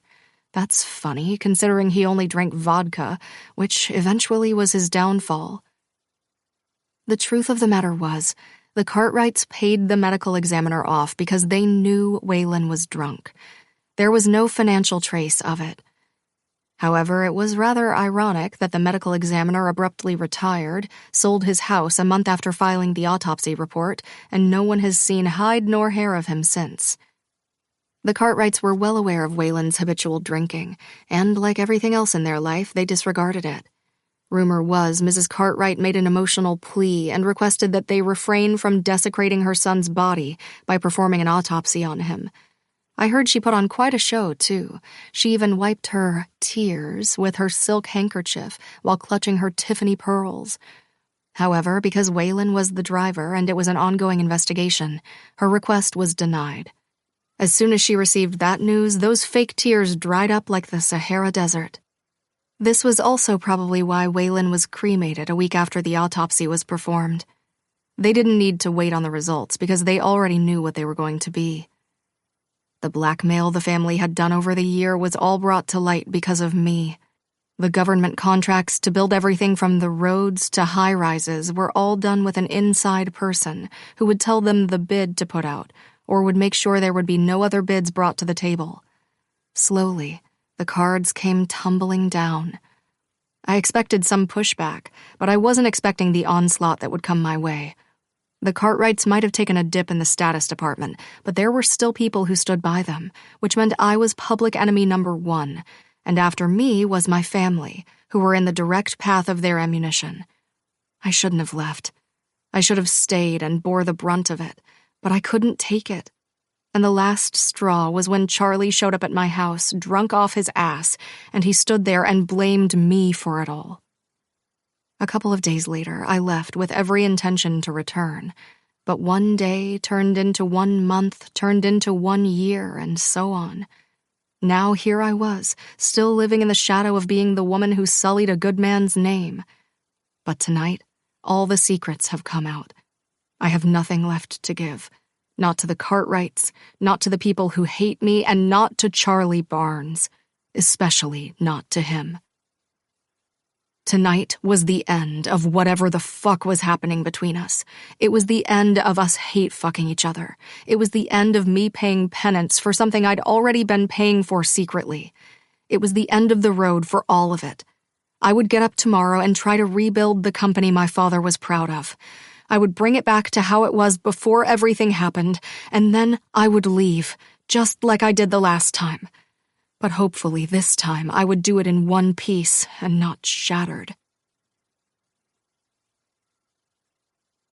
Chapter 19. Charlie.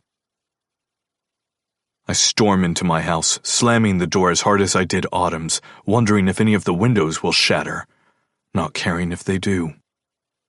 As I walk over to the cabinet on top of the fridge, I grab the bottle of whiskey, not even waiting until I'm sitting on the couch before I take a pull from it. Putting one hand on the counter, with the other one holding the bottle in my hand before I take another pull, I try to block out her voice, try to block it all out, but the words come to me louder and louder each time. He took my head in his hand, fisted my hair in his hand, and then proceeded to knock it against the wall so hard that I felt the burn as the skin tore open. I knew I would need to go to the doctor. I also knew I would have to come up with another story about it. Another story. The words feel like I'm being kicked in the stomach, sucking all the air out of my lungs. I take 3 gulps down, hoping it dulls the way my body feels, but instead, her face flashes through my mind.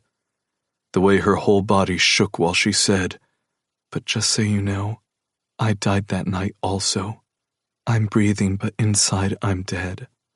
There is nothing left for you to destroy." I take the bottle of whiskey, pulling more gulps. My eyes look at the bottle in my hand, right before I pull back my arm and pitch it across the room. The light on over the stove is dim, so I can see the golden liquid drip down the wall, just like the tears that poured down her face. My head hangs down. I took your verbal punches over and over again, just like I did with Waylon. Unlike with him, I guess I deserve yours. I put my head back, but it feels so heavy I have no choice but to let it fall in front of me before I turn and make my way to my bedroom. As I collapse on the bed, my hand goes to my chest as I turn my head to the side, the guilt hitting me like a freight train head-on, crushing me and taking me under. All the times I saw them fighting, and we would always make jokes about it. The way he would reach out to grab her and yank her to him. The times he would hiss at her, and she would avoid looking at everyone. The times they would walk in and you would know they were fighting since they would sit apart, and he would say she was having a hissy fit. All of it flashes in my mind, making it harder and harder to breathe. I turn to the side, seeing her face in my mind, her face and no one else. Nothing comes in but her face as I remember the last time I saw her before I found out she left town. I was drunk, so fucking drunk, it was a wonder I wasn't falling all over the place. The day in court, listening to her on the stand tell everyone how she knew he was drunk that night. The floor I was standing on felt like it opened up, and I fell into the dark hole.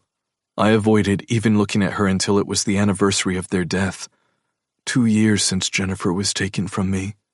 I walked to her house, held on to trees to help me not fall on my face. Walking up to her door and balling my hand into a fist, I pounded over and over again. She opened the door, the light from the hallway on, and I could see her face. Her eyes swollen from crying, the tip of her nose red. I wanted her to hurt even more than she did. "How could you do this?" I asked her. "How could you do this to Jennifer?" "Charlie," her voice came out in a whisper, "I never wanted this to happen." I should have listened to her, but I didn't. I was so wrapped up in my grief I didn't care about anyone else's. "All of this time you fucking knew." "I know," she admitted. "I was waiting until the results came back." "You fucking knew he was drunk!" I roared in her face. "You did this!" My face went closer to hers. "You could have stopped him." "I tried," she said. "I tried to get him to give me the keys." "You didn't try hard enough." My words were like a knife stabbing her again.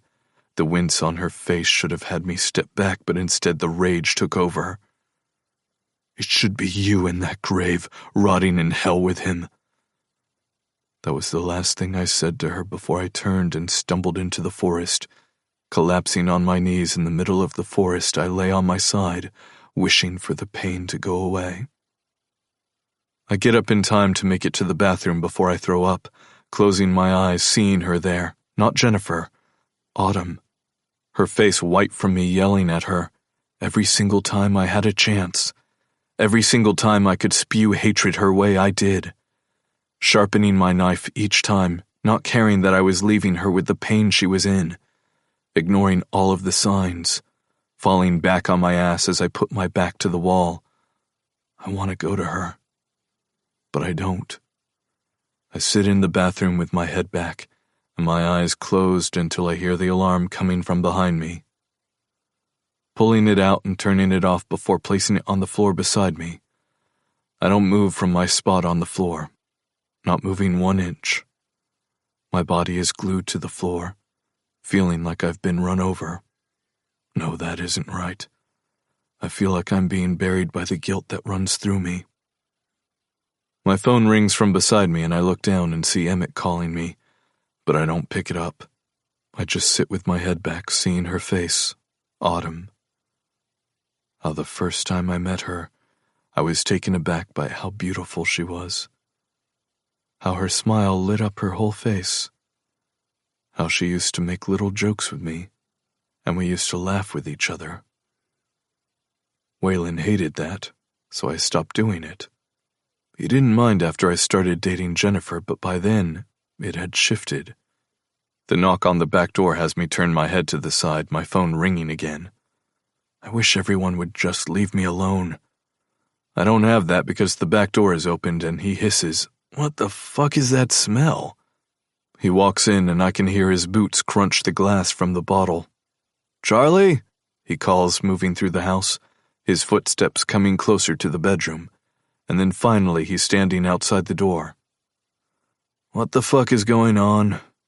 He's wearing jeans and a t-shirt with the barn name on it. "Nothing," I say, my voice monotone, but my head screams everything. "You smashed?" He puts his hands on his hips as he glares at me. "No," I answer him honestly. "Wish I was," I admit to him. "Get up and get your ass in the shower." He doesn't entertain me. "Get your head out of your ass." I laugh. I wish I knew how. I retort as he shakes his head. "You have 5 minutes to get up and get in the shower. I'm calling your grandfather," he threatens me. "I'm not cleaning that mess in the kitchen, but I'll make you coffee." I think about his threat, knowing that he will absolutely call him, and then he'll definitely head down here and kick my ass. Then he will probably find out what I've been doing and kick my ass even more.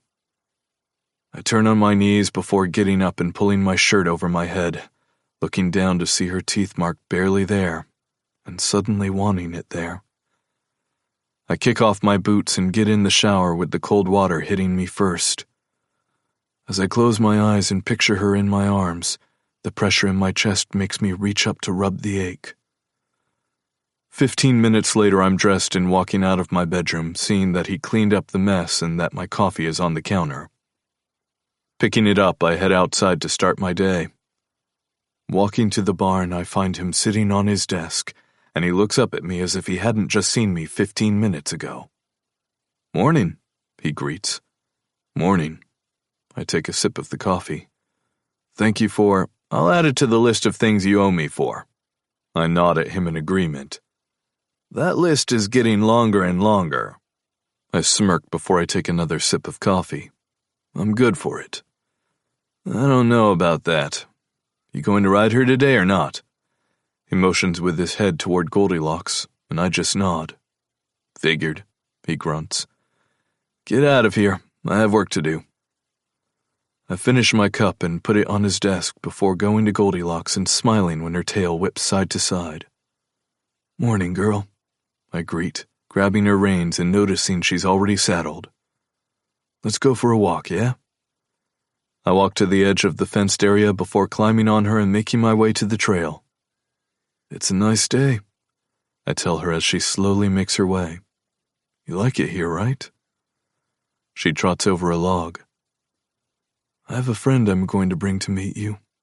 I smile as the tears sting my eyes. To be honest, I don't think she's my friend. At least, she shouldn't be my friend. But I'm going to make her be my friend again. I chuckle. That is, if she doesn't leave before then. The thought of her leaving town makes me grip the reins in my hands tighter. "You'll like her. She's pretty, like you. You have the same hair color." I pet her neck. "She hates me, but she'll love you. And that's going to be enough for me. If I can get her to smile at you, I'll take her hating me." The tear escapes the side of my eye. "I'm going to try," I vow out loud. "I'm going to try." We walk for over 4 hours, and when we get back, she drinks for a solid 5 minutes. "Good ride?" Emmett asks when I get back. "Yeah," I say to him as he stands there looking at me. "A couple of guys and I are going to have a drink tonight. You want to join us?"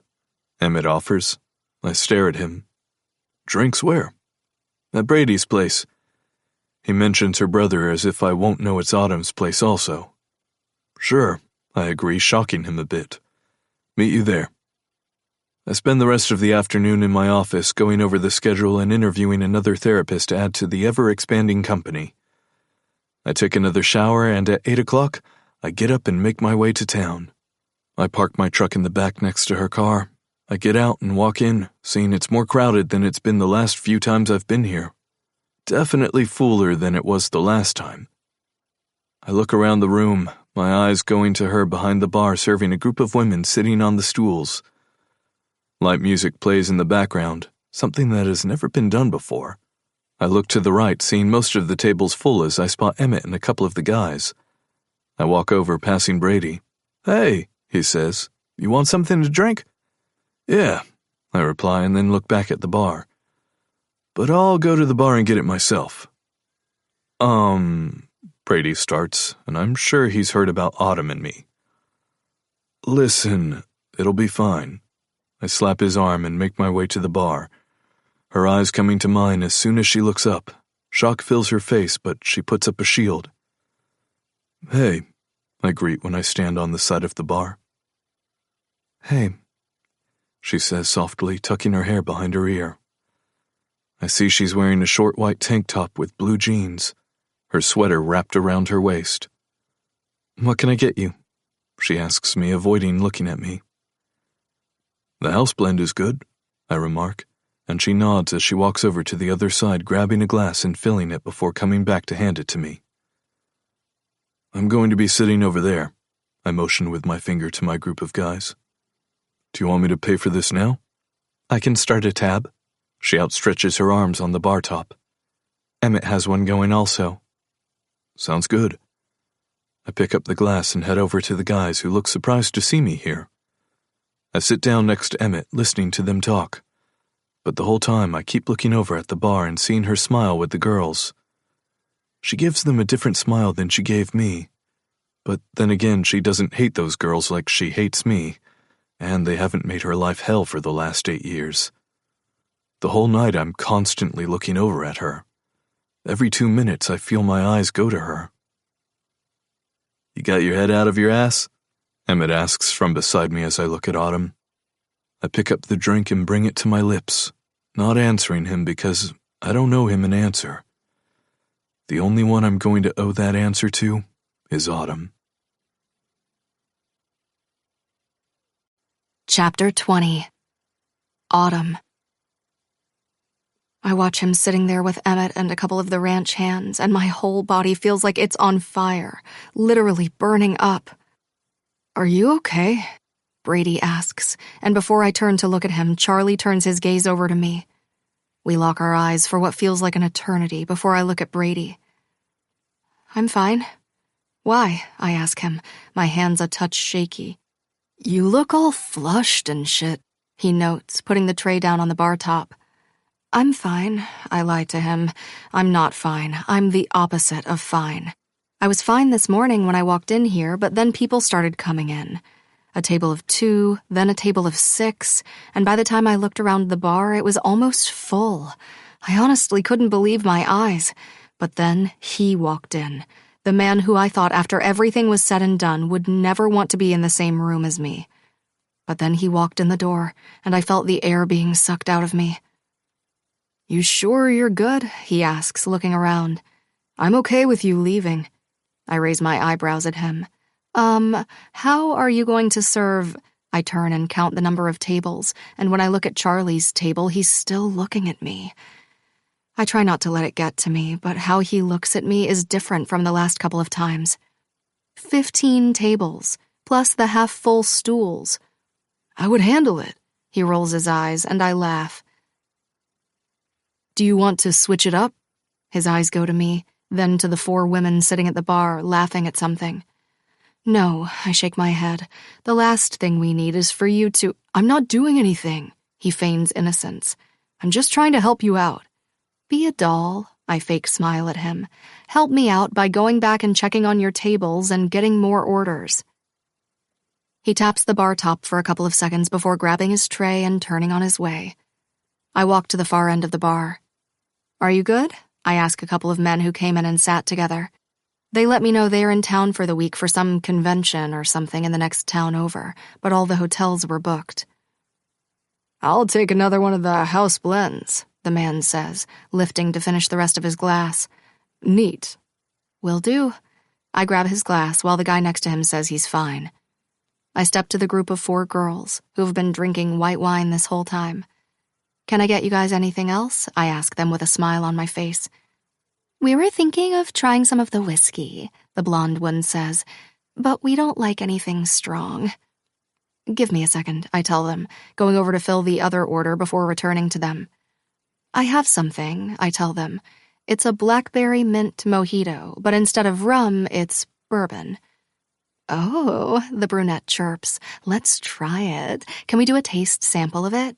You sure can. I nod at them, going over to the shaker and filling it with blackberries, mint, sugar, and bourbon, before covering it and shaking it well. I take the cover off and strain it into 4 little tasting glasses. I turn and place them in front of the women, who look at the drink that turned pink because of the blackberries being shaken. Let me know what you think. I feel him before I see him. My heart rate picks up and my stomach tightens. I turn to the side, watching him lean against the side of the bar where Brady was just standing. I watch the women pick their glasses up, and then one of them looks over at Charlie, and her eyes light up. I mean, I'm not surprised. He was always turning heads whenever we walked into the room. He's a tall glass of water, the woman states, bringing the glass to her lips, and her friends laugh at her. I don't think that's how it goes. The blonde shakes her head. You've been in this town for a day, and all of a sudden you are country. It's been 36 hours, she fights back, and I'm moving here. I just stand here folding my arms over my chest. You know, they don't have one drive-through coffee shop, the third woman says. And I checked to order something last night, and it said unavailable. She puts her hand on her chest, thinking about the horror of it. The four of them have driven down from New York to see, as they said, the South.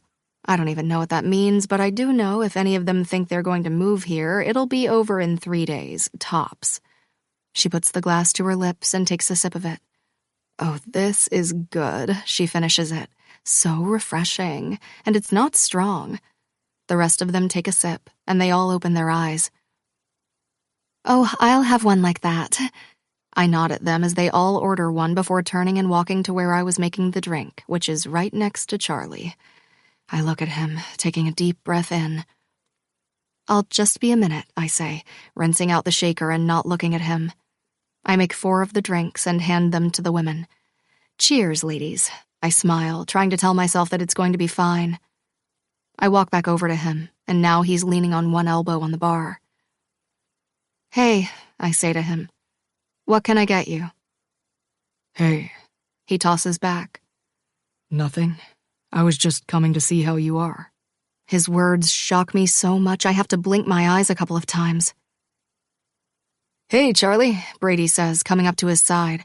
Do you need anything? No, he shakes his head. Just talking to Autumn. I'm not the only one shocked by this, so is Brady. It's no surprise to anyone that Charlie hates me. It's especially not a surprise to Brady, who ran interference when he showed up at my house 2 days after I moved out. A conversation I have yet to know what was said, nor did I want to know. Brady starts, looking at me and then looking at Charlie. Okay, he says, not sure about what is going on. He doesn't have a chance to say anything because someone raises their hand in the air to get his attention.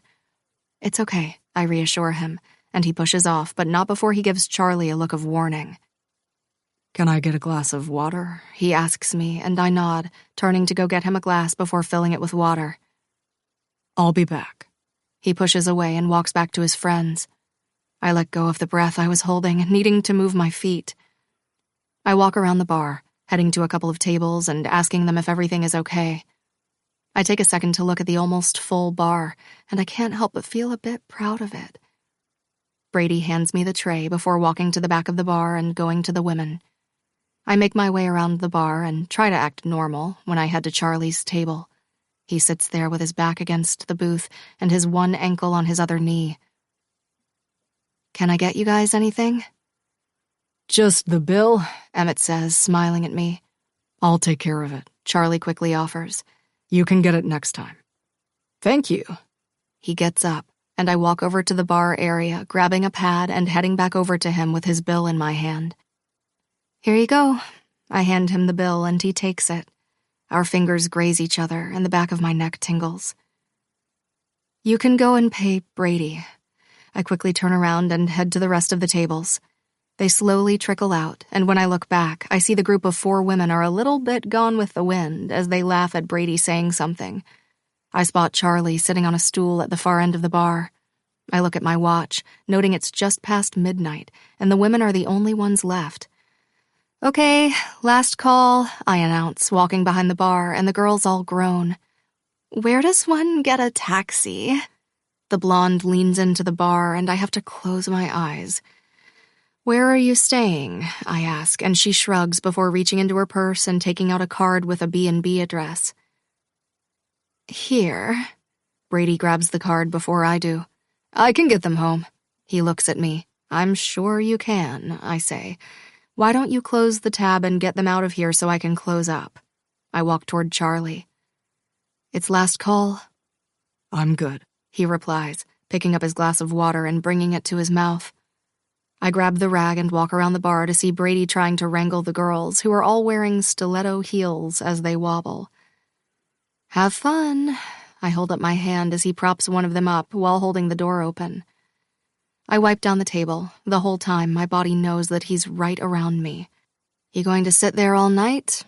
I ask him as I walk to the next table. I'm tired, and I want to close up.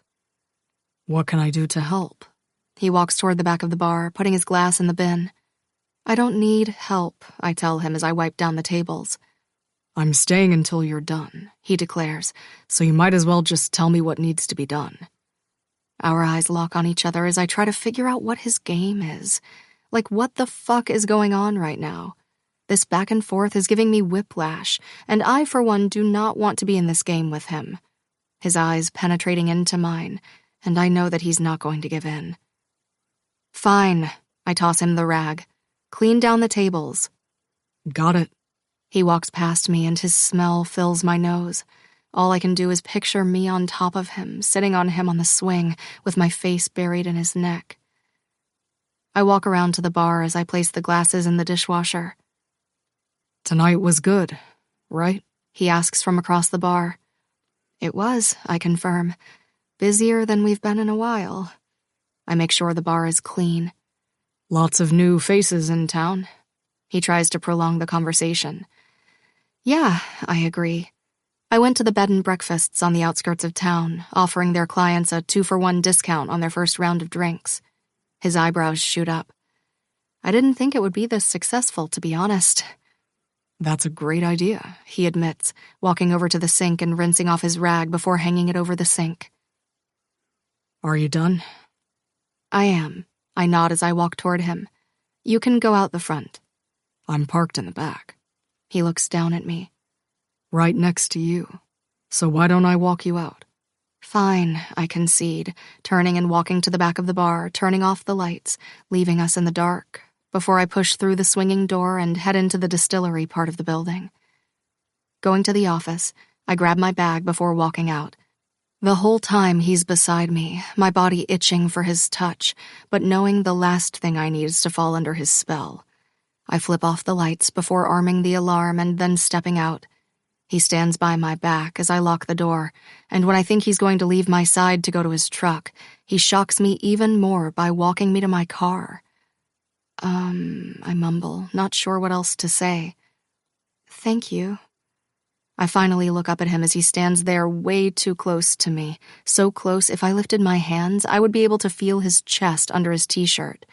I would be able to see the bite mark I left on him the last couple of times we were together, and I suddenly wonder if it's still there. He takes a step closer to me, and I stop talking because I can only watch him bend his head. I can't even move. My body is still as his head covers the light from the moon, and he moves his head to the side of my face, kissing my cheek. You look good tonight, Autumn, he says softly in my ear. I'll see you tomorrow. He kisses my cheek one more time before he steps back and opens my door for me to get in. I quickly get into the car, and when I turn back to look at him, all he says is, "Drive safe." Then the door is shut in my face. I watch him in the rearview mirror walk around to his truck, my heart lurching, my hands holding the steering wheel while my head spins. What the hell is happening? Chapter 21. Charlie. I get in my truck and look over at her sitting in her car. Her eyes stare straight ahead while her hands grip the steering wheel. I wait in my truck for her to snap out of it, and all I can see is her shaking her head and mumbling something to herself before she backs up and makes her way home. I pull out of the parking lot, and instead of going home, I follow her to make sure she gets home. She pulls into her driveway, and I park outside on the street. She gets out of her car and holds on to the door while she looks over at me. I put the truck in park before I get out and leave it running, walking around to her. Are you okay? What the hell are you doing? She folds her arms over her chest. I'm making sure you get home safe. I stop in front of her and look down at her. The breeze makes her hair fly onto her face.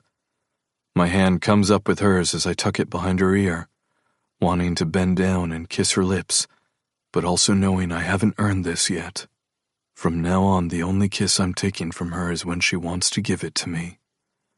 It's also not going to be a hate-fucking kiss. What game are you playing, Charlie? I step into her, my hands going to her hips. I'm not playing a game, I tell her.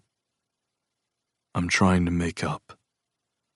For being a dick and an asshole? She questions, and I can't help but chuckle. That's putting it lightly, I say softly. I'm so sorry.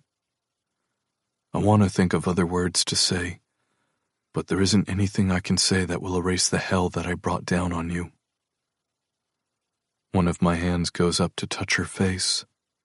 There is not enough time on this earth that can make up for it. But I'm going to try to show you that I am. You don't have to show me anything.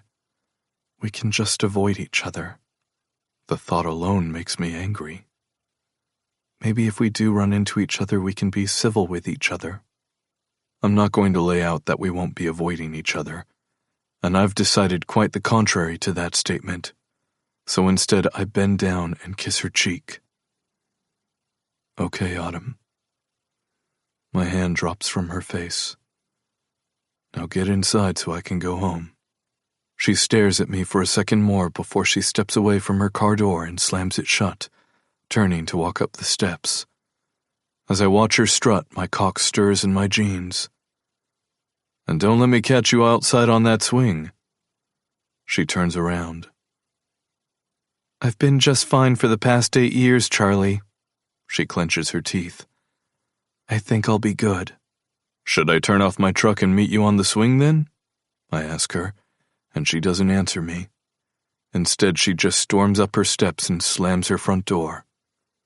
I turn and head to my truck, turning it off before walking around the house, up the steps, and sitting on the swing. She comes out 5 minutes later and groans when she sees me. Can you just go away? She's changed out of her jean shorts to one of her white tank tops and her tight light gray sleep shorts. A long sweater hangs open, and she wraps it around her middle when she sees me. Not until you are in your bed, I say, and I want to pull her to me and have her sit on top of me so we can make out. Fuck, I've never wanted to kiss someone so badly in my life, which makes me feel a little guilty. You going to come over here and sit with me? Or are you going to go to bed? I'm going to ask you to leave. Then I'm going to sit on the swing and decompress. I swallow down the words that want to come out, which are, I have a better idea to make you decompress. But instead I move over on the swing, and she comes over and sits next to me. Honestly, Charlie. She looks over at me, and I put my hand on the back of the swing. I don't have the energy to fight with you. I'm mentally exhausted. She sounds tired, and I want to kick myself because I'm probably one of the reasons she's so tired. I don't want to fight with you, I say, my thumb rubbing her shoulder. I just want to make sure you're okay. I turn to look ahead at the darkness of the night. I don't know how long we sit on the swing, neither of us saying anything, when I look over and see her closing her eyes. If you want, I can carry you inside. I get up and she turns to look at me, her eyes filled with sleep. I'm good. She gets up, taking a step toward the door. Good night. She turns and looks at me over her shoulder. I'll just stay here a while to make sure, I state as she opens the storm door. Unless you want me to come and lie down in bed with you. I know if I go into that house, I'm not going to be able to keep my hands off her. I know the minute I get into her bed, I'll want to sink into her. Even though it'll be amazing, I want more than that. I also know we are both not ready for whatever it is that this is going to be. Lock up, I say as she walks inside, and I hear the lock click. I sit here and wait 30 minutes, and when she doesn't come out, I get up and make my way to my house. Sliding into bed and laying my head on the pillow, I don't expect sleep to come and take me as fast as it does. When the alarm rings in the morning, I reach over, finding the bed empty, but wishing I was waking up with her. Instead, I'm in the middle of the bed thinking about her.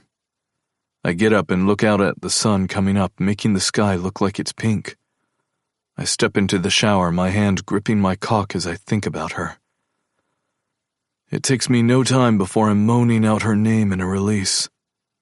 I get dressed in jeans and a white t-shirt before grabbing my mug of coffee and heading out to the barn. Emmett gets there at the same time as I step into the barn, and he stops in his tracks. "You're here," he says, and I just stare at him. "Where else am I supposed to be?" I bring the cup of coffee to my lips. "It's just that the past couple of days you're usually getting back home at this time." I raise my eyebrows. "You keeping track of me? It's hard not to see you coming back when you walk through a fenced area and head to the house." He points at the door that shows where I would walk by. "Slinking home with your head hanging forward, regretting whatever or whoever you just did?"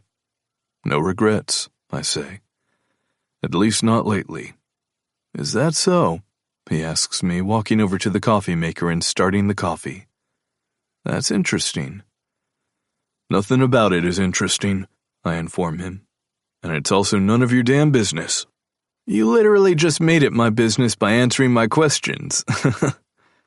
He chuckles as he pours himself a cup of steaming coffee. "Are we going to be gossiping all day long?" I ask, and he shrugs. "It's Saturday, so not much to do on the weekend. We can gossip." "How about we get to work?" I turn on my heel and walk to the stall that's become my habit of checking on first thing in the morning. "Good morning, beautiful girl." She is lying on her side. "Aren't we being lazy this morning?" I put the mug down on the floor before opening the stall and going to pet her. "Did you have a good night?" I ask her. "I did." I walk over to grab her pail of water, walking out with it and heading over to get some fresh water. I muck her stall before taking the hose to wash some of it out when I hear my name being paged. "Charlie! Charlie!" Emmett's voice fills the barn and the outside of the barn. "You have someone here for you." Instead of clicking disconnect, I hear him slam down the phone. I walk out of the stall, putting my gloves in my back pocket, and seeing Emmett standing there with a man. "What's up?" I ask him. The guy turns around, and I see it's the man from the bar. "You got someone who would like a word," Emmett says, standing next to me. "Hi, Mr. Barnes," he greets. "My name is Darren Trowell." He reaches out his hand to give me a business card, and I look down at it. "I'm a reporter for a New York magazine called The Future and the Past." I look back up at him. "We are doing a special article on the Cartwright accident, and I'd love to ask you some questions about it." "Sure," I say, surprising Emmett, who just looks over at me. "Why don't you come to my office?" I turn and walk toward my office. He follows me in there, and I can see the snide smile on his face. I walk around my desk, tossing the card on top of it, as he takes a seat in the chair. "What exactly is this article about?" I pull out my chair and sit down. "Well, Mr. Barnes," he starts, "we're doing a follow-up, sort of a where are they now piece." I don't say anything. I just wait for him to talk. "How the accident changed your life, what hardships came from it. We also would like to know its fallout with Autumn Thatcher." I cross my hands.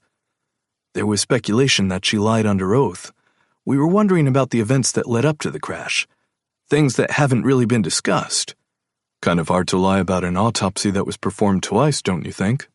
I ask him, trying to keep my anger in check and not freak out and give him anything. "They did a private one, and we were lucky that the coroner never flushed out the blood that was collected at the morgue when he was brought in. Then the court found out about the discrepancy and requested another one."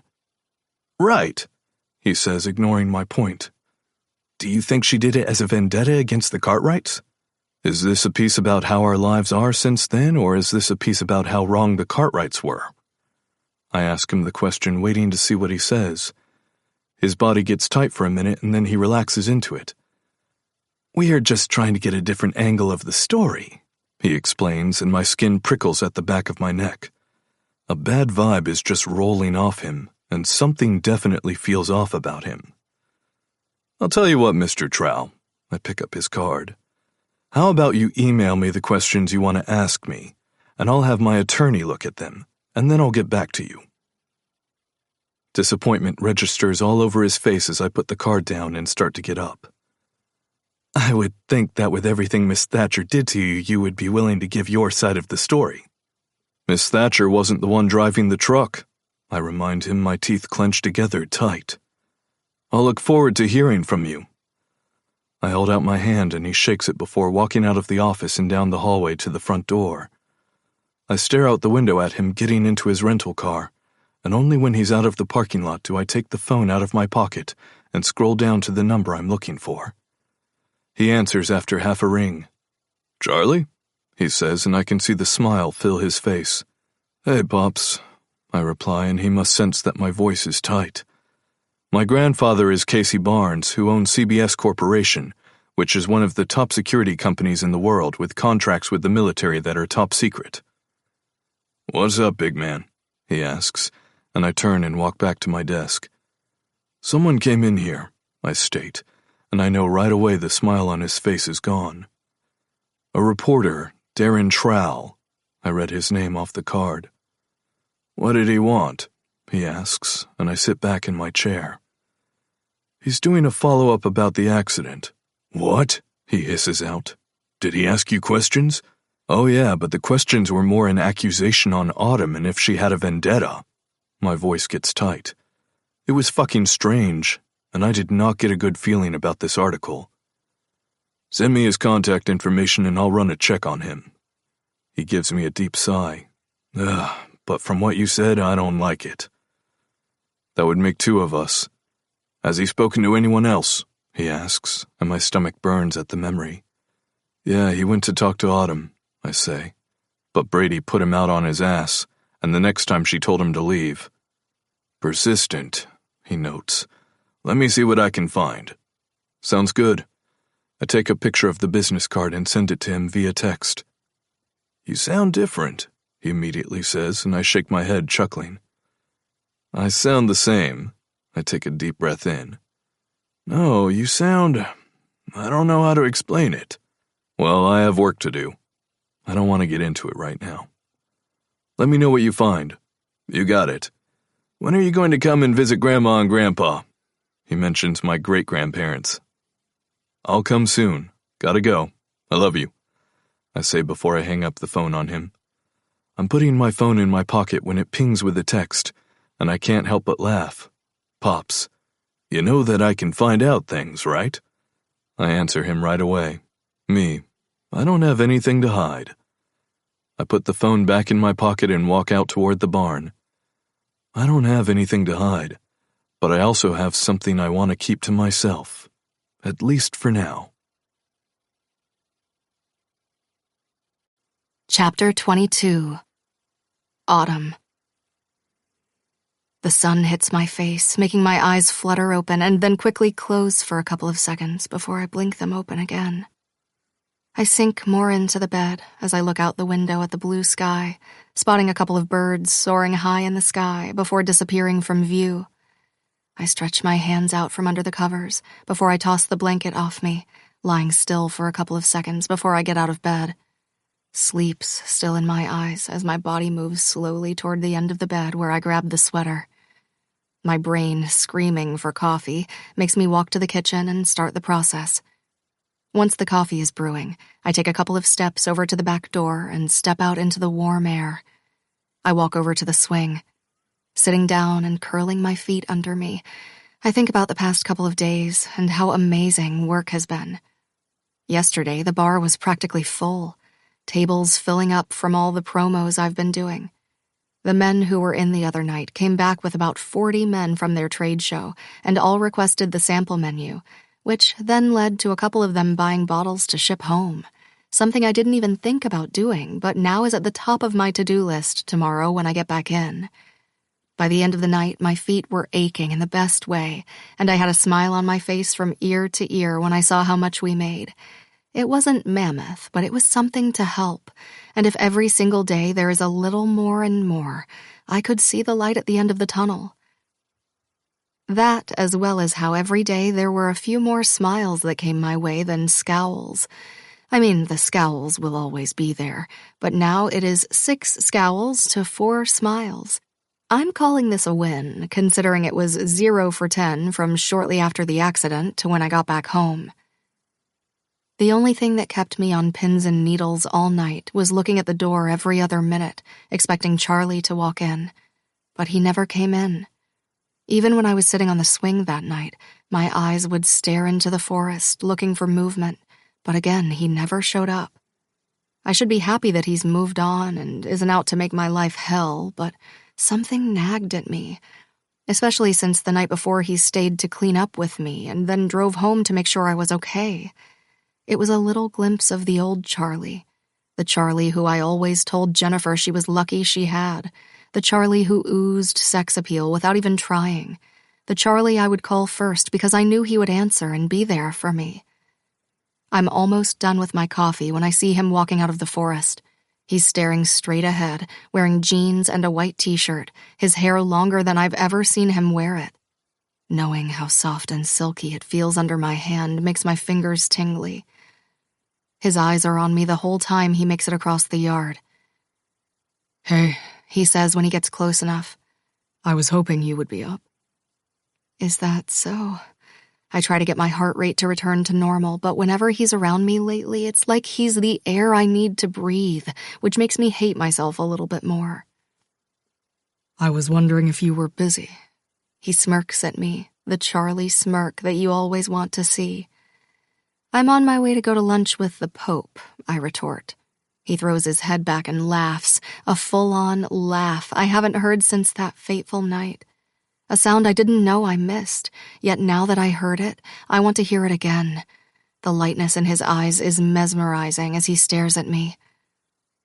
Well, if I could maybe persuade you not to go to lunch with the Pope, there is someone I want you to meet. All I can do is stare at him, my eyebrows pinched in confusion. Why don't you get changed? Who am I meeting? I ask, standing up and walking over to the steps. With him on the step below, we are face to face. It would take nothing for me to wrap my arms around his neck and lean into him and take the kiss I want. But no, I can't ever get. There is this horse we got. The minute he says the words, I can't help that my face beams as my eyes go big. I'm assuming you are okay with that? I mean, it isn't the Pope, I joke with him. But I think he can take a rain check. I heard he's a bit busy on Sunday anyway. He puts his hands on my hips and I stop breathing. If he gets to spend time with you, I bet he'll take what he can, he says softly, his eyes going from mine to my lips. My mouth opens a bit as the tip of my tongue comes out to run across my lower lip. Both of us just stand here until he closes his eyes for a second, then opens them back up. The hunger and need are still in them, but it's a different look than he's given me. Go get changed. His hands squeeze my hips. I'll wait for you here. Okay. I turn around and head inside, putting my mug in the sink before walking to my bedroom and taking off my sweater. I grab a pair of blue jeans and a sleeveless black high-neck t-shirt, tucking it in the front, before brushing my hair and brushing my teeth. Putting on my old worn boots, I walk out and see him sitting on the swing. His arm is outstretched across the back, and all I can think of is cuddling up in his arms, which is silly since I've never cuddled with him. Sure, after we fucked it out and we turned on our side, neither of us wanting to face the other, I would always wake in his arms. His head turns to me. You look nice, he compliments, getting up from the swing. You ready? As ready as I'm going to be. I put my phone in my back pocket as I follow him down the steps toward the forest. Do you work today? He asks as we walk over to his barn. Yeah, I have to be there at 5. I'll make sure to get you fed and back by then, he assures me, his hand grazing mine as we walk, his index finger hooking onto mine. The heat from his hand fills me as we step out of the forest and into the clearing, heading toward the red barn. I stop walking when I see the big house across the way. I put my hand up over my eyes to see it clearly. That wasn't here the last time. No, he shakes his head. We built it a couple of years ago. It's where I live now. My stomach lurches as I look at the house, shocked that he moved. I'll give you a tour, he mumbles as we walk into the side barn, and I follow him down the concrete hallway to a stall. Hey there, girl, He says softly. this is Goldilocks. He tells me before turning back to talk to the horse. Brought you a friend. He holds up his hand, and I see the most beautiful horse I've ever seen. She's a light blonde with a white mark down the front of her forehead. He turns to me. I told her about you. My body moves back a touch as he talks to her and then looks back at me. She's a bit skittish, He cautions. but once she trusts you, she's fine. I step to his side. Hi there, I say softly, and he reaches for my hand and lifts it with his. She won't hurt you. He says as she makes a little noise and takes a step back. I won't hurt you, I assure her, and she looks in my eyes, almost to my soul. I promise. She takes a step to our hands. Do you want to take her out? He asks, and I just smile up at him. Will she let me? I ask.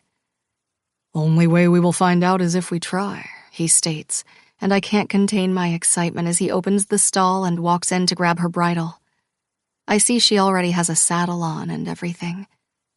I haven't ridden in over 8 years, I admit, as we walk out with the horse next to him. It's just like a bike, He says, and when we are in the fenced area, he holds out his hand for me. I put my hand in his as I put my foot in the stirrup and then get up on her as I hear him. You be good with her, He tells the horse. she's special. My chest tightens at his words as he looks up at me. I'm going to go get my horse and we can go out on the trail. I nod as he turns and jogs back to the stable. We're going to be just fine. I'm scared too, I admit, and she bends her neck to eat some of the grass.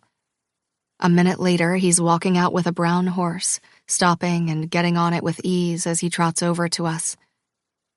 You two look good, He says, and I just smile. let's go that way. He points to the side as we follow him. How are things? He asks once we start on the trail. That's a loaded question, Charlie Barnes. I try to make a joke of it. How are things with me? I shrug. I've had better days, I say softly. But then again, I've had worse days. I swallow down, knowing he knows what I mean. How are things with the bar and stuff? I'm not sure, I answer him honestly, because even though it's been better, is it good enough? I'm hoping we can crawl out of the hole, but I'm not sure. What are you talking about? He asks, and I look over at him.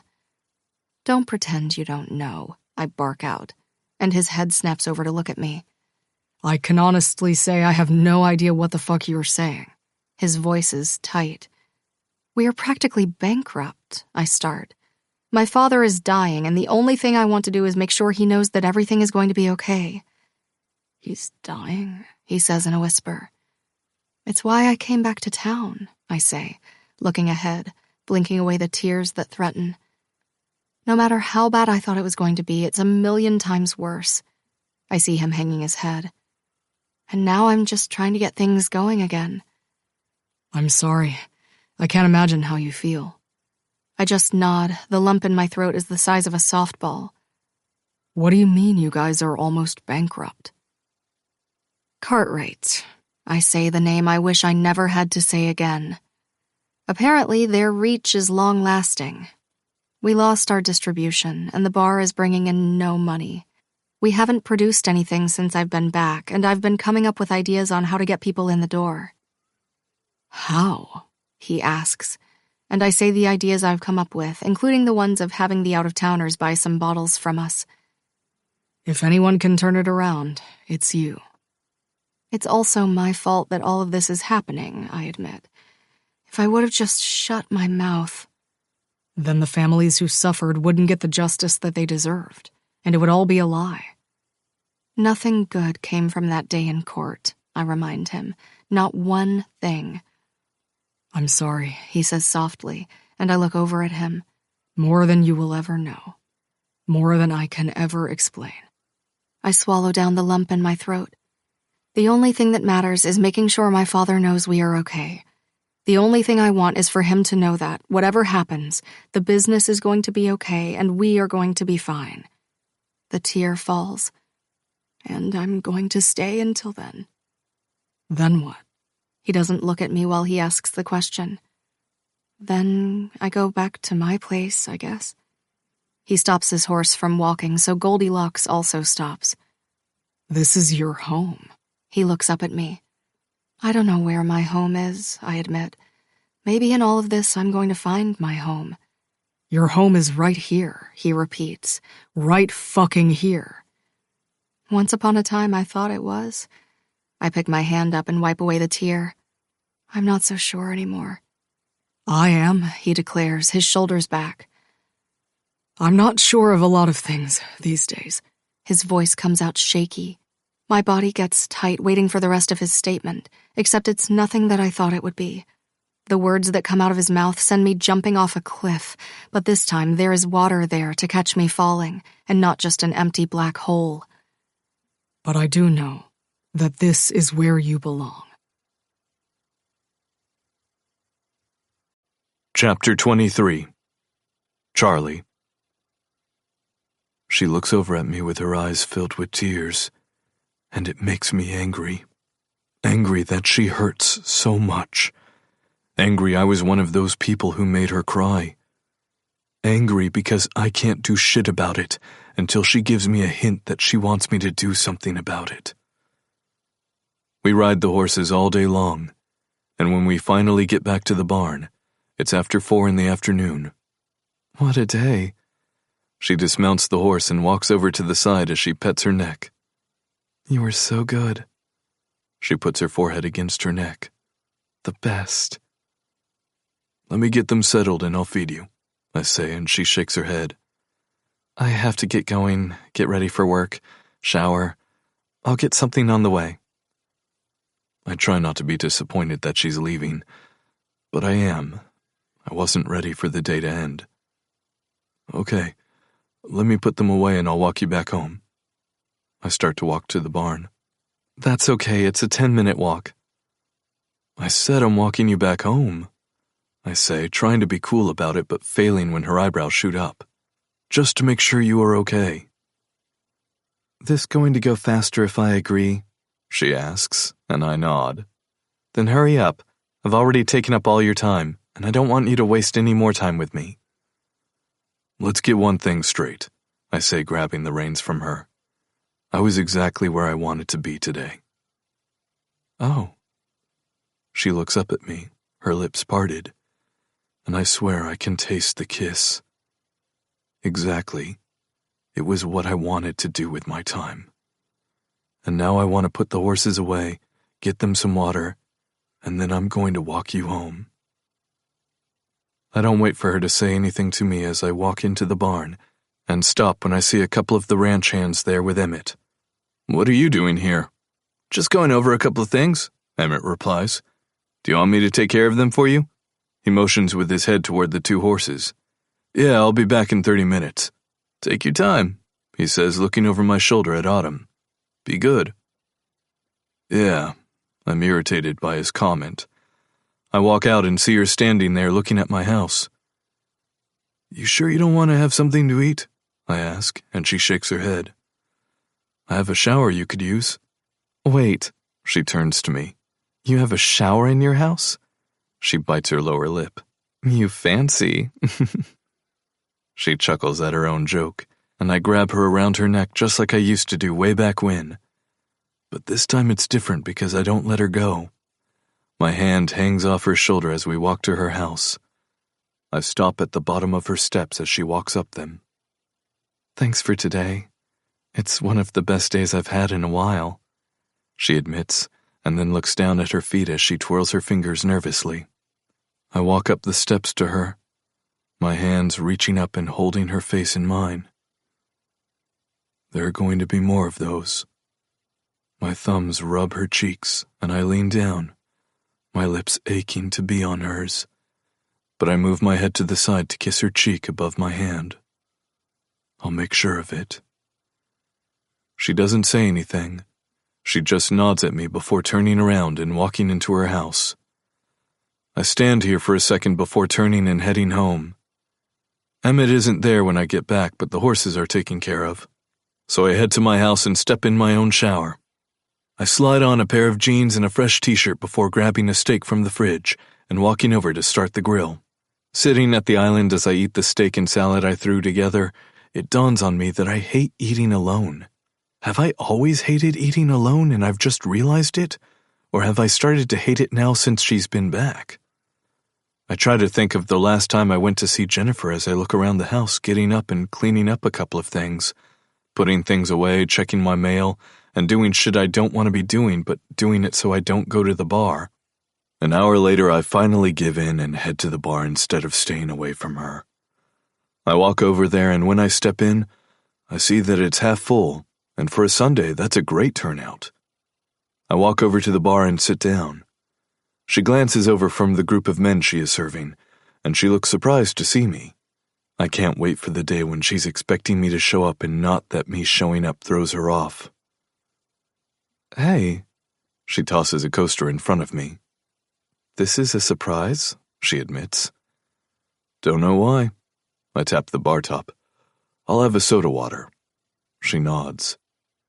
You got it. She walks over and fills my glass, bringing it over. On the house. She laughs as she looks around. I'll be back. I sent Brady home, so I'm riding solo. You need help? I ask, and she shakes her head. Of course not. I mumble as she walks away. Slowly, people start paying their tabs. I see it's close to 8 and wonder if she'll drive me home and then come in with me. I'm thinking this when the stool beside me is pulled out, and when I look over, my mouth hits the floor. Well, I'll be, I say, and the man sits down beside me and looks over at me. His eyes look like he's lived 10 lifetimes. Damned. He chuckles, his hair longer in the back at the nape of his neck and on the top. Aren't you a sight for sore eyes? What can I get you? Autumn says and then stops when she sees who it is. Brock? She says his name in a whisper. From her reaction, I'm guessing this is the first time they have come face to face. Saw you were back in town, then heard you were staying back in town, he says, putting his hands on the bar top. His hand looks rough, his knuckles look like they are healing from being torn to shreds, his fingers tainted with grease, which means he probably just came from his shop down the street, a shop he inherited from his father. Wanted to see if the rumor was true. It's me, she says, putting her hands on top of the bar stretched out to her sides. In the flesh. Can I get you something to drink? I'll have what he's having. He motions toward me with his head, so Autumn takes off and comes back and puts the glass down in front of him. He picks it up and holds it up. To old times. He clicks my glass with his before taking a sip and then grimaces. There's no alcohol in this. We both laugh at him. What is this? Soda water, I say, and he looks at the glass like it's the most disgusting thing he's ever tasted in his life. Why? He shakes his head and Autumn walks to the end of the bar and pours him some whiskey in a small tumbler before handing it to him. Now this is a color I like. He takes a sip and then sighs. Tastes like heaven. He looks over at Autumn. So, what's new? Same old, she says, her answer guarded. I would imagine she's still pissed at him for lying when the accident happened. He sided with the Cartwrights. Why, we had no idea. I didn't care enough at the time to question it. After the accident, it seemed the 4 of us all went our separate ways. All 4 of us with our own journeys to go through to heal. Everly was here one day, and then when the truth came out, she was gone. From the rumors around, Brock let her go and quickly moved on with someone else. But it was over before the ink was dry on the marriage license. The only thing left is their 8-year-old daughter, Sage. What about you? Same old. He looks in the glass, bringing it to his lips and taking another sip. You look good. I glare at him, wondering where he is going with this. He finishes the rest of the whiskey, getting up, and taking a 20 out of his pocket and putting it on the bar. I guess I'll see you around, he says, then slaps my shoulder. Fuck, it's good to see you. He squeezes me before turning and walking out of the place. 8 years later, she says, her voice soft. And we are all still living with the demons from that night. She takes a deep breath in. I hate him. Brock? I ask, and she shakes her head. No, she looks at me. He did what he did for a reason. One that is his own. The only one who was to blame for that night is Waylon. Yet he's the only one who seems to have escaped it all. She grabs a rag from the sink. Coward until the end. She stays silent for the rest of the night, her mind elsewhere. And when she closes the bar, I kiss her cheek and turn to walk toward my house. I watch her drive out of the parking lot before I turn and make my way home, walking straight up the back steps and into the house.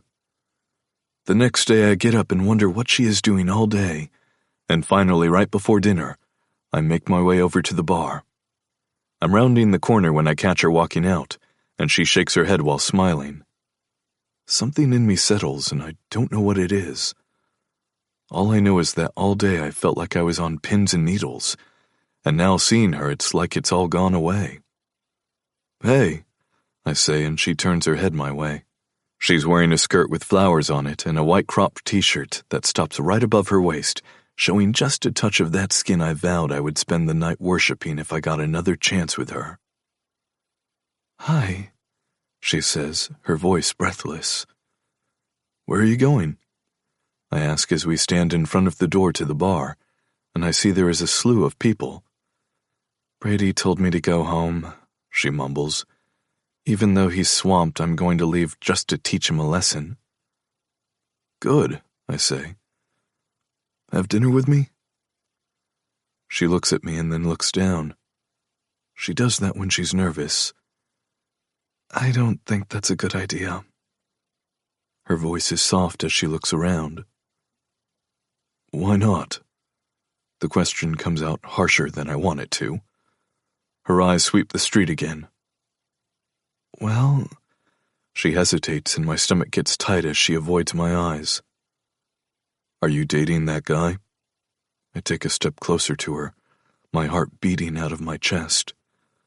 I look down at her, wanting to kiss her more than I've ever wanted anything in my whole life, but also knowing that I have to gain her trust. I vowed I was only going to kiss her if she wanted me to kiss her, and that is what I'm going to do, even if it kills me. No, she quickly answers me. Brian and I are just friends. Even the name makes me want to ball my hands into fists and punch a tree. We're going for dinner, I say, not giving her a chance to refuse while I grab her by the elbow and proceed to walk to Damour's restaurant. I pull open the door and the aroma of fresh-baked bread hits you right away. The tables are all covered with white linen tablecloths, and the servers wear tuxes. It's a fancy place, and the two of us look like we are dressed to go to a diner and not here. Can I help you? The hostess asks. A table for two, please, I say, putting my hand on the base of Autumn's back when she grabs two menus and motions for us to follow her. A server is beside the table pulling out a chair for her to sit in when we arrive. Thank you, she says softly to the server, and gives him a shy smile as I sit in the chair in front of her. The hostess hands us each our menu, and then places the wine menu on the side of my plate. Would you like still or sparkling water? The server asks us. I'll have sparkling, I reply, knowing she won't answer first. I'll have the same. She looks up at him before taking a look around the room. I can literally hear the whispers from the people around us. I ignore them as I open my menu and look over the specials. The pasta is homemade, I inform her, and when I look up, I see that she's pale. Relax, I say, and she just stares at me. I don't know if I can do this, she whispers softly, and I reach out my hand and put it on hers, making sure more people stare and whisper, also not giving one fuck about who is pointing and who is whispering. You can do this, I smile at her. You can do anything. She has to be quite honestly the strongest woman I've ever met. I'm not sure about that. She opens the menu and avoids looking around. Hey, I say. She looks up at me and has the biggest tears brimming the bottoms of her lids, and I want to get up and pitch my table across the room. We'll go. No, she mouths. If I do that, they win. Everyone wins. I couldn't be prouder of her. Then we eat, and I'll take you home, and we can have dessert at my house. I don't mean it like that, and the minute I hear the words, I want to kick myself. But then I see her eyes gloss over in lust, and I just smirk at her. I didn't mean it like that, but with the way your face just changed, you can take it however you want. She silently giggles, bringing her hand to her mouth as she looks at the menu. I order a plate of pasta, and she does also.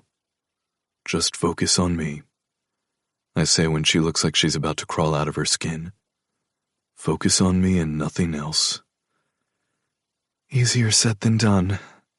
She grabs a piece of fresh-baked bread when it arrives and puts butter on it. The whispers slowly die down like I knew they would.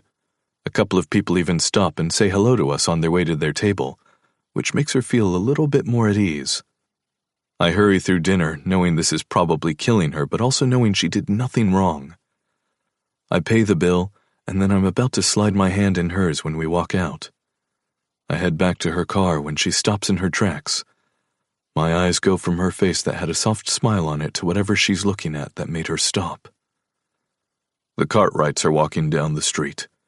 Mr. and Mrs. Cartwright, heads held high, arm in arm as they walk, followed by their son Winston and his wife Harmony.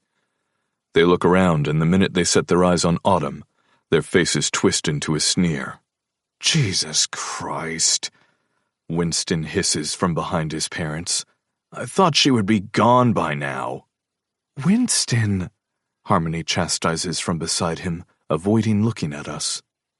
Well, what do we have here? Mr. Cartwright says, looking at Autumn and then back at me. Didn't think we'd find you hanging around with scum? I'd watch your mouth if I was you. I step in front of her to block them from even looking at her. Only scum I see standing on the street are the three people in front of me. My arms cross over my chest. The ones who live in glass houses. I can feel her shaking behind me. The ones who still think their shit doesn't stink, but the minute they walk into the room, it reeks of shit. Watch your fucking mouth. Winston steps before his father to stand in front of me, and I have to look down at him. You think you scare me?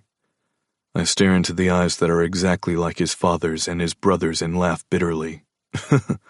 I was friends with the devil in sheep's clothing and didn't know. He grinds his teeth. But you guys knew. I point at him.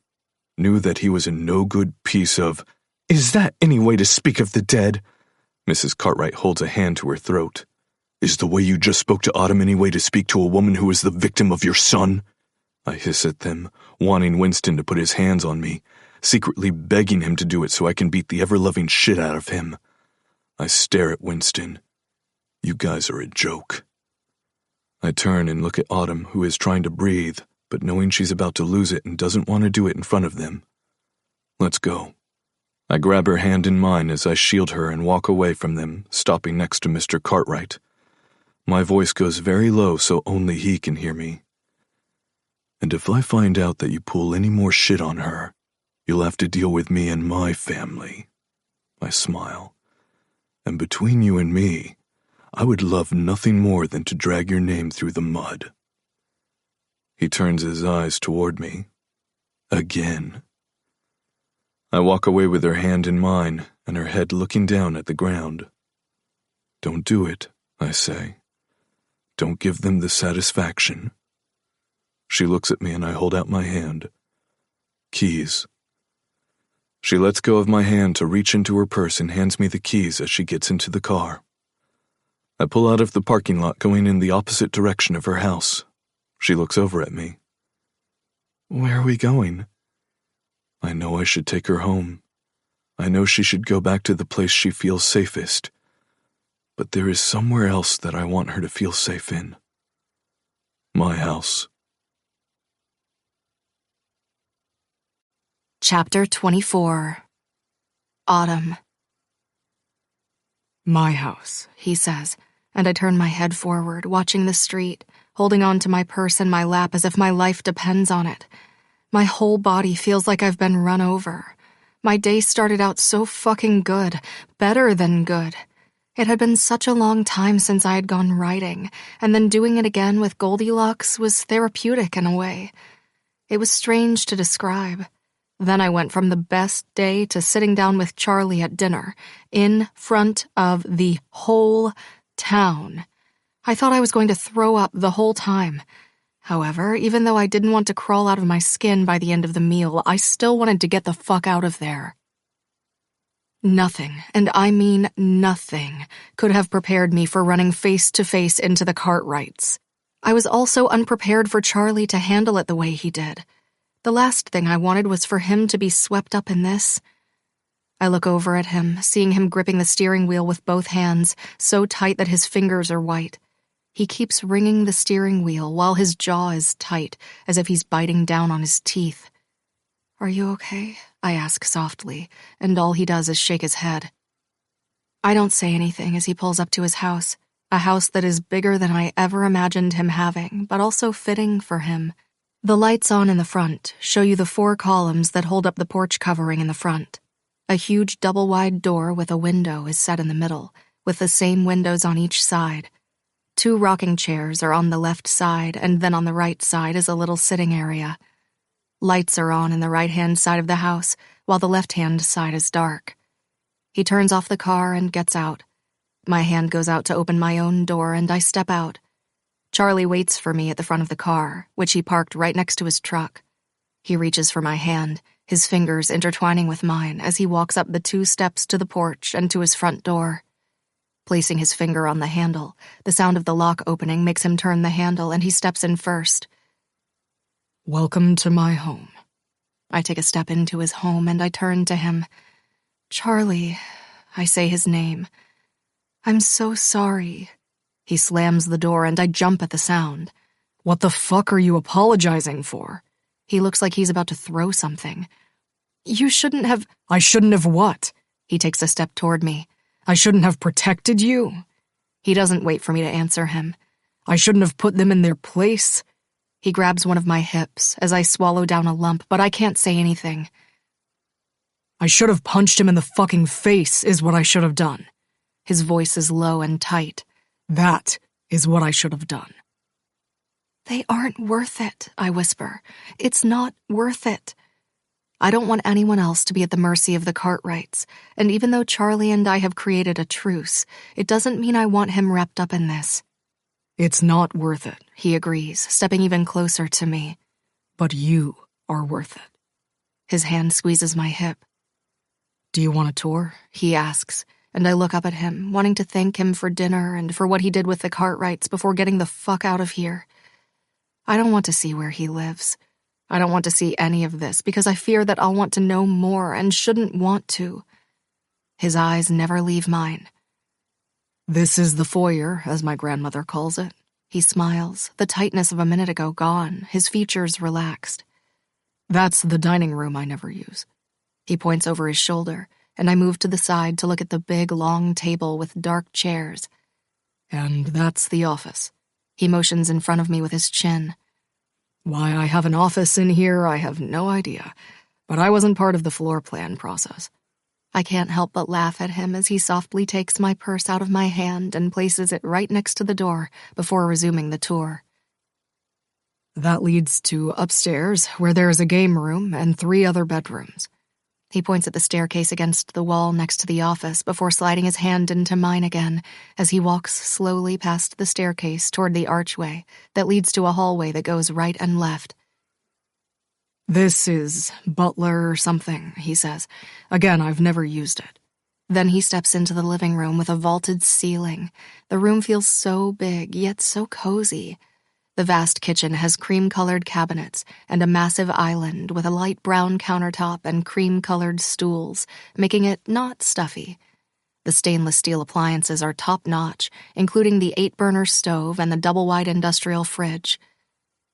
This room is the one I use the most, He admits. Well, this and the bedroom.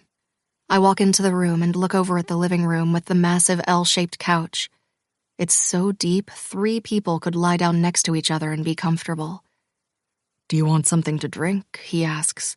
I could make you a tea. You make tea? I ask, trying not to make it a big deal that I'm standing in his house after the last 8 years of hell. I have a kettle. He walks to the kitchen and opens a cupboard, taking out a stainless steel kettle. He goes over to the big sink and fills it up. And I have tea bags. He turns the knob on the stove, and the tick sounds until the flame fills under the kettle. Then he walks to what looks like a barn door and slides it open. I see it's his pantry, which is the size of my bedroom. I have a box of tea, he states, looking around the shelves and then finding it before coming out with a big brown wooden box.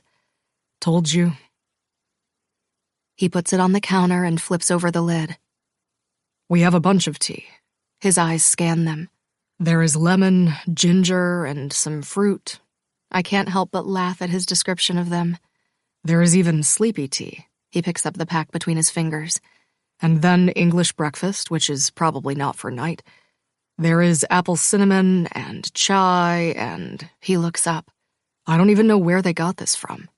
I'll have the lemon or ginger one, I say, and he puts down the sleepy tea one before picking up the lemon one. Done.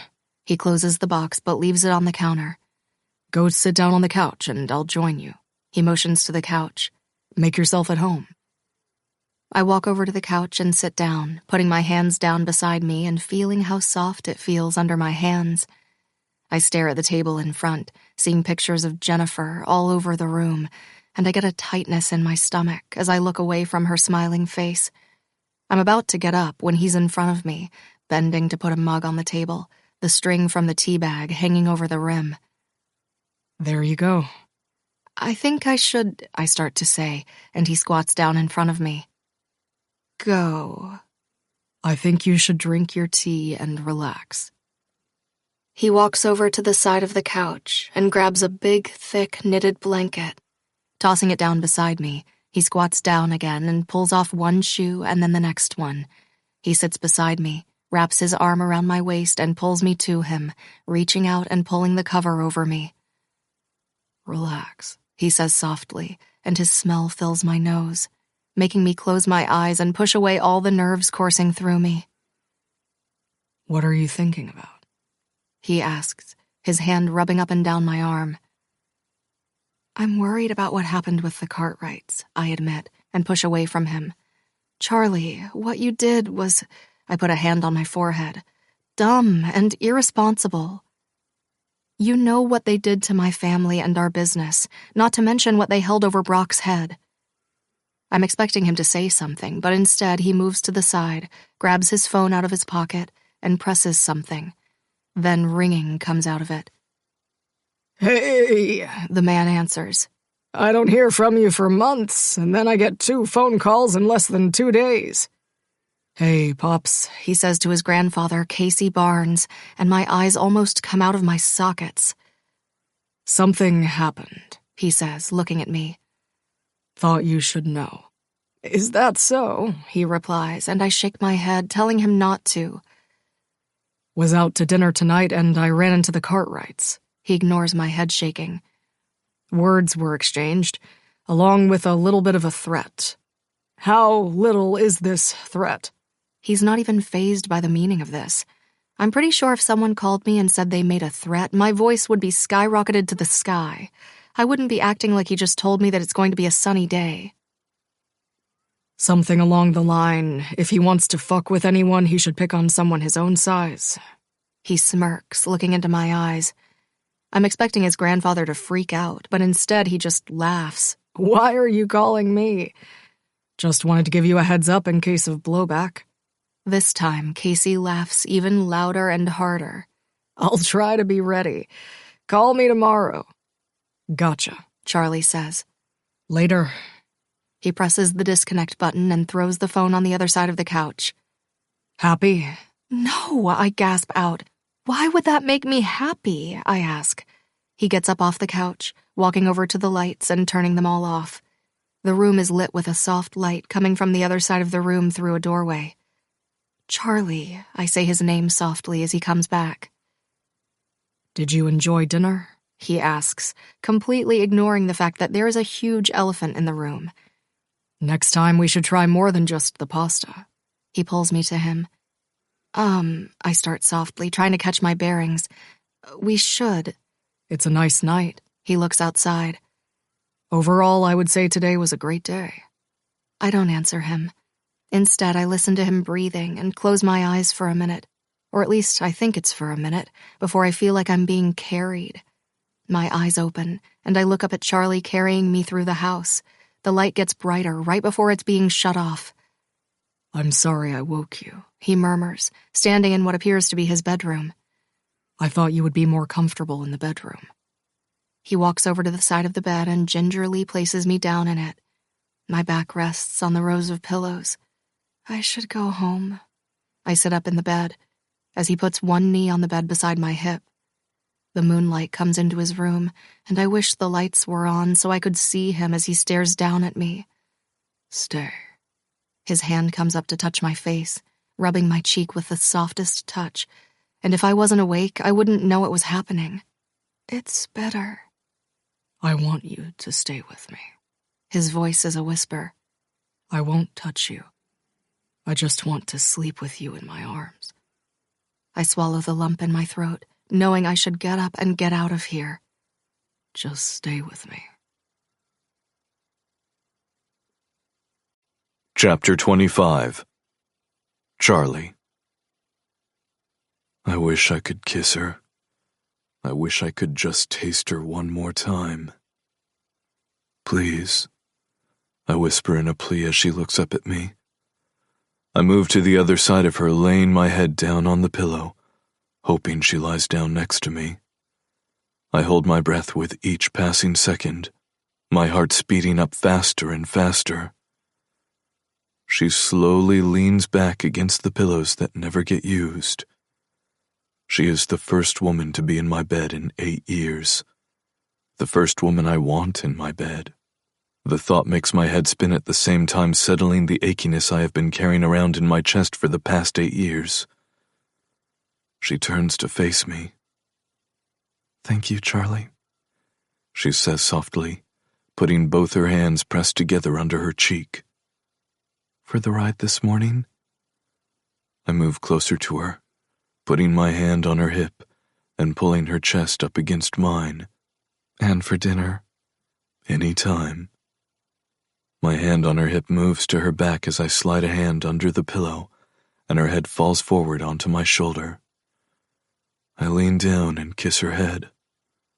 I can't resist not being able to kiss her the way I want to kiss her, so I settle for this. I close my eyes and settle into my bed. For the first time in 8 years, I fall asleep with a slight smile on my face. I open my eyes when I feel something tickling my nose.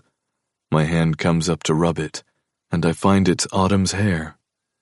I look around the room, seeing it's still dark outside. The bedside table clock shows me it's a little past 2 a.m. The last time I saw the clock, it was a little bit after 9 when I had pulled her into my arms. Now I am on my back, and she is draped over me, her leg hitched over my thigh in the middle of my leg. Her head is in the middle of my chest. I put my head back and close my eyes, taking in the heat from her body when she stirs in my arms. Her body gets lighter on me, and I know that she's moved away. She picks her head up, sleep all over her face as she looks up at me. "Did I wake you?" I ask softly, and she just shakes her head. I don't think I've ever fallen asleep so fast. She moves her hand thrown over my abs to under her chin. I crashed out. Must be all the adrenaline. I lift the hand that was just scratching my face to move her hair away from her cheek. I want to kiss you so bad. I say the words and I want to kick myself. Her mouth opens in a gasp. But I won't kiss you. I can feel her heart beating on my chest, mimicking my own. I made your life hell for the last 8 years. I blamed you for things I know weren't your fault. But I knew I had to blame someone, and you were the easy target. She looks away from me as she blinks faster. I don't think there will ever be anything I can do to forgive what I did. I tighten my arm around her waist, making her crush onto me. But every single day, I'm going to show you how sorry I am. Every single day, I'll try to right my wrong. It's okay, she whispers. And those words kill me because this is who she always was. The kind and understanding woman I forgot she was.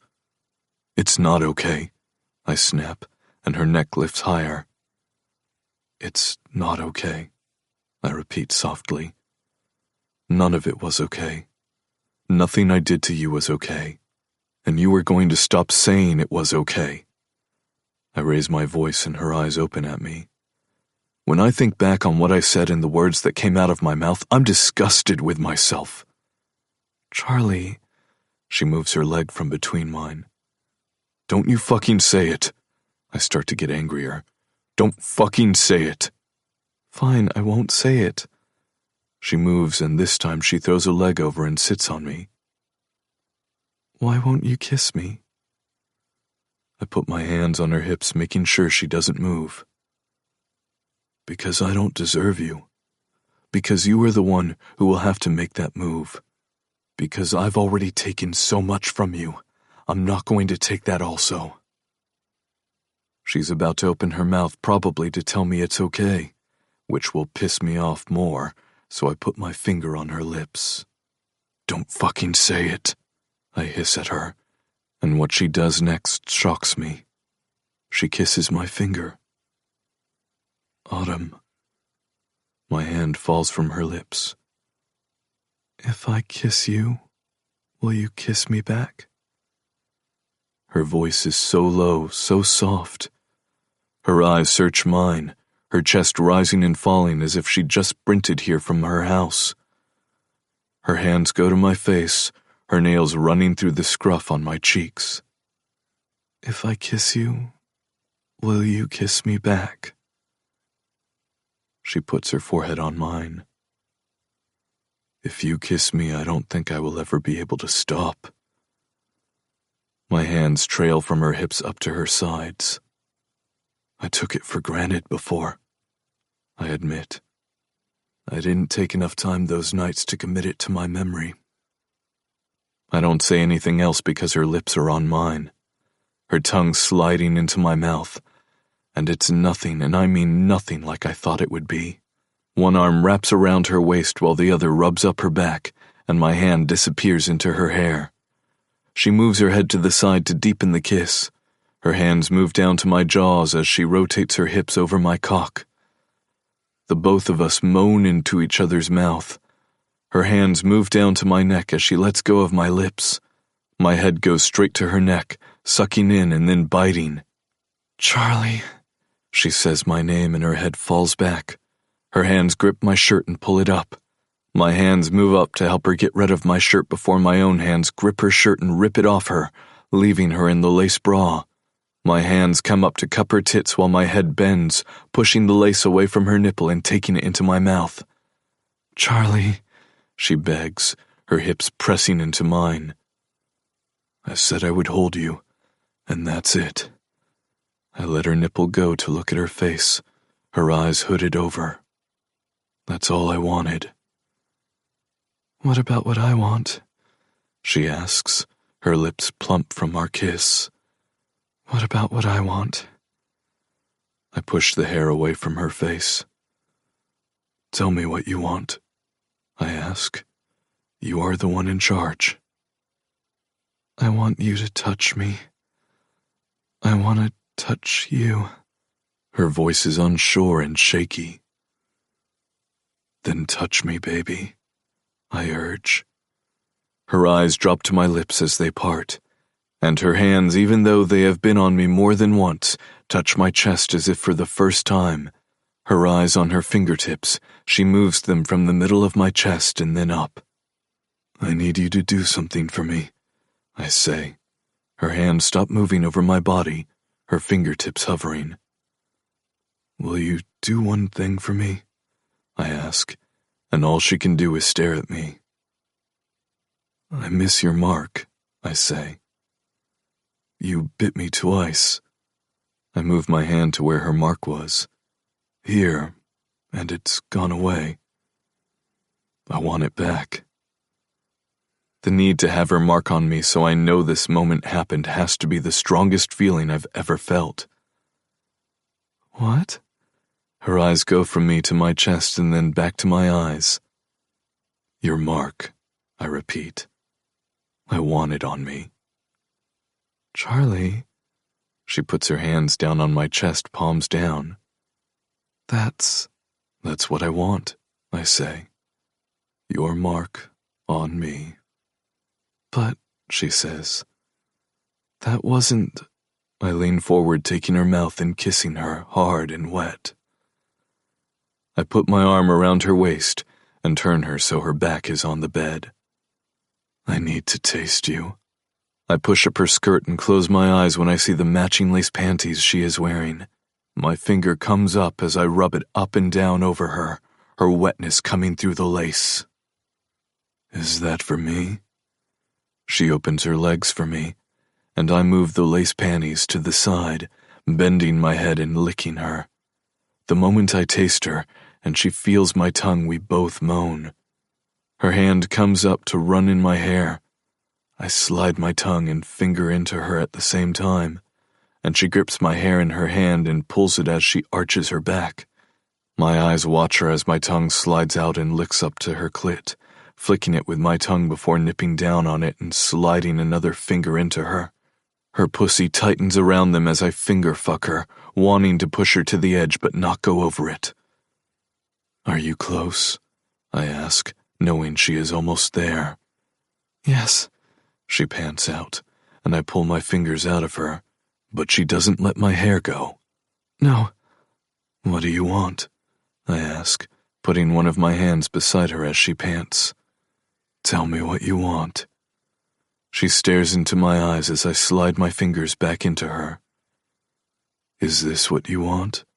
I ask, and she nods. I'll give you what you want. I fuck her with my fingers faster and faster. But you have to give me what I want. Yes, she mules, and I know she's so far gone she'll agree to anything. You'll give me what I want? My thumb presses down on her clit, moving it side to side as my fingers stay buried in her.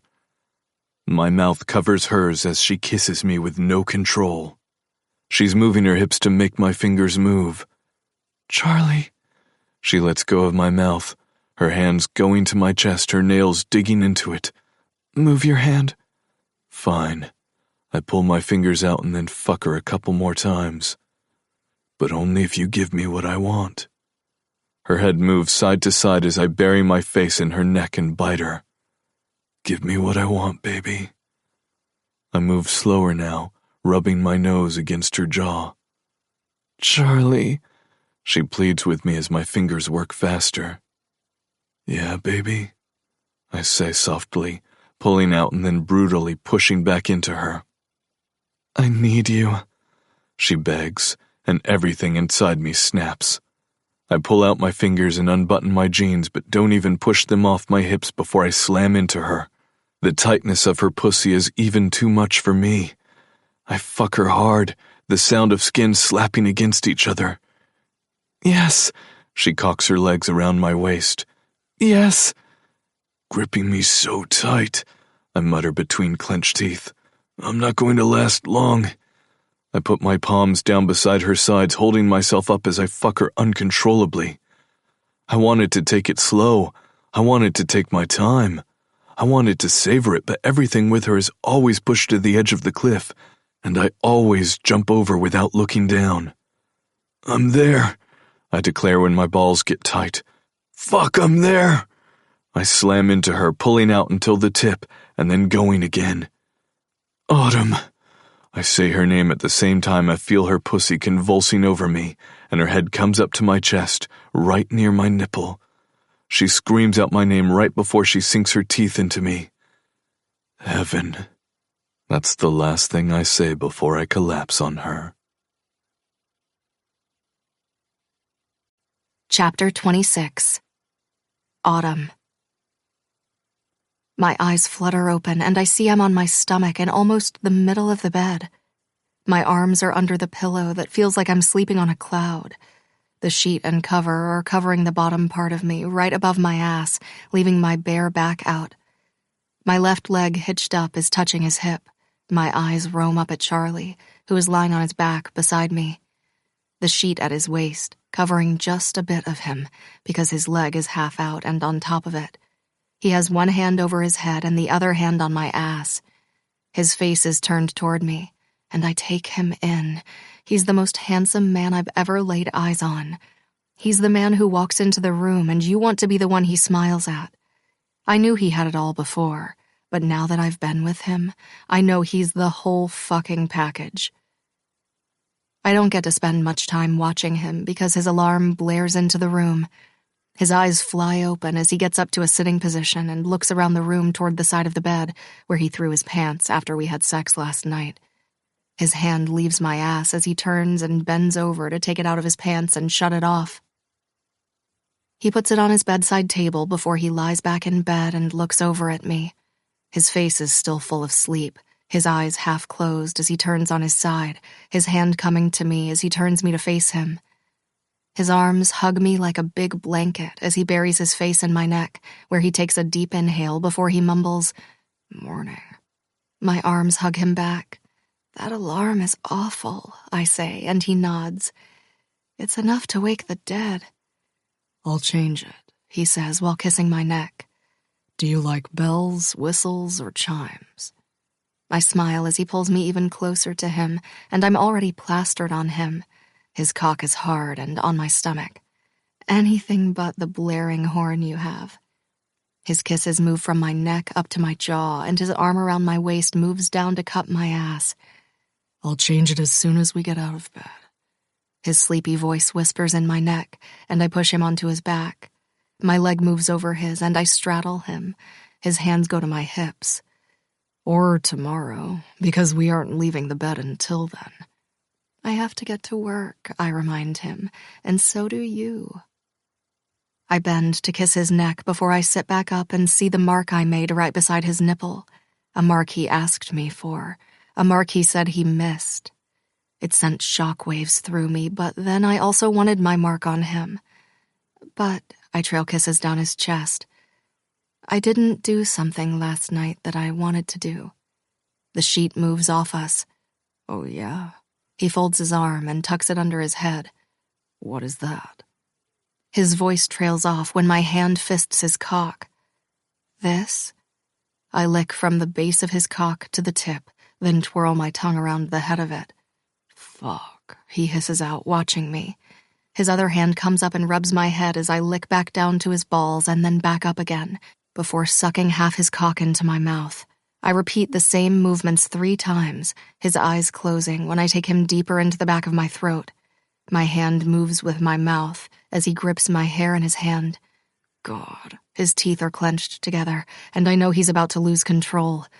"First fucking morning that I get to have you. Not going to come down your throat." He sits up, his cock still in my hand as he forces my head back and kisses me brutally. "I'm going to come in you." He turns me onto my back, his cock in his hand, lining himself up, and slams into me, pulling out until the tip is almost out. Then he takes one of my legs and throws it over his shoulder before he plunges back into me, going even deeper. "Charlie," I mutter, staring into his eyes as he fucks me, his hand moving down to my nipple as he tweaks it before he kisses me. He puts his hands by my shoulders as he looks between us, watching his cock ram into me. "Look at how you take me, swallowing me up." His hips move faster. "So fucking tight, it's getting harder to pull out." He puts his forehead on mine. "Tell me what you want." "Don't stop." That's the only thing I think to say. Please don't stop. The feel of him inside me makes my body light up. I feel like every single cell in my body is alive with him. There are no words to describe how good he makes me feel, how good this feels. "Charlie," I repeat when I'm almost to the edge. "I can feel you, baby," he says softly, "choking my cock with your pussy, begging for me to come in you. I arch my back as he slams into me and moves side to side, my clit tingling. Squeeze me, baby, he urges, and I contract my pussy around him. That's my girl. He pulls out and then rams back in. Give me one of your fingers. I hold up a finger and he sucks my index finger in his mouth. Now play with your pink little clit, he says, and I'm mesmerized by him. My hand goes between my legs and up. Move your finger in little circles. He watches me play with myself as his cock thrashes into me over and over again. My finger moves more frantically as it moves side to side, my eyes closing as I take in the feeling. His thrusts are faster and shorter. So fucking wet for me, he hisses, and I know I'm dripping all over his sheets. I need you to hurry up and come, baby. His hips thrust into me over and over again. It happens as soon as he calls me baby. The tightness in my stomach travels to my pussy, and I come on his cock. Autumn, he roars out and plants himself inside me, bending his mouth to mine as we kiss slowly. If waking up with you wasn't great enough, that might be the icing on the cake. He smiles, and I can't help but grin at him. I'm about to say something when his alarm goes off again. Shower time. He pulls out of me and turns off his phone before grabbing my ankle and tugging me to the edge of the bed. We are going to shower together. He wraps his arm around my waist, walking me through his room toward his bathroom. To conserve water. I can't say anything else because the shower is turned on me and I'm standing under it. I should have known that a shower with him wasn't just a shower, but more. He grabs the bar of soap and lathers me from head to toe. He washes me down before rinsing me off and then sucking my nipple while he finger fucks me to another orgasm. My hands grip his cock at the same time, and when he's about to come, I get down on my knees and swallow everything he has. I'm wrapped in a towel as I walk out of the bathroom and stop when I see her picture by the bed. My neck suddenly burns, and I have to look away from her smiling face. Charlie steps out and puts his hands on my hips. What's wrong? I shake my head and try not to let him see that I'm a little flustered, or I'm 1 second away from tears. I'm good. I step out of his touch. I just have to get going. I can feel him staring at me as I walk around his room and gather my things. I slide my panties on and then my bra before letting the towel fall away. You're lying to me, he accuses, and I look at him, standing in the middle of his bedroom with a towel around his waist, hanging low on his hips. His chest still has a couple of droplets of water from his hair. My eyes go to the bite mark. I'm not lying. I have to go, and you have to go, and I'd like to get out of here before people see my car still here. I look away from him to grab my shirt. We had dinner last night together, he reminds me, and I slip my skirt on. Everyone is already talking about us. I look at him. Does it bother you? Yes, I answer him honestly. It bothers me. I don't want you caught up in this shit with the Cartwrights. I already told you, I don't give a shit about that. He turns and steps to his walk-in closet that I saw on the way out. My eyes avoid looking at the bedside table, but I can't help it. I look at her picture and mouth, sorry, to her. I'm going to go. I turn and see that he's already come back in the room and he's caught me looking at her picture. Thanks for last night. I almost run out of the room, going to get my boots and sitting down as I put them on. He walks out of the bedroom wearing jeans and a t-shirt. Autumn, he calls my name, so I look up at him and fake smile. He doesn't get to say anything more because the phone rings from his bedroom, giving me a chance to get up. I'll let myself out, I say. You need to get your phone. I walk out, looking over my shoulder at him. I want to say, see you later, but I don't. I just take one more look at him before I grab my purse and get the hell out of here. Only when I've made my way away from his house and stop, my head hitting the steering wheel, do I let the air I've been holding out. Well, add that to the list of why I'm the shittiest friend ever. I think of going straight to work, but then think about walking in wearing the same thing I did last night and make my way back home. Nothing says walk of shame like going to work with the same clothes on, I mumble as I walk into my house, going to my bedroom and picking out my tight, light blue jeans, a white t-shirt, and a pair of white runners. After putting on a little bit of mascara and walking out the door, I head to work. I arrive at the same time as Brady, who looks at me. You better be going to get coffee.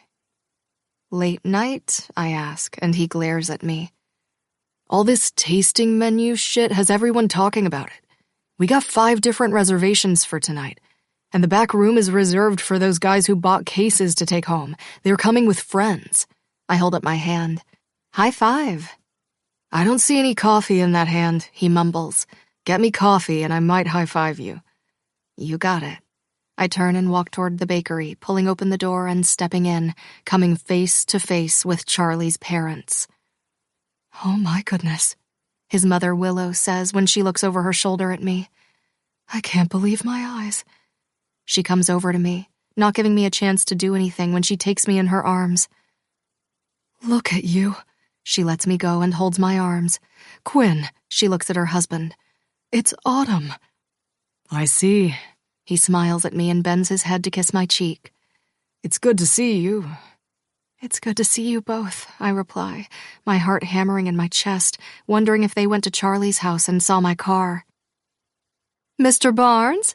He turns his head when Maddie calls his name and holds a big bag for him. We're surprising Charlie. Willow fills me in as I try not to make it seem that I'm freaking out, but I'm freaking the fuck out. That sounds like fun, I say as Quinn joins us. I'll let you two get to him. I step aside from them and watch them walk out the door. My eyes follow them to the SUV as Quinn smiles down at Willow and opens her door for her, bending to kiss her lips before she gets in. What can I get you this morning, Autumn? Maddie asks from behind the counter. I'll take 2 coffees and a whole box of donuts, I order. That kind of day? She raises her eyebrows. You have no idea. I take one look over my shoulder and see the SUV drive away. You have no idea, I mumble again. Chapter 27. Charlie. I open the back door and storm out with the coffee in my hand, headed straight to the barn. My mind on the way Autumn was looking at the picture of Jennifer when I walked out of the shower. Something we both need to talk about. It also makes me think about the last time I went to visit her. Something that has been less and less in the last couple of weeks.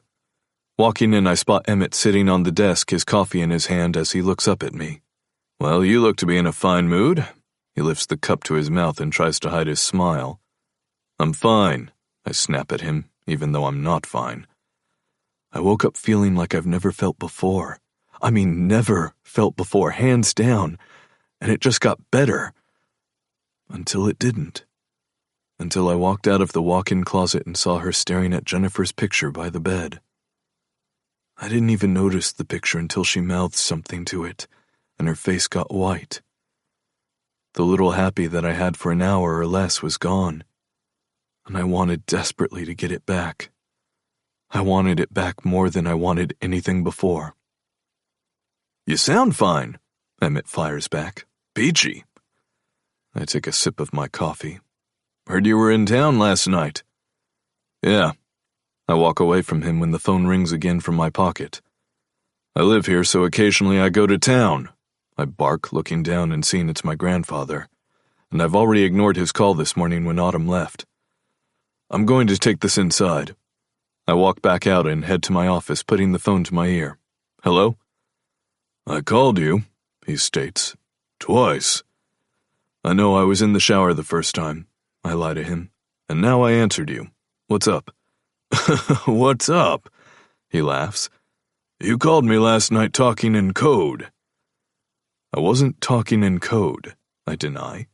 I called to give you a heads up. Is that how you remember it? He pushes as I pull out my chair and sit on it. Care to fill me in on the whole situation? I close my eyes, wondering how the fuck to word it without putting Autumn in this. I don't want her to be involved in any of this, but I know I have no choice but to say everything, so I do. Well, definitely not everything. I'll see what I can get from my end. After everything fell to shit in court, I didn't give it another thought. Yeah, I've spent the last 8 years with a chip on my shoulder and placing blame on someone who wasn't to blame. Is that so? He questions, and I close my eyes. Became a man I didn't recognize, I say honestly. I want to get back to the old Charlie. Not going to lie, he huffs. Not too fond of that, Charlie. I chuckle. Well, hopefully I can make you like the new and improved. Rough around the edges, he teases. I have to go. I'll let you know when I turn up. Appreciate it, I say and hang up the phone. I'm about to call Autumn when I hear my name being paged by Emmett. Charlie, you are wanted, he announces, and then I hear the crashing of the phone when he hangs it up. I shake my head, getting up and walking over to the barn. Putting my phone in my back pocket, I step out into the sun. I think about leaving and going to get lunch with Autumn when I step into the barn, and my mother shocks the shit out of me when she yells, "Surprise!" Her hands are in the air over her head.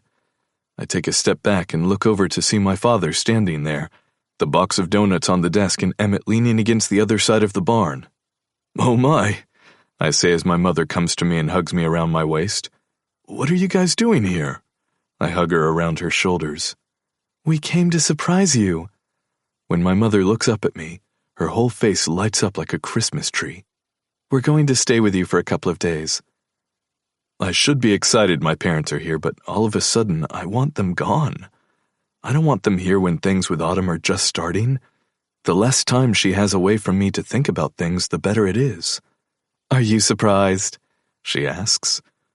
You could say that, I reply, and my father comes over to me and slaps me on my shoulder before pulling me to him. Hey, Dad. Hey, yourself, he mumbles. I can't believe you're here, I say, looking at the both of them. You called your grandfather last night. My father starts, and now it all makes sense. So you guys came to spy on me? I ask both. Of course not, my mother quickly refutes. At the same time, my father says, Yep, he nods. We want to make sure that you're okay and that everything and everyone is doing well. I think everyone is doing well and it was just talk. Did you hear about this? My father looks over at Emmett. Sure did, he confirms, and I roll my eyes. I'm surprised he can work since he's always hooting and hollering with all the gossip in town. I glare at him. You look different. My mother puts her hands on her hips. Something is different with you. No, it's not. I shake my head. Yes, there is. She turns to my father. Quinn, do you see it? He doesn't see anything. I walk over to the box of donuts. Because there is nothing to see. I see it. Emmett agrees, and I turn my head. He looks like less of an asshole. That I can see, my father says, slapping my back as he grabs a donut from the box. So what's this trouble you are in? I'm not in trouble, I groan.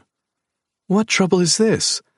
My mother looks at me and then my father, the worry all over her face. What happened, Quinn Barnes? Why did you not tell me any of this? You heard the man, there was nothing to tell. He bites off another piece of donut. I was just playing with him. He full-on just lied to my mother, and even she knows that because he avoids looking at her. How long are you guys staying? I ask, and my father stares at me. Not sure yet. I inwardly groan. Is that a problem? Nope, I lie to them. No problem at all. I take a donut, glancing over at Emmett, who is looking down at his boots, laughing and shaking his head. Mrs. Barnes, did you see Goldilocks?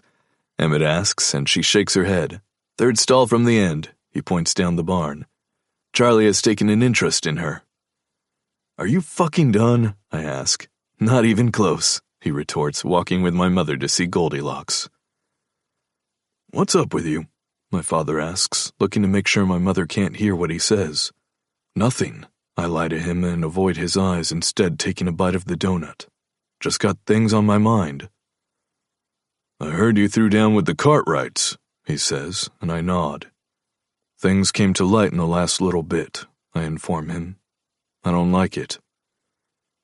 What sort of things? He asks, and I don't say anything. You know that you can't keep secrets, boy. He puts his ass against the desk. So you might as well just tell me what we are dealing with. They have been fucking with Autumn's family. I look down the barn to make sure my mother isn't near me. Her family is practically bankrupt. His eyes are shocked. The whiskey one? I nod. Saw her in town just before, he shares, and my head turns back so fast it's a wonder it doesn't snap off. She looks like she's been through it all right. She has, I admit, and I was one of those who put her through it. He's about to say something when I lift my hand to stop him from talking, but I'm not anymore. It's his turn to nod his head. She's got enough to deal with. She came back to town because her father is dying. My father doesn't say anything, but I see it in his eyes, worry mixed with sadness. We'll scope things out, but your mother is right. He stands back up. You look different. I roll my eyes and groan at the same time. Can't put my finger on it. I finish my donut. Well, I'm fine. I'm all good. Nothing is different. And I'm happy you're here. So we aren't cramping your style? He jokes and I laugh. Dad, I know you were trying to sound cool, but I shake my head. You don't. Are you seeing anyone? He asks, and I gawk at him. What? It's a question. I don't even answer him. Instead, I turn and walk to my mother, but I can feel his eyes on me. When I look over my shoulder, he's standing there with his hands on his hips, trying to figure me out. Are you done, or are you going to help? He walks to me. Deflecting, he observes. I know that game. It's not a game. Nothing is going on, and I'm not seeing anyone. The words feel wrong in my mouth. At least, not officially. I want to kick my own ass when the words slip out. Or not. I try to take them back, but the only thing heard in the barn is my father's laughter. Chapter 28. Autumn. What do you think? Brady stands in front of the desk, his hands on his hips, watching me.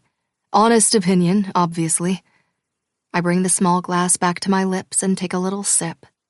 The amber liquid hits my tongue right away, followed by the softness of the vanilla, ending with the spice at the back of the throat, but it's a smooth transition. I think this one is my favorite. I put it to my lips again and take a bigger sip, feeling the same thing this time. It's really good.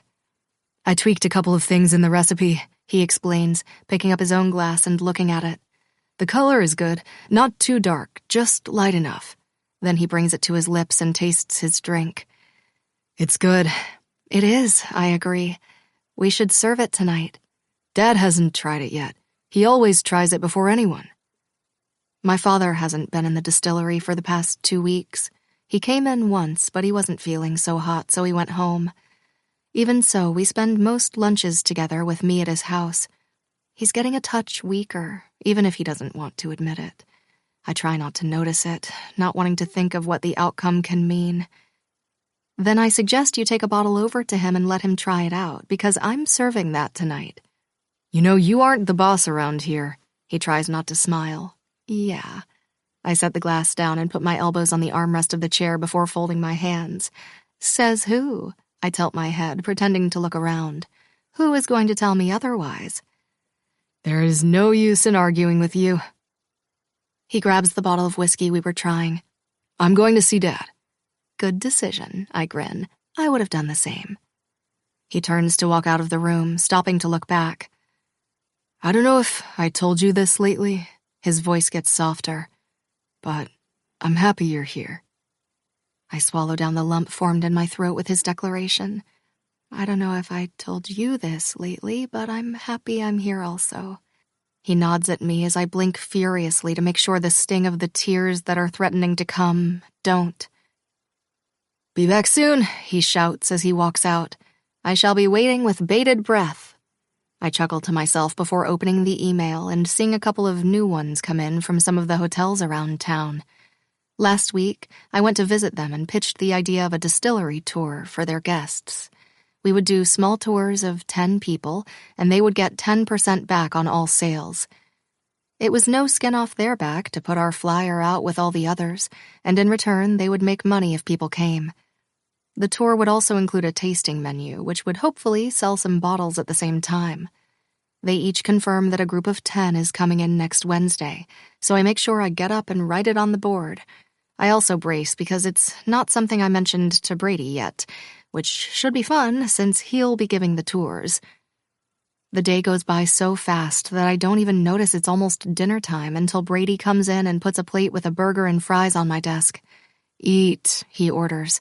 "Then get your ass out there." He motions with his head. "We've already got a couple of tables." The chef, who is a cooking student and is doing this for free just to get his feet wet, started today. We're doing a special 2-for-1 for everyone who comes in from 4 until 7, but are keeping the kitchen open until the max of 9, depending on how busy it is, hoping to get some of the diner customers. We have started on a small menu for the first couple of weeks to see how things go. The last thing I need is to go in the red even more. "We might have to hire someone soon," I say, and he raises his eyebrows. "I said soon, I didn't say tomorrow." "After, not now, we are going to discuss that." He points at the calendar where I wrote my message in big letters. "Maybe tomorrow." "You'll love it," I say, picking up a fry and dipping it in the ketchup. "It'll be fun." He doesn't answer me, just walks out while I take a bite of the burger and groan. It's so fucking good. I finish the whole thing before going to the bathroom, washing my hands, and stepping out to see about 10 tables filled with people. I see Brady running back and forth from the kitchen to the front. "What can I do?" I ask, and he motions with his head to the bar. "I wrote down the drinks I need," he says, carrying 2 plates to a table of 2 girls who smile up at him, one of them blushing. I get behind the bar, and in a matter of 30 minutes, Brady is standing beside me behind the bar, waiting to see who needs us. "This is good," he finally admits. It's still too early to tell, I warn him. As much as I want to toot my own horn, I look over at the tables of people who are from out of town. We need to bring in some of the locals and spread the word that way. "It'll come," he replies. "I have faith." I'm about to answer him when I look over at the door and spot him. My heart speeds up, and not from the nerves of everyone here, but from seeing not only him, but he's with his parents, who are holding hands beside him. He looks around the bar and spots me, his face going into a smile. "I take it you'll handle that table?" I whip my head to look at my brother. "No," my neck tingles. "You can do that." His face lights up. "Oh, but then I won't have fun teasing you." He picks up his finger and taps my nose. "You're it." "Brady," I hiss at him as I look over and see the 3 of them have taken stools at the fucking bar. Not in the front, nope, the 3 on the side where it's more intimate. "I'll be back," he says to me, turning and walking out from behind the bar from the other side. I take a deep inhale and turn to walk to them. They are customers, after all. "Hi," I greet them, looking at Quinn first, who smiles at me, then Willow, who has the biggest smile on her face, before falling on Charlie, who is looking at me with a sly smile. "Welcome." I'm going to remain professional and hope like fuck his parents don't catch on to anything.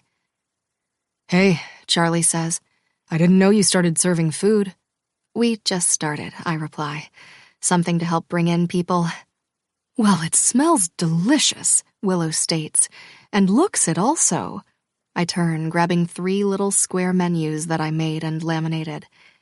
"Here you go," I hand them each one. "Can I get you anything to drink?" "I saw on your social media that you have a new blend." Quinn mentions, and I try not to think about that he was searching me online because he found out I was banging his son and wants to make sure I'm good enough for him. "We do." I avoid looking at him. "Let me get you a taster." I turn and walk around, trying to act like I'm not dying inside. I pour 3 small glasses before turning and placing them down in front of them.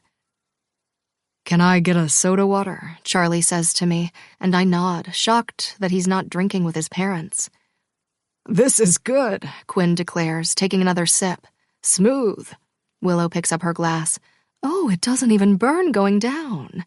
She looks at her husband. "I love this." She throws back the rest of the shot. "Can I have another?" "Relax there, sweetheart," Quinn says to her. "I'm on vacation, sitting with my son and my husband. I can't be safer." She looks at me. "I'll have another, please." I smile at her. You got it. I walk over and take a glass down and fill it halfway. I add a big cube of ice before making my way back and putting it down in front of her.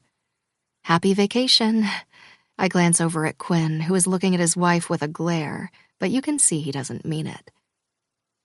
Are you guys going to try the food? I ask, looking at Charlie.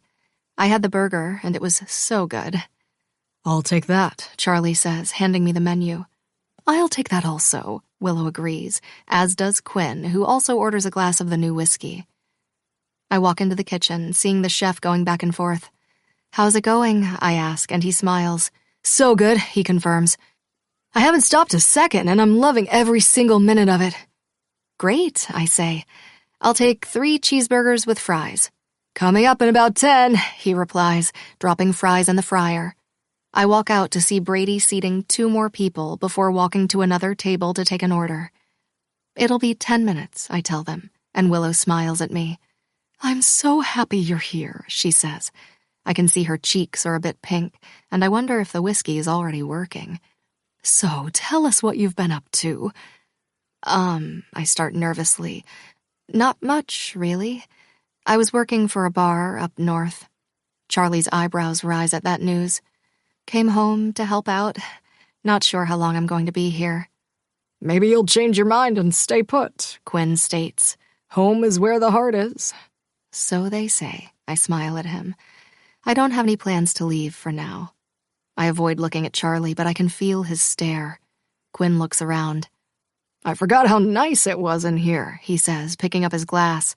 What else have you done? She's done so much. Brady breaks into the conversation. She doesn't stop coming up with ideas. Excuse me, I say, turning and walking around the bar and heading toward the distillery part of the room. The darkened hallway is lit up by the small circle coming from the swinging door. I'm about to step through it to get my nerves under control when I feel a hand around my wrist. I look over my shoulder as he turns me and pushes me against the corner of the door. Charlie, I barely have his name out of my mouth before his lips fall onto mine. His tongue slips in to play with mine. My eyes close as he kisses me, my head screaming at me that someone could see. My hands go to his sides, and instead of pushing him away, I squeeze him to stay where he is. He puts one hand over my head while the other wraps around my waist and pulls me to him. The kiss is soft, yet intense, and when he lets go of my lips, I want to pull him back. Hi, he says softly. Hi, I whisper. How was your day? I blink, trying to get my bearings. Good. You? Good, he replies. My parents are in town. As if I didn't see him come in with them. So I'll be coming to your house. I don't think that's a good idea, I say, and all he does is grin before coming back down and kissing me. I'll see you out there. He gives me one more kiss before walking away from me. I hear the bell ring from the kitchen and walk back out, seeing that more people have arrived. I grab the 3 plates of burgers before walking out and placing it down in front of Charlie and his family.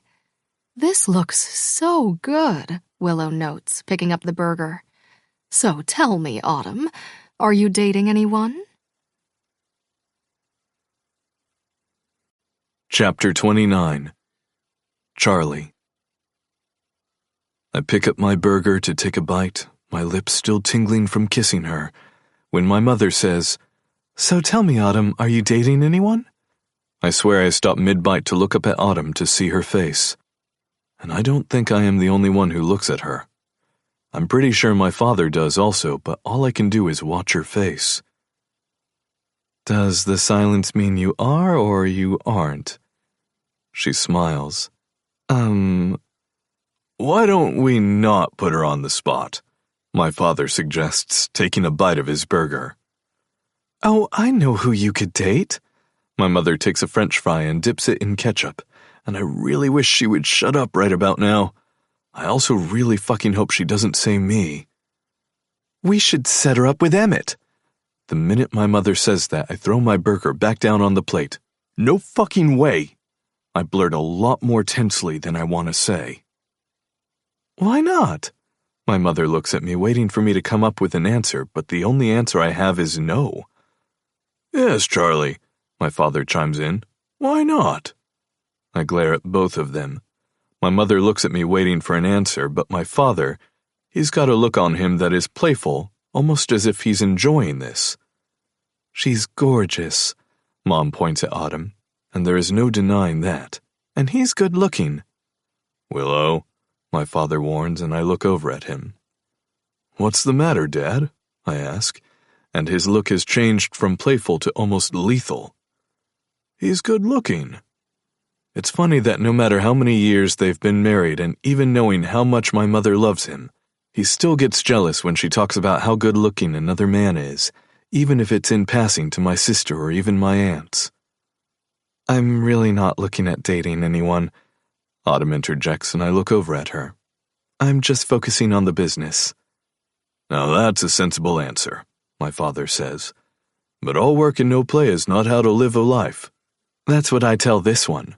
My mother points at me with her thumb before picking up her burger. It's fine he's doing his thing, she waves her finger at me, sowing the oats. Willow, my father snaps, turning to Autumn, whose face has now paled. Can she have a water? Quinn Barnes, don't you dare think you are going to take my drink away from me, she retorts. These two are watching life just run away from them. Why don't we change the subject? I pick my burger back up. Okay, fine, my mother gives in. But I want you to be watching out for her. She looks at Autumn and then at me. Make sure she's okay. Oh, I'll look after her all right, I assure her. My eyes on Autumn as she turns her eyes to me. It's right then and there that I decide the only man who is going to fucking date her is me. What are we talking about? Brady asks, coming to stand next to Autumn. Autumn and how she should date Emmett? My mother answers as my father puts his head back and looks up at the ceiling. She just had a date, Brady cuts in, and the burger in my mouth tastes horrible. With Emmett? My mother gasps out and looks like she's about to clap her hands in glee. No, Brady shakes his head. What was his name? He snaps his fingers until he gets it. Brian. Can we stop talking about this? Autumn urges while I put one hand on my hip, the other tapping the bar. So you are dating? My mother asks her. It was one date, she mumbles, and we decided that we were just going to be friends. Well, that's good. Have you been to the barn lately? My father asks her, changing the subject.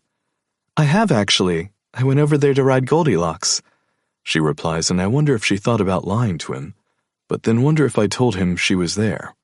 Whatever the reason, I'm happy the conversation about her dating is fucking over. I met her today, my mother says. She's so pretty. She is, Autumn agrees. I have to check on the tables. She turns to walk away from us, leaving us with Brady as the talk turns to I don't know what, because I'm only watching her work the room, smiling at people and conversing with them. It's different from when I came in here the first time and she would cower behind the bar. She works the room, not noticing how the men look at her. She smiles politely, avoiding looking at them, as she goes back behind the bar but makes orders instead of talking to us. We finish our burgers and my father talks to Brady about buying some of the whiskey and taking it home. Come and take a look in the back. Brady invites him and my mother, and they go with Brady, leaving me all alone. I watch her make her way around the room until she comes back to me. Where did they go? She asks, picking up the plates, cleaning them up behind the counter before placing them into the dishwasher. Your brother is giving them a tour. My dad wants to take home a couple of cases of the new blend, I say. I want to ask more about the date she went on, but my mother comes back and the three of us talk about nothing in particular. My father comes back after loading 5 cases into his truck, and they get up to leave. I'll see you tomorrow, my mother tells Autumn, and Autumn just nods at her. I take one more look at her before walking out with my parents. My mother sits in the back as we drive back to my house. That was such a nice night, my mother says to me when we get home and she steps outside. We should do that again tomorrow. Yes, my father agrees as he holds her hand and walks up the steps to the front door. Just with less whiskey. I chuckle when she slaps his arm. Are you not coming in with us? My mother looks at me because I'm standing by the truck. I'm going to go for a walk, I tell them. A walk? Where? My mother asks, and my father stands beside her with his lips held tight together. Around. I'll be back later. How much later? Willow, my father cuts in. How about we let him do what he needs to do? And what is that? She glares at my father. It's enough, don't you think? My father puts his hands on her shoulders. It's been 8 years. It's time for him to come back to the land of the living and live. I'm living, I assure her as she sniffles back the tears running down her face. My father lifts his hand to wipe them away.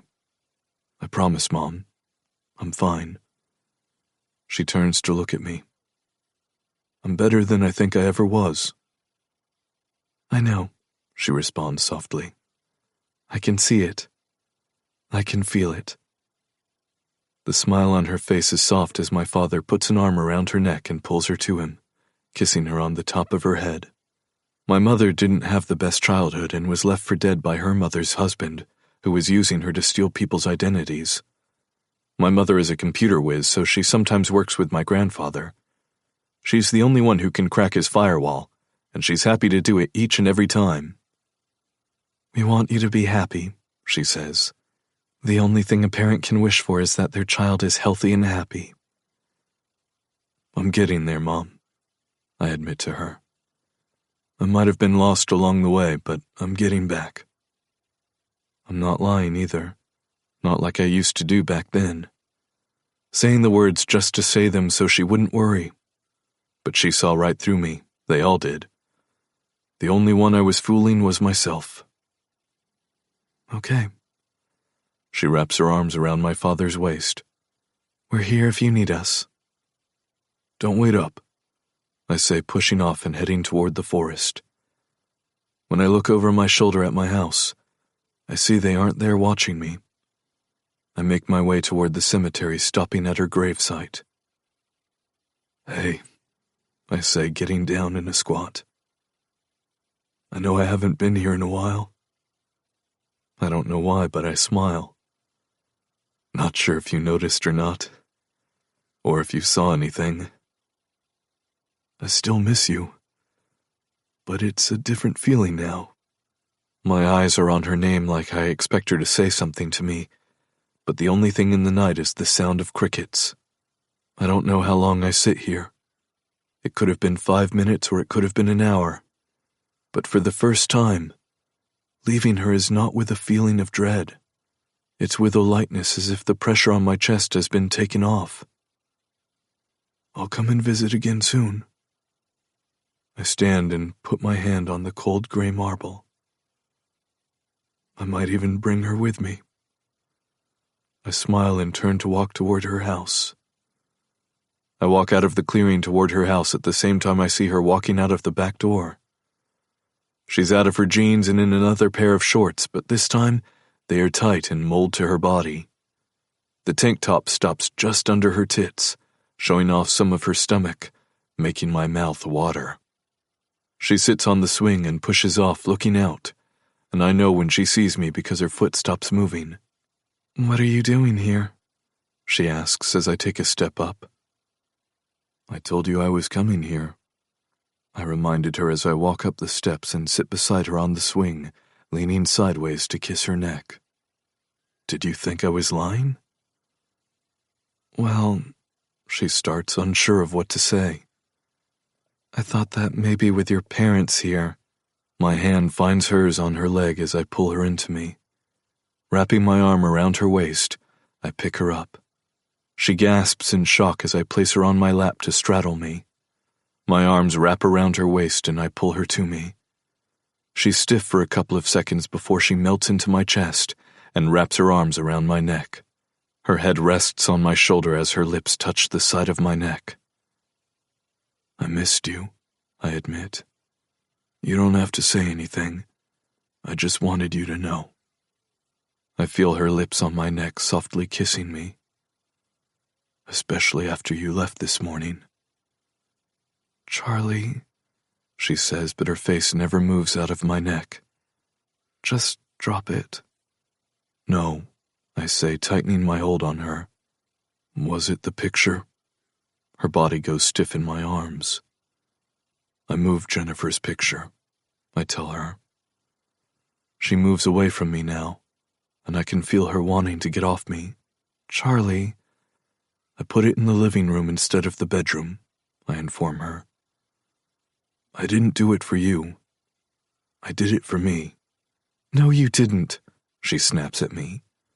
You are moving it back into your bedroom. That is where you want it. I want it where it's at, in the living room. My hands at her hips squeeze her. I know you'll never tell me to move it. I know you'll never tell me to get rid of it, and that is all I need to know. I would never ever do that, she shakes her head. I know, baby. I bend to kiss her lips. But you're in my bed now, and I want you there more than I want the picture there. I see her look down at her hands on my chest. She's where she needs to be. I don't want to drag out this conversation any more than I need to. Should we go to bed? Yeah, she mumbles. I get up as she wraps her legs around me and hangs on tight as I walk to the back door and open it before stepping in and locking it behind me. She lets go of my neck, leaving one hand wrapped around my shoulder while the other one holds my face.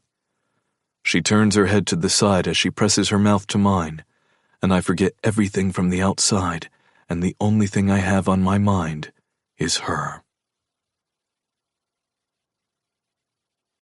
Chapter 30. Autumn. The sound of soft bells fills my ears as the body under me moves to the side, making my eyes flutter open in time to see his naked back as he leans over the side of the bed and takes his phone out of his jeans. The sound of his belt buckle hitting the floor thumps right before the alarm is turned off. He places the phone on the bedside table before turning back to me and taking me into his arms. Was that your alarm? I turn my head to look over my shoulder and out the window to see the sun is coming up. It is, he mumbles, the sleep still in his voice as he buries his face in my neck. Shit, I hiss, and his head tilts back to look at me. You were supposed to leave. Is that so? He asks, his eyebrows pulled together. Why is that? Because your parents are at your house, I groan. Ugh, now they're going to know you didn't sleep at home. He buries his face again in my neck, but this time pushes me on my back. He kisses my neck, and my arms and legs wrap around him tightly. I think I'm old enough for sleepovers. He gets on his forearms to look at me. They're going to ask all the questions. I put my head back deeper in the pillow. And I'm pretty sure I don't have to answer those questions. He bends his head to kiss my jaw as he moves back on his knees. My legs open for him, one leg going over his arm that is holding him up as the other hand goes to his cock. I get up on my elbows to watch him fisted in his hand, rubbing it up and down my slit a couple of times before he looks up at me and slides the tip in. Both of us moan out at the same time. The hand that was holding his cock is beside my hip as he pushes more of it into me. He buries his dick all the way in me before his hand is between us as he plays with my clit at the same time as he fucks me. The sound of us heavily breathing now fills the room. He watches me watching his hand and his cock. Every single time, he says, picking up speed. Feels like the first time. He moves a bit faster. I want to spend the day fucking you.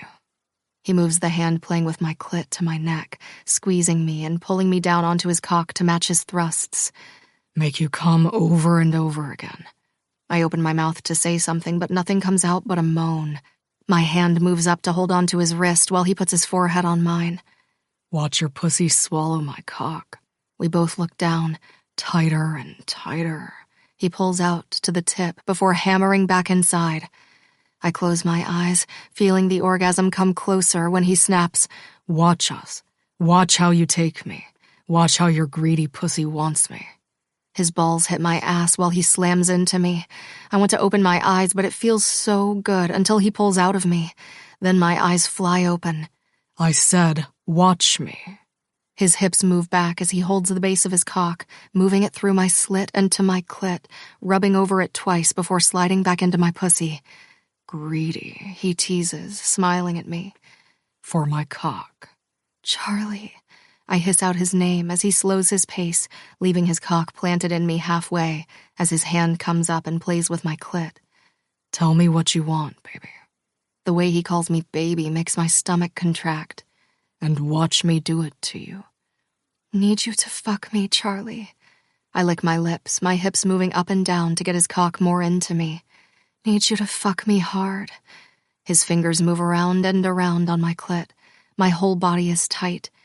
Need you to fuck me so hard I feel you when I walk all day long. I look at his cock, half in me, half out of me. Can you fuck me that hard? My eyes go from where we're joined to his eyes. Can you fuck me that hard? That's what I want. He puts his hands by my hips, slamming into me. Yes, I say breathlessly. Put your legs over my shoulders. He orders me through clenched teeth and slides so deep into me I feel him at my throat. I'm about to say how good it is, but I can't because he's fucking me like he's never fucked me before. And he's fucked me hard before, but this, it's barbaric. Every single time he slams into me, the sound of our skin slapping together fills the room, but he picks up his pace over and over again. Your pussy is so tight. It's sucking my cum right out of my balls. I don't have to say when I'm going to come because he tells me. I feel you soaking my cock. My pussy clenches over and over on his cock, running down my balls. I can't help but cry out his name. That's my girl, he praises, relentlessly pounding away at me. Ask me for my cum, he urges. Tell me you want my cum in you. I tilt my hips, hoping he goes even deeper. Tell me you want me dripping out of your pussy all day long.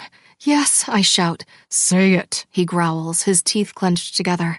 I want your cum in me. I can't even focus because I feel another orgasm building. I want to feel you all day long in me. I want your cum in me. My head goes side to side. Fuck me harder. Any harder and I'll fucking break you.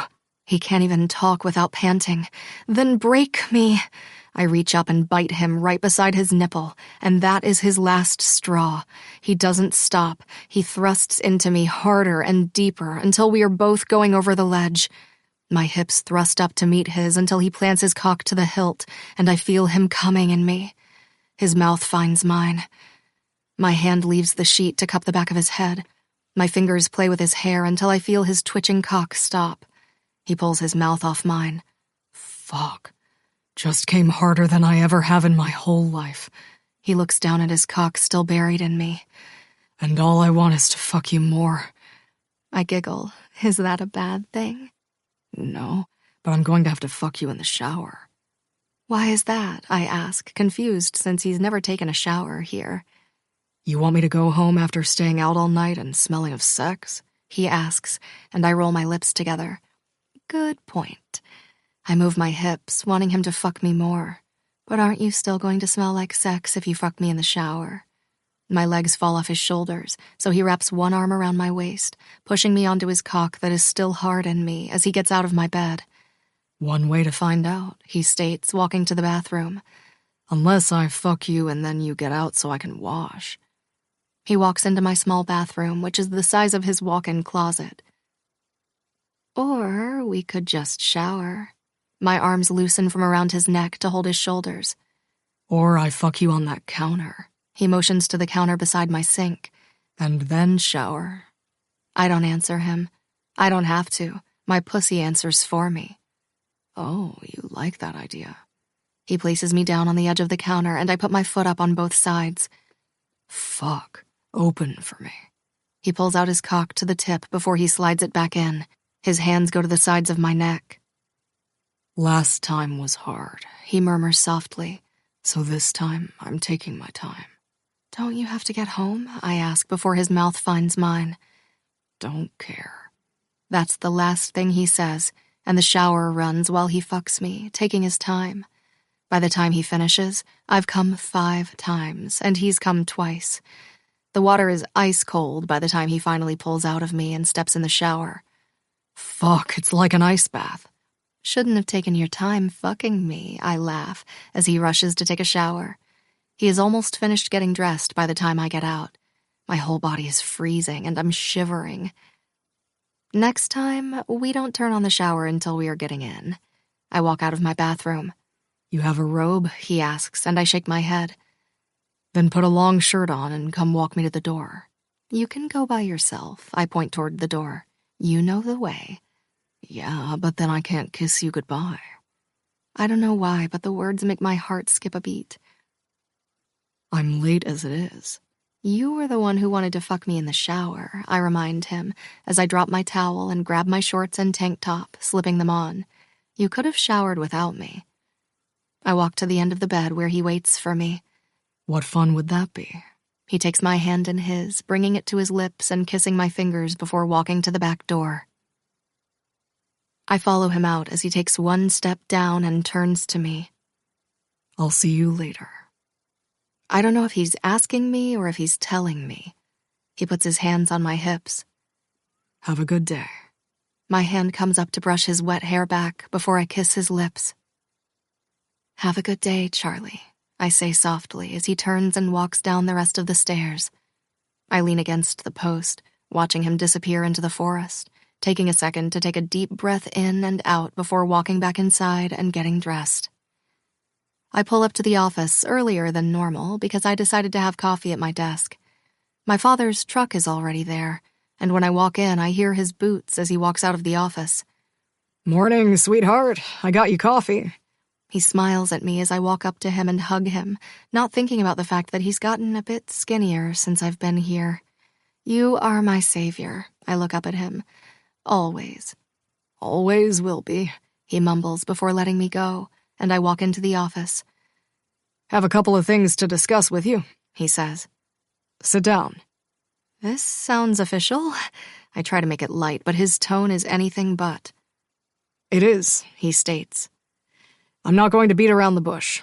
He sits and puts his hands on his desk. 1, I found out that you took your own money to put into the company. Okay, I reply, and his eyebrows shoot up.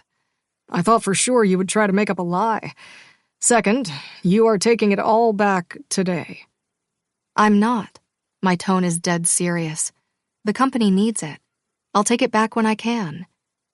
And when do you think that will be? He snaps at me. I already have nothing to give you when I die. The last thing I want is for you to lose it all. The minute he says those words, my chest gets tight. The company is getting better. I try not to let my voice quiver. It is, he agrees. But then what? Then nothing, I retort. This is what you are leaving me. I point out to the distillery. This and your legacy. It's worth everything. Don't be silly. He shakes his head. I'm not. I slap the desk. Now I know that it's been tough, and I know we have a big hill in front of us, but we aren't going to get anywhere if we are just looking at it and not doing anything about it. So I'm going to do what I can, and you two, I mention my brother, are going to have to suck it up and let me. He glares at me. The new blend that Brady made, I say. We are going to have a private party to debut it and limit the invites to 100 people for now. If people enjoy it, hopefully it will attract more customers to the bar. Then we can host more events over the next few months. And if we are profitable, we can talk about adding tasting rooms and private rooms to hold the events. I've started working on a mailing list, and we're going to extend the invite to all of the people who've come in and ordered bottles of whiskey. We will charge them a fee to cover the cost of the food and some other things. We'll also include a tasting menu with different whiskeys, and fingers crossed they'll like it and we'll order some of it. You think that will help? He asks honestly. I have no idea, but I know we have to keep trying. I get up from my chair. We've hidden for long enough. I swallow. I've hidden for long enough. I did nothing wrong. I should have never let them run me out of town. But I'm back, and I'm not going anywhere. I'm going to walk with my head high. I close my eyes. Okay, not like making direct eye contact, but I'm not going to be afraid of them anymore. He laughs. But we are doing this party, and we are going to brace for the worst, but hope for the best. He leans back in his chair. After the party, you take back your money, he counters. After the party, we'll see how it goes, and I'll take back 10%. You'll take it all back. 20%, I counter, and he glares at me. Also, that look doesn't scare me. I'm not a little girl anymore. He tries not to laugh at me.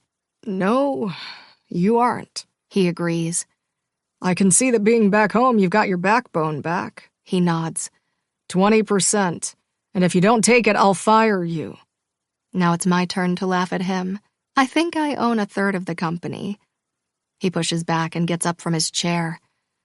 I had an idea about how to bottle the new blend, he tells me. Take the bottle they used to use in the Prohibition era, and on the front, we do what they did back then, a doctor's note. He picks up a picture he must have found, and I see the front on the bottle. It looks like a script from a pharmacy. I see that the patient's name is on there with directions on how to take it. This could be really cool. What if we did the theme from the 20s? I start getting all the ideas. You know who is going to love this? I try not to laugh. Brady. Oh, he's going to love this, my father agrees. I'm going to go and bottle a few and see how it looks. He walks out and stops.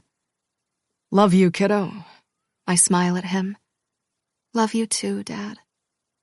I watch him walk away from me with a vow that I'm going to do everything I can to make him proud of me.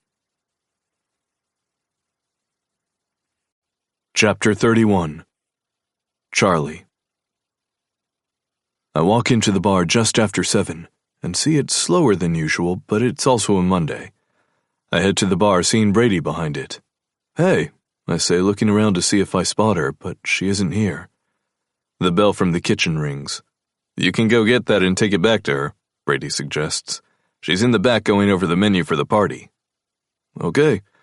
I walk over to the kitchen, finding the chef there smiling at me. Hello, Mr. Barnes? He nods at me.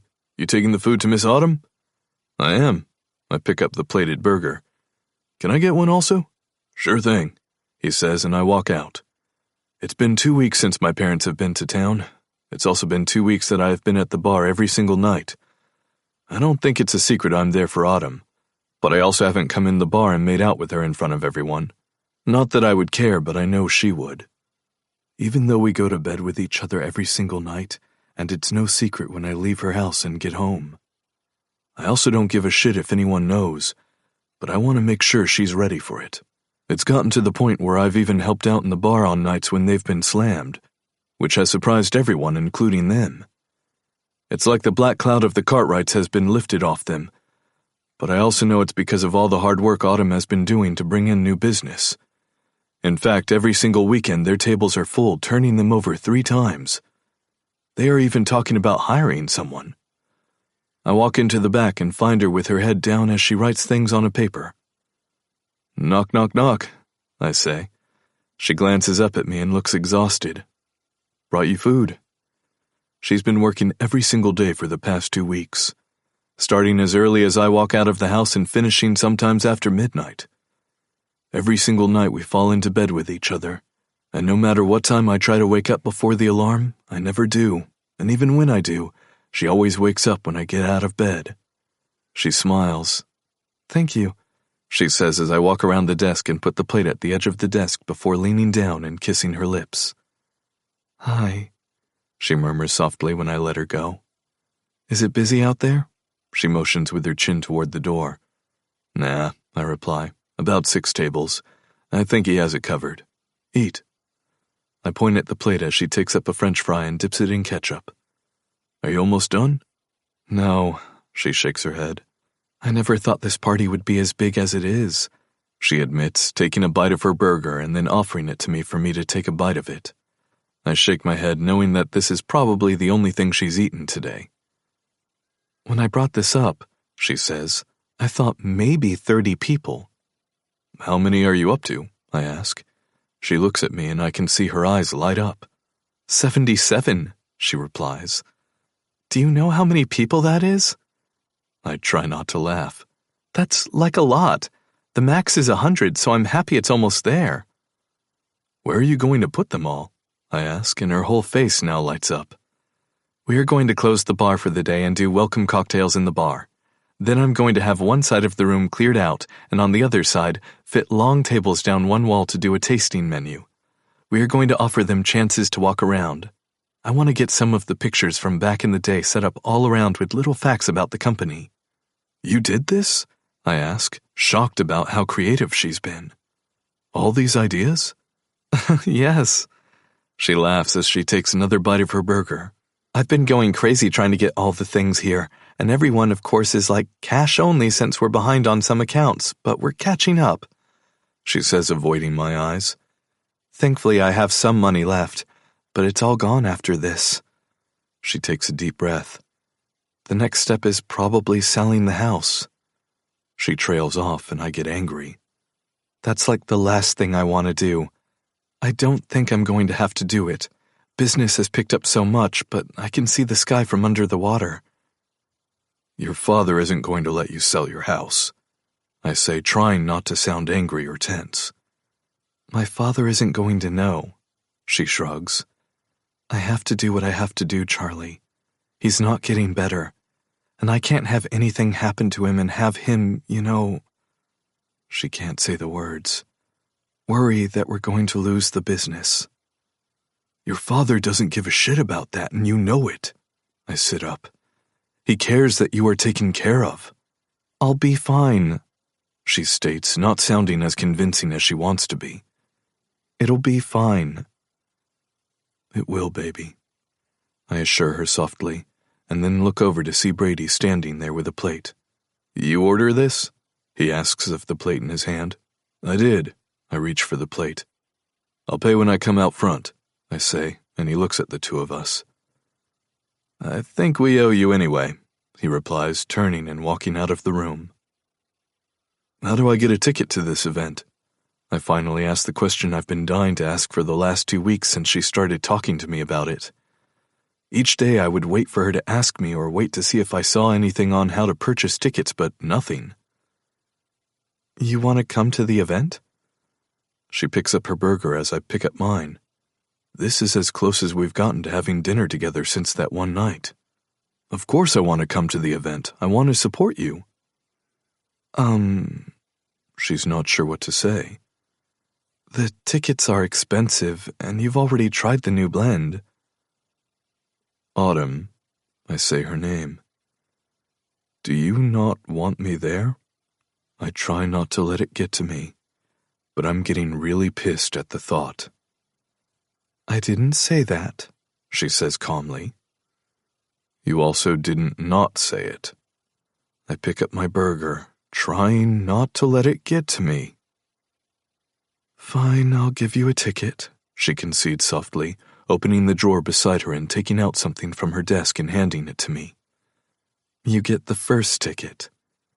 She places the ticket in front of me, and I see that it's black and gold. No, I'll buy a ticket, I say. I'll pay Brady if you don't want to take my money. If I fight with you, will I win? She asks. Baby. I call her the nickname I've been calling her more and more in private. The only time you'll win a fight is if we're fighting about which bed to sleep in. Her cheeks get pink as she looks at the door to make sure it's just the two of us. Or what position you want me to fuck you in. She laughs. Besides, I want 2 tickets. You're going to bring a date? She asks. I can see the color drain out of her face and I just stare at her. I don't know if Emmett will want to be called my date. I deadpan without telling her there is no one I'm going to be fucking dating but her. Is that okay? Yes, she answers, the color coming back into her face as she closes her eyes. I really need for this to work, she admits. I'm exhausted. I'm going to take these plates to the front. I get up and pick up the plates. Then I'll see if it's busy, and if not, I'm taking you home. Brady is just as tired, she states, trying to hide the yawn she's fighting. Brady comes in at noon some days, I remind her. Brady isn't working 18 hours a day. I walk out to the front and see only 6 people in tonight. Slow night? I say as I clean the plates and put them in the dishwasher. We were slammed all afternoon with 3 fucking tours. I even had to cook a couple of burgers, Brady explains. I'm about to do last call. He looks at his watch. It's 8 p.m. and it's a Monday. I pull out 2 20s and place them on the bar. I'm going to take her out of here. I motion to the back and he nods. He hasn't said anything to me about the 2 of us, but I know he's seen us a couple of times share a kiss in the back when we thought no one was there. See you tomorrow.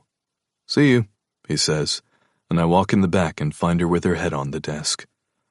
I walk to the side of the chair and bend to kiss her cheek. Her eyes flutter open. Come on, baby, let's go. She sits up, rubbing her eyes. Brady, she mumbles as I pull her up from her chair and grab her purse. He's closing now, I inform her as we walk out the back door. I walk her to her side of the car, opening the door for her. Get in. She looks up at me and I can't help it. I bend my head and kiss her lips. How does a bath sound? I ask, and she moans in my arms. I'll take that as a yes. I chuckle as she gets in the car, and I walk over to the driver's side, get in, and make my way over to my house. She puts her head on the window, and she's out like a light in 2 seconds. Where are we? She asks when I stop the car, and she opens her eyes. My house. I get out, and I'm about to carry her inside, but she gets out and meets me at the front door. I don't say anything to her as I walk in the house and head for my bathroom. I turn on the water and test it before walking over and grabbing one of the bath bombs I never used that are in a basket by the tub. She stands next to me as I sit at the corner of the tub. Are you coming in with me? She steps between my legs as I look up at her, her fingers pushing back the hair at the side of my head. Do you want me to come in with you? She nods as she crosses her arms in front of her and pulls off her t-shirt, throwing it to the side, followed by her jeans and then her bra and panties. She stands in front of me naked. My head bends forward to kiss her stomach. Get in. I'll get undressed.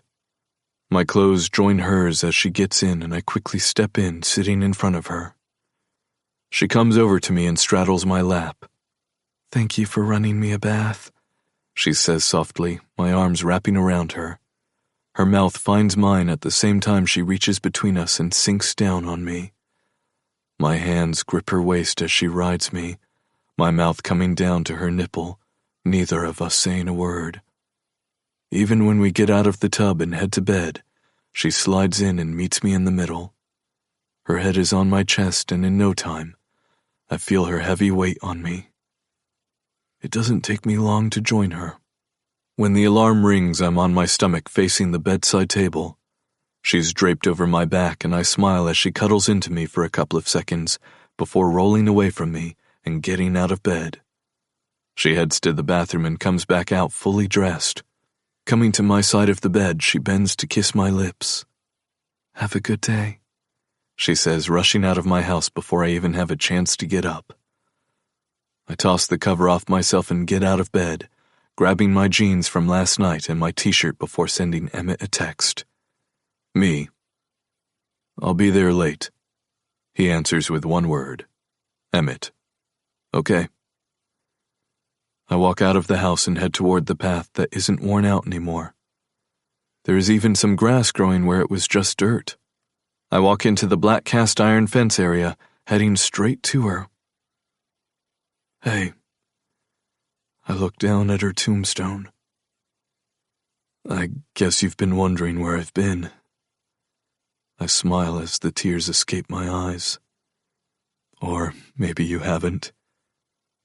I stare at her name engraved in the marble. I'm in love with her.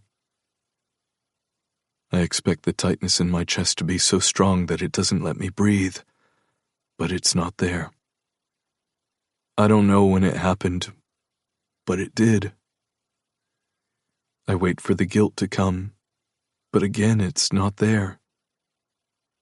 I don't even know if she feels the same way about me, but I'm going to say it tonight, I decide. I don't even care if she loves me or not. I'll take her any way I can have her. She's the hardest working person I know. She's kind, she's thoughtful, she's funny. I smile. I don't have to tell you all this. You know how she is. I wipe the tears away from my face. I want you to know that I will always love you. I take a deep inhale and exhale. You'll always own a piece of my heart. But I've learned that just because I love you doesn't mean I can't love her. Because fuck I do. God, I love her so much. My heart feels like it's going to explode. I fucking love her, and I'm not going to be sorry about that. I'm going to wake up every day thankful that I have her. Thankful I can look at myself in the mirror again. Thankful I don't have to hide how I felt about you to her. She knows, but it's time for her to have all of me. She probably won't take all of me. That's the kind of person she is. She'll leave a part of me for you. I touch the headstone. I'll see you soon. I turn and head back to my house, knowing it's time to finally have that talk, and knowing I'm free to have it. Chapter 32. Autumn. The phone rings beside me, and I look over from all the papers on the desk and see it's Mildred FaceTiming me. I slide my finger across the green button and wait for the circle spinning in the center with her picture, telling me it's connecting. She comes into view, and I can't help but smile big and also get a little sad at not seeing her every day. "Well, well," she says, her hair piled on top of her head, and I see she's sitting in the office. The creak of the old wooden chair squeals out when she leans forward. "Look at who it is." I've been home about 3 months, and in all that time I've called her twice, I think, maybe 3 times. I've been horrible at communicating with her and know I need to do better. I know, I put the phone in front of me. I'm the worst. I should have called, I admit. "Forget that," she waves her hand to the side. "How are you doing?" I'm holding on by a string, I admit, and proceed to fill her in with everything that has been going on. Which now leaves me with 0 money in the bank and betting everything on the house. "You'll never have 0 in the bank," she assures me. "You know that. You should know after all this time that you are worth $1 million. I roll my eyes at her. Sometimes it helps having that $1 million in the bank. We both laugh. "You look different," she takes in my face. "Definitely look like you gained weight, thank God." I shake my head. "I eat donuts for breakfast every single day," I joke back with her.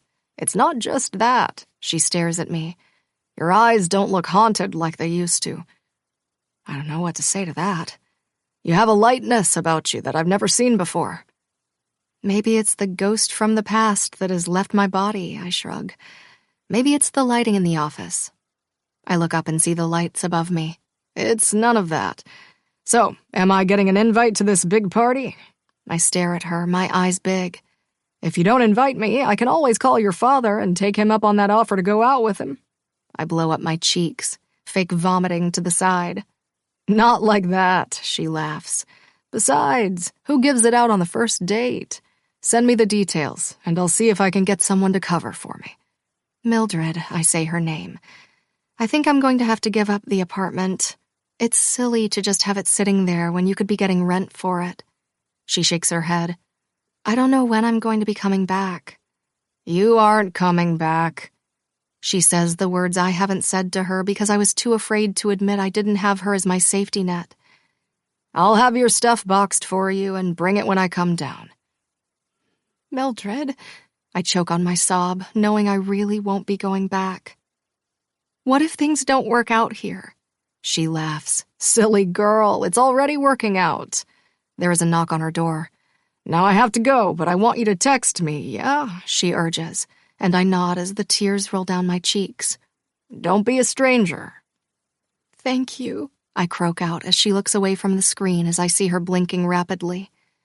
"I'll see you soon." "You betcha." I can see the tears in her eyes as she smiles. "See you soon."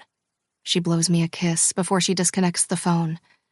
I put the phone down and close my eyes, counting to 10. I open my email and send her the information for the night. I make sure there is no price anywhere, and then check to see that Brian has emailed me and told me he's gotten an order for 40 cases, and I swear to God I about cry at that. He also has brought down his terms to 20% this time. I get up from my desk, noticing it's a bit past 5 o'clock, so Brady will most likely be in the front. I walk out and see it's jam-packed.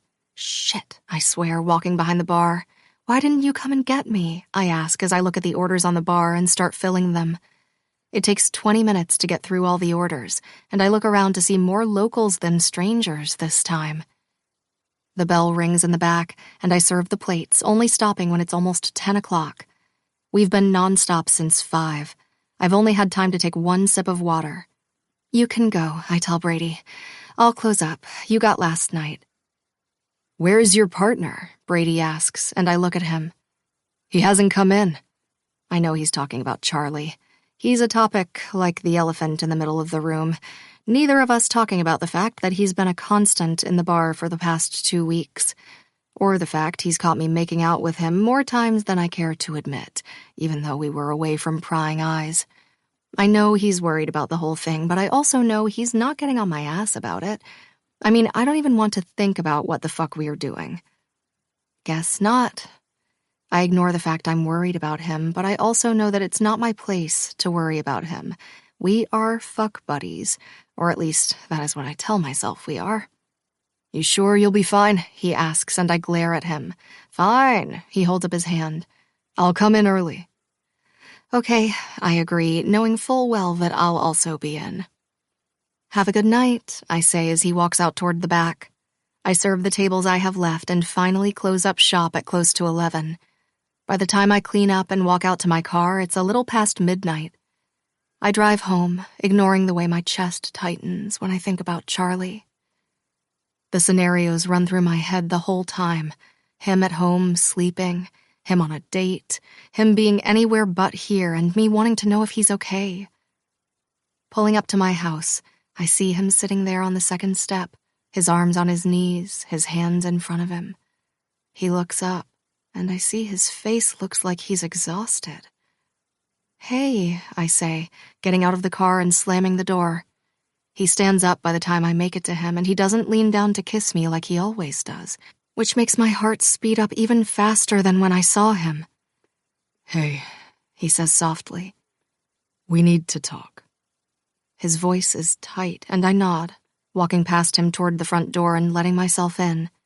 We should have had this talk outside so I wouldn't have the images in my head.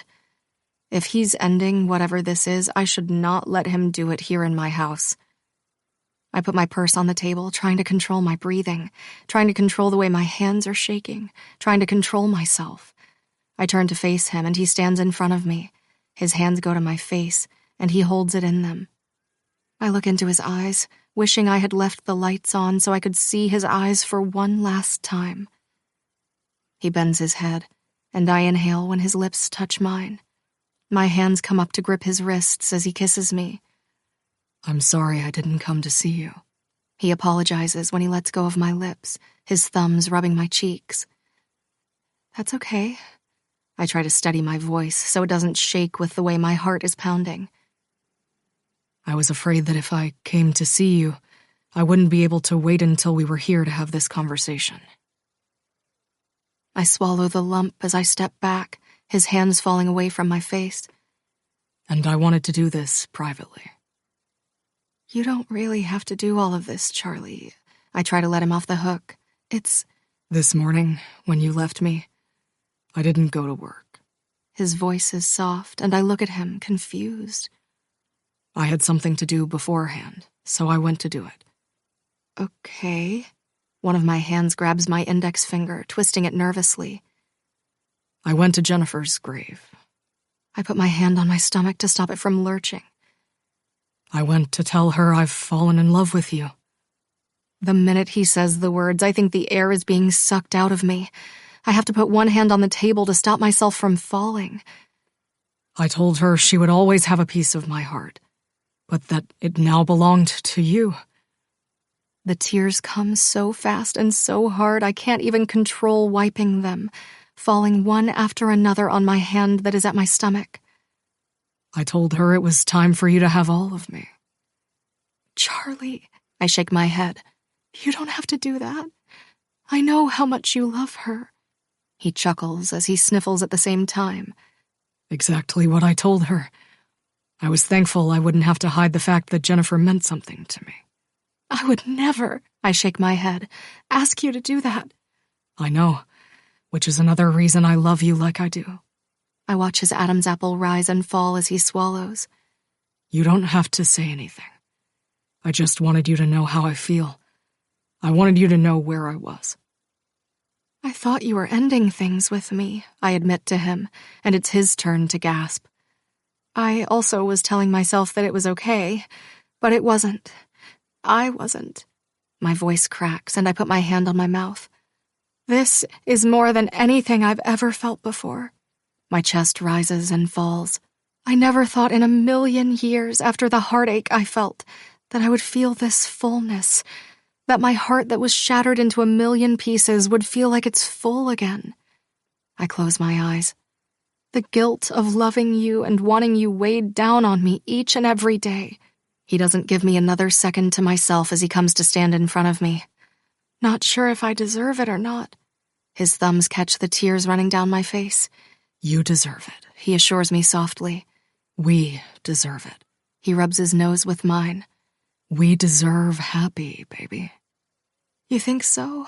I ask, my hands going to his hips, gripping his t-shirt in my hands. I don't think so. He tilts his head to the side, his lips hovering over mine. I know so, baby. Chapter 33. Charlie. The water is ice, I complain, getting out of the shower and leaving her in there. It's like ice pellets hitting my back. Stop being such a princess. She laughs as she puts her head back and lets the water rinse the shampoo out of her hair. You swam in a creek before. It's not warm. I swam in a creek before when I was overheated and it felt good. I grabbed the towel. Well, were you not overheated from banging me against this wall? She hits the wall on the shower. It's not the same thing. I glare at her and she laughs, and it literally warms my fucking soul. Then maybe you aren't doing it right. She teases me, and I turn my head and walk out of her bathroom. I'm doing it fine. I mumble as I pick up my boxers and slide them on before grabbing my jeans. Do you want a coffee? I shout to the bathroom, and she sticks her head out. You're staying for coffee? She asks, and I put my hands on my hips. Did we not have a conversation last night? I ask. All she can do is stare at me, but in a cute way with her trying to hide a smile by biting the corner of her lip, and I can't help but walk to her. What did I say last night? She looks up at me, her hair wet and so are her eyelashes. I grab her face. What did I tell you last night? My voice is low as I turn my head to the side and kiss her lips. It's a short, wet kiss. So? You said you were in love with me. Her voice is higher than a whisper. So that means I stay for coffee, I inform her.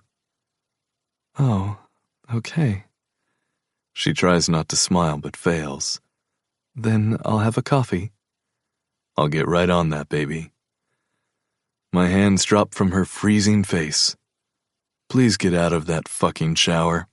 I have to condition my hair still, she says. It's fine. You get used to it. I also don't think that's how it works. I shake my head. She pushes me away as she steps back in the shower, and I walk to her bedroom and then outside to the kitchen. I'm grabbing things to make coffee when I see movement coming from the front of the house through the window. I put the mugs down as the hair on the back of my neck sticks up. What the fuck? I move my head to the side and see him, the fucking reporter. He looks around to make sure no one is looking in his direction when he reaches out for the mailbox at the curb.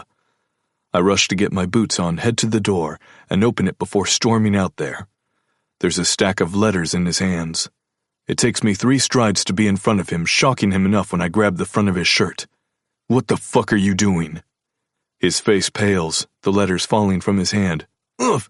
He grunts, his hands going to my wrist. I asked you a fucking question, I hiss at him. What the fuck are you doing here? Get off me! He tries to fight me off him, but I'm holding on to him for dear life. The rage fills my whole body. Get the fuck off me! He moves side to side to try to get my hands to get off him. I'm fucking suing you for assault! Not assaulting you if you are on private property and I'm defending the person who lives here, I inform him, my teeth clenched together. Now I won't ask you again. The next person I'll call is the sheriff, who I think would be interested to know why you were touching someone's mail. I think that's a federal crime. There is literally no other color on his face. Now what's it going to be?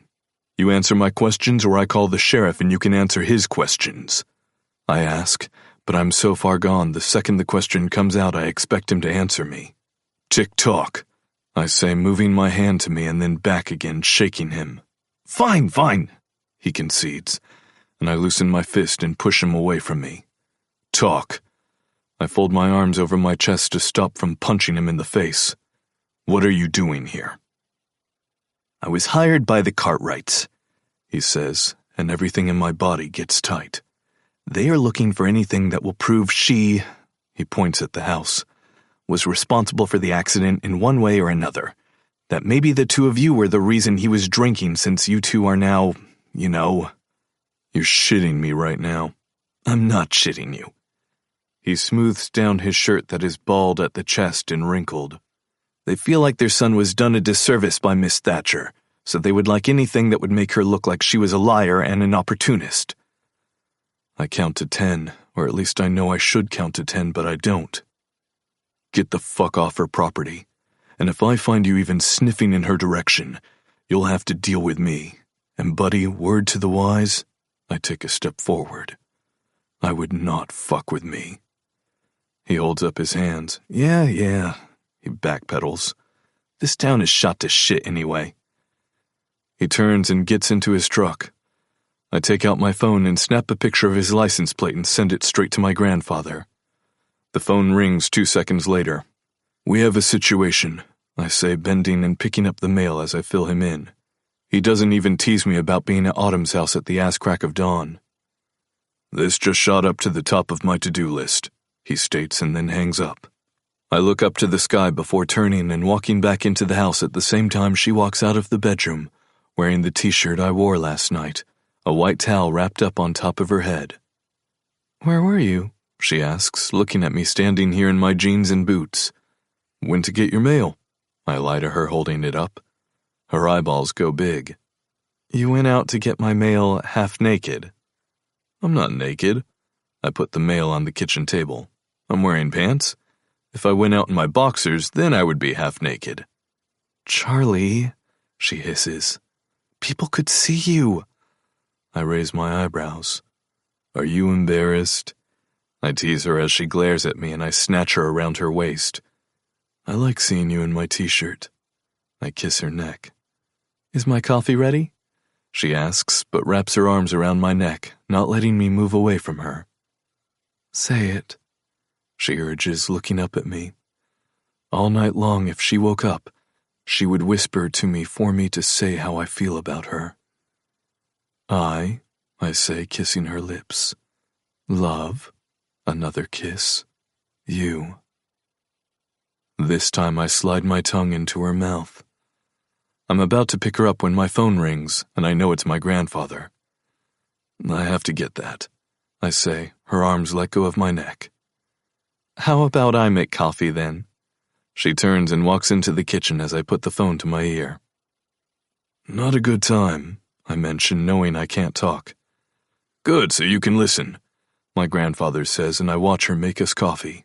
I think it's a good idea you guys come visit us this weekend. Make sure this guy leaves town, and if not, there might be blowback.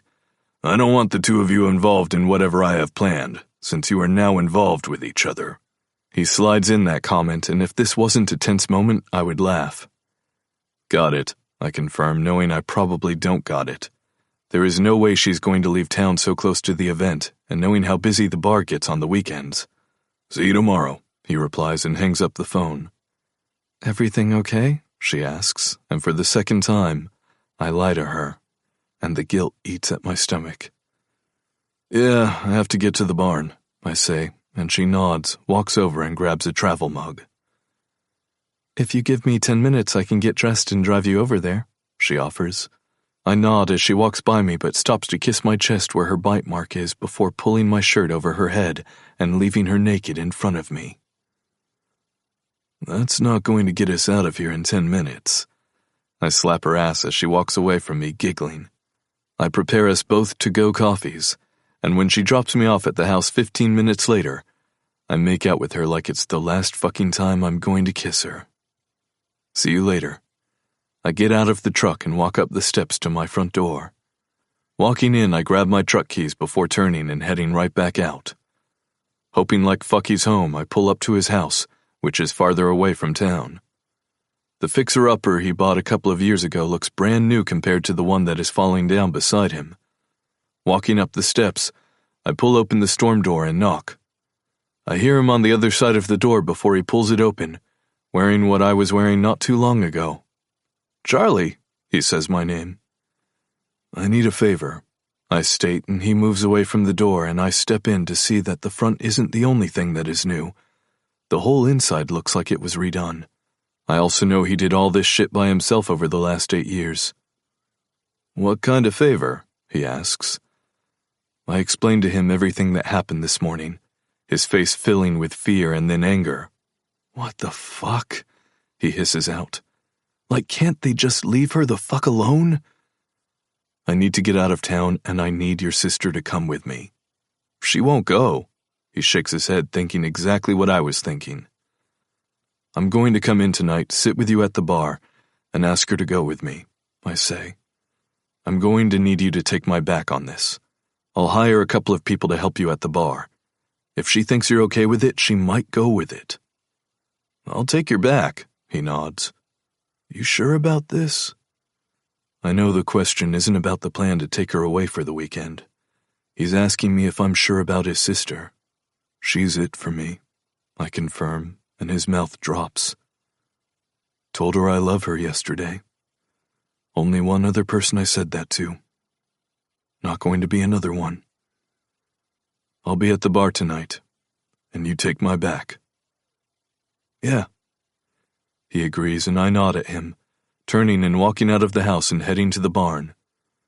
I walk in searching for Emmett, who is sitting on his desk. "Why is it every single time I find you, you're sitting on this desk?" I joke with him. "Why is it that every single time you're supposed to be here, you're not?" He jokes back with me. "Need a favor." I look around to see if anyone is within earshot. "Your card is all used up," he smirks. "Front and back." "You know anyone who could serve in a bar for about a week?" "Do I look like HR to you?" He laughs. "Is that a yes?" I put my hands on my hips. "I know a couple of the guys who are looking for extra money," he says, motioning to the young kid who we just hired. "I'm sure he can take drinks to a table." "Good, bring him to the bar tonight," I say, and turn to head to the house. "Are you working today?" he asks, and I flip him the bird over my head. That night, the three of us are walking into the almost full bar. "Time to see what you can do," I tell Bishop. I slap him on the shoulder as I walk to the bar. Autumn looks up at me as she slings her shaker over her shoulder. "You're swamped." "Yeah," she smiles. 2 tour groups came this afternoon and haven't left yet. I look to the side to see Brady stepping behind the bar, and we share a chin-up. "I'll help, and so will my guy Bishop," I volunteer, and Brady just looks at his sister. "He has experience," I lie to them. "The kid just turned 21 and has yet to be in a fucking bar." "Good," Brady says. "Come with me," he tells Bishop, who follows him as I walk around the bar. The 4 of us work non-stop for 2 hours, while Emmett sits his ass down on his stool surveying. Bishop comes back and is all excited about the extra tips he's earned, not bringing up the fact I'm also paying him double his salary at the bar for the weekend. Emmett leaves with him, and Brady comes behind the bar. "You need to stop giving those tours," he glares at his sister, who shrugs. "When I do those tours, they leave. You do them and they all think they can be your best friend." "It's not my fault." She laughs and then looks at me. "What's wrong with you?" "I have to go home this weekend," I explain, and her face suddenly changes. "Have to check out a couple of things. Lie 3 today." "Oh." That's all she says, grabbing the rag and wiping down the bar. "Come with me?" I ask, and look at Brady, who shares a quick glance with me. "I can't leave," Yes, you can, and she is going with you, Brady declares. It'll be a holiday not having you here. She glares at him. Who is going to help you? Bishop. Kid is good and he's looking for extra work, Brady cuts in. Can't do many weekdays since he works for this one, he points at me. But he said he can do Friday and Saturday since he's off on the weekend. I walk to her and put my hand around her waist and pull her to me. Come home with me, I urge as she looks up at me. I don't want to be without you. She looks at me, then at Brady, who puts his hands together. Please leave. He even closes his eyes. And if I would be able to give this guy an Oscar, I would. You're a dick, she tells Brady, then turns to me. I have to be back by Sunday night. I have a meeting on Monday morning with vendors. I nod. We can do that.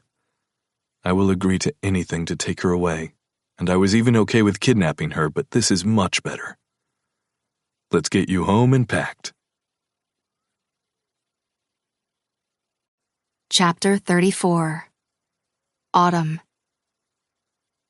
I don't know about this, I mutter from beside him, my feet up on the dash as I move them side to side, looking out the window at the trees zooming by.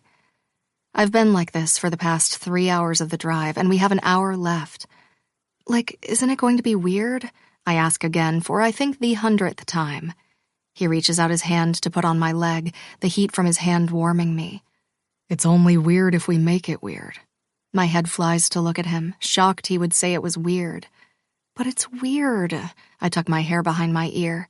He's sitting there wearing a white t-shirt, his biceps making my mouth water. His hair is pushed back from the shower he took this morning before we left my house. After work, I went to his house while he packed his bag, and then we went to my house where I packed. We left this morning when we woke up, stopping along the way for coffee and donuts. It's not weird, he corrects himself. And if you feel weird, we can always leave. I gasp, putting my hand on his and linking our fingers on my leg. Not only am I going to be the weird one, then I'm going to have you leave, so now I'm a bitch. Baby, he soothes, bringing our hands to his lips and kissing my fingers. Everything will be fine. It's not going to be weird.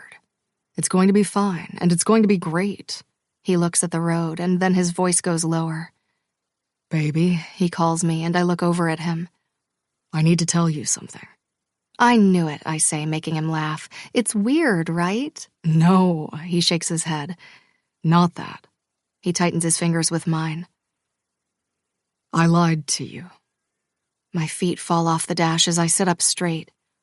Not really lied to you, that was the wrong word. My heart beats so fast I can't even say anything. I don't have to go home for work. I wait, knowing there is more. Yesterday morning, I caught that reporter guy sneaking around your place. My mouth opens in a gasp. I went out to confront him. He's not a reporter. What is he? I ask, my head spinning at this information. I think he's a private investigator, but he was hired by the Cartwrights. The minute he says that, I feel like I'm going to get sick. I pull my hand from his, putting both of my hands on my stomach. He was trying to find information about you being involved with the accident. I can't help but snort out at that part. How? I shake my head. How would I be involved? I was sitting in the back, and he was literally crushed to the steering wheel. How did they think I could spin this? I look at him, and he looks like he's hiding something else. What else? He might have alluded to us being an item back then, which is why Waylon was drinking. Oh my God, I snarl, looking up at the roof of the cab. Are they insane? I go from feeling sick to my stomach to angry. Forget I asked if they are insane. 150% fucking insane to think that we were hooking up before. They are so delusional that they can't see the only one to blame was fucking Waylon, and obviously them for enabling his bratty fucking behavior. I shake my head. How did you find all this out? I may have threatened to beat the shit out of him and have him arrested for stealing your mail. I throw my hands up in the air. I called my grandfather, and he said that we should maybe not be home this weekend. My brother and my father. My mouth suddenly goes dry. They're fine. Brady knows, he starts to say and stops when I shriek. Brady knows? My eyes glare at him. Wow. I needed to get you out of town. He tries to plead his case. So instead of, I don't know, telling me the truth, you lied to me. I laugh and puffed out. Great. It's not like that. He reaches for my hand. It's exactly like that. I let him slide his fingers through mine and bring them to his lap. It's 1000% like that. You lied to me. I wanted you safe, he refutes, his voice tight. And I'd do it again. What are we doing? I mean, we love each other. But what does that mean exactly? Like, what are we doing with each other? I ask. He just looks over, his eyebrows pinched, as he pulls over to the side of the road and puts the truck in park before he turns to stare at me. Because if we're together and doing whatever with each other, we can't be lying to each other. In one move, he reaches over, unbuckles my seatbelt, and reaches down with his other hand, putting the seat back before plucking me out of my seat and pulling me onto his lap. That's the first time you said you love me. His voice is a whisper, making my heart soar. Did you not know? I ask, my fingers playing with the collar of his shirt. I thought you... Autumn, I'm in love with you and only you. And I lied, but it wasn't technically a lie. I raise my eyebrows at him. The point is, I'm telling you now. The point is, you should have told me this when it happened. I maneuver on his lap to straddle him. I can't take lying. I know, baby. I'm sorry. This is the last time, I warn. There won't be another time. I can't do the lying thing. Noted, he says, and I'm irritated. Don't noted me, Charlie Barnes. I move to get off him, and he grips my hips, pulling me back down on him. What are you doing? We just had our first fight, he mumbles, his hands moving up to take my shirt with him, and I smack his hands away. You do not think I'm going to have sex with you on the side of the road, I gasp, in broad daylight. I get off his lap. Maybe if it was nighttime, but definitely not now. So, first course of action, he plans, putting his seatbelt back on and getting his seat back into his place. Makeup sex. I shake my head as I fasten my own seatbelt, and he pulls onto the road. So, what did we learn from this? I look over and ask. That in 1 hour I'll be having makeup sex. He smirks my way, and my heart literally jumps in my chest at his smile. And I'm never to keep anything from you. I mean, not in that order, but... I smile, looking outside and realizing if this would have happened 3 months ago, it would have probably broken me. It would have cut me off at the knees, but not today. I take it with a grain of salt. They've broken me once. I refuse for them to break me again. Yes. We pull up to his house in 45 minutes, and the minute we do, he groans. What are my parents doing here? He whines. It's time for makeup sex. His hand goes for the door handle as I slide my feet in my flip-flops. Charlie, don't you dare say anything to them, I warn between clenched teeth when I see the front door open and Willow come out, followed by Quinn. What are you guys doing here? Charlie asks as soon as he gets out of the truck, and I meet him in the front of it. The last time I saw his parents was 2 weeks ago after they visited Charlie for a couple of days. Each day they would eat at the bar at night, and he would spend the night with me, no matter how many times I told him to go home. We brought over some food, Willow explains, looking at her son and then looking at me. Charlie comes to stand next to me and slides his hand into mine. Her eyes go big. Oh my. She looks up at Quinn, who tries not to make eye contact. You knew? No, he lies. I might have suspected this, but this is a shock to me also. He gasps. You two are together? He rolls his eyes. Maybe if we laid off the special blend, we would have seen what was in front of your face. I turn my head to laugh against Charlie's shoulder as she glares at him. We're leaving, she shakes her head. And you, she points at Charlie, we are going to have words later. She then looks at me and her smile comes back. It's good to see you, Autumn. I'm happy you're here. She then slides her eyes back to Charlie. You, not so much. She walks to the truck, getting into the driver's side, and we all hear the sound of her locking the doors. Willow, Quinn says, walking to the pickup and trying not to laugh. He pulls to open the door, and the handle drops back while she starts the truck. He knocks on the window. This isn't funny, he says, and Willow just puts the music louder in the truck as she adjusts her seat. She's going to leave him here, I say, shocked as she backs out slowly. Nah, Charlie says. If she wanted to leave him here, she wouldn't have backed out so slow. He lets go of my hand, walking to the truck, and knocks on the window. Mom, can you stay for lunch? She stops the truck at the same time Quinn walks over to stand next to me. I hope you know that he's exactly like his mother. I put my hand in front of my mouth as Charlie talks his mother into staying for lunch. I'll get the bags, Quinn offers, walking to the back of the truck and stopping when Willow comes to stand beside him. You almost ran over my foot, he accuses, and she ignores him but doesn't walk away from him. Our son is home. Give me a kiss and let's have lunch. She looks up at him, the look of love written all over her face. I'm so engrossed in them, I don't feel Charlie put his arm around me, looking up at him. See, it's not weird. He bends his head and kisses my lips softly before whispering in my ear, Don't think I'll forget about makeup sex. I laugh at him as he turns and we head into his house. Are you done with this? I get up from my chair and walk over to Charlie's side of the table to grab his plate. His hand comes out as he rubs the back of my leg. I look down at him as he looks up at me. The smile on his face makes his eyes light. Yeah, baby, he replies softly, and I know I shouldn't care that he's calling me baby in front of his parents, but I do a bit. But not that much, because I lean down and kiss his lips because I want to, because it feels right, but more importantly, because I can. I grab his plate and see Willow watching us, her hand going to her own plate as she gets up and grabs Quinn's plate. The two of them made up by the time they walked in. You don't have to clean up, I say. Charlie can help. Well, he has to get the bags, Willow says, and I look over to see the bags at the door, but I just walk back into the kitchen with the plates in my hands. I'll go get the rest, she tells me, but doesn't move. So, you and Charlie, she starts, and I put the plate down, trying not to be nervous, but failing. I know it's a shock, I start, my voice quivering. And trust me, we weren't expecting it to happen. The tightness in my chest gets even tighter. It's not just for fun. I know I'm rambling, but I can't help it. I ramble when I'm nervous. I lift my hands and drop them into the sink. There is no reason for you to be nervous. She smiles at me as she blinks away tears. We owe you more than words can say right now. What? I question her, confused as she grabs one of my hands.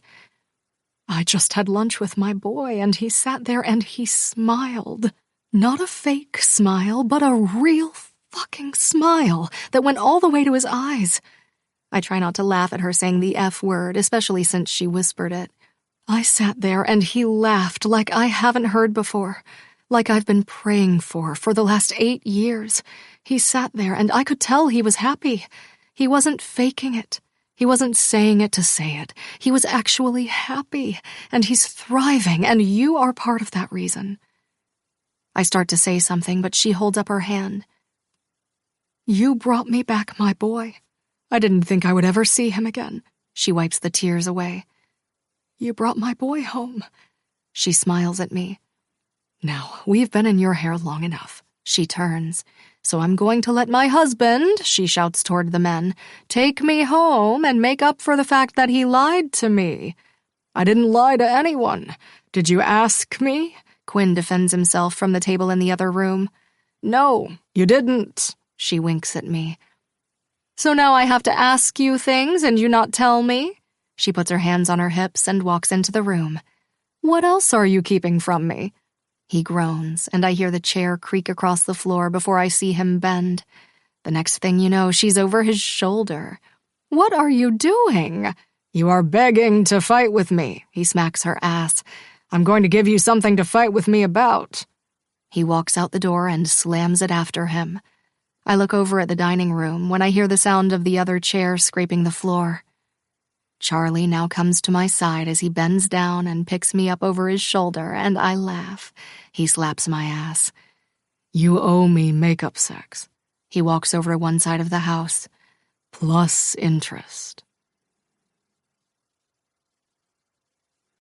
Chapter 35. Charlie. I'm sliding on my suit jacket when I hear a knock on the door. I walk out and head toward it. I can see figures through the glass window. I'm almost there when there is another knock on the door. "I'm coming," I say, pulling it open and staring at my sister Grace in shock. "What the hell are you doing here?" Her husband Kane stands behind her, wearing a suit very much like mine. My parents pull up behind them, and then a couple of my aunts follow. Everyone is dressed to the nines. The last time I saw them was when we went home to escape the man lurking around. It took my grandfather 2 days to find out who he was and to deliver him a message that he was messing with the wrong people. Which isn't surprising since my grandfather runs the biggest security firm in the country. It took him less than an hour to cut ties with the Cartwrights, and we found this out through an email he sent to them quitting. Since then, we haven't seen him around town, and from what my grandfather told me this morning, he's in New York. "Is that any way to talk to your favorite sister?" She steps in, kissing my cheek. "You're my only sister," I remind her, turning and seeing Kane hold out his hand to me and shake it. "I told them it wasn't a good idea, but I'm usually never listened to." Kane walks in with Grace toward the living room. "Usually?" I watch him grab her hand. "Ever," Kane corrects himself. "It's like I talk for nothing since no one listens to me." "Oh, don't you look nice?" my mother says, coming to me and getting on her tippy toes to kiss my cheek, then flattening down the front of my jacket. "What is everyone doing here?" I ask, shaking hands and kissing cheeks. "It's your girl's big debut. You didn't think we'd miss it," my father explains. "Does she know you're coming?" I ask the question, though I know full well she has no idea, or else she'd be double stressed. Considering for the past 4 days she slept maybe 2 hours each night, waking up gasping for air with nightmares that she forgot to do something, which wasn't the case. "She has no clue," Kane replies. "I also said it was not a good idea to ambush her at her job." He looks over at Grace. "I'm not ambushing anyone. I got an email and bought tickets to the event." Grace avoids looking at him and instead looks at her nails. "In your name?" "You're welcome," he nods at me. "Okay, this is fun, but I don't want to be late." I look at the room as they all get up and head toward the door. "How are we going to plan this?" Grace asks, stepping out of the door. "You planned all of this," Kane reminds her, his hand doing a circle of everyone in my driveway. "But you didn't plan how to execute this?" He shakes his head and laughs. "I don't think I invited you," she hisses. "You didn't have to invite me," Kane smiles at her, "because I bought a ticket." "Okay, you two, I get the whole he said, she said, let's get mad at each other, but you aren't really mad at each other. But Autumn has killed herself for the past month putting this together, and we will not ruin it." I look at everyone. We are on our best behavior. "Wow," Grace interjects. "You really do love her," she smiles. "I'll be on my best behavior." I get into my parents' car and I'm out of it before he puts the car in park. The parking lot is filled. Every single parking spot has been taken, so people are now parking along the street. We walk to the doors of the bar, met by 2 pillars of balloons at the front with a big chalkboard that says private event. Pulling open the door, I step in and see how she transformed it. It looks like we are back in the 20s. The room is dimly lit and black tablecloths cover all the tables. Wooden barrels are all over the place with pictures on them and little pieces of information beside them, along with a bottle of whatever whiskey goes with the picture. I look around the crowded room, spotting Brady standing with his father beside him, both of them in suits as they talk to a group of people in front of them. My eyes scan the room, and I finally spot her on the side, talking to a man who looks like he's my grandfather's age. Her face is smiling, but she looks nervous as fuck. I can tell by the way her chest is rising and falling in the black satin dress she is wearing. It goes all the way up to her neck. The sleeves stop just after her elbow, as it goes tight at the waist and then hugs her hips until her mid-thigh.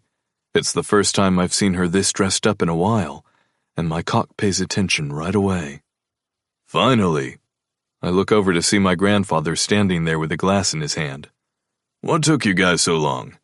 "Pops," I say, shocked. "What are you doing here?" I go to hug him and he slaps my back. "Bought tickets," he deadpans, and I shake my head. "I had a friend of mine who thought I would like this event."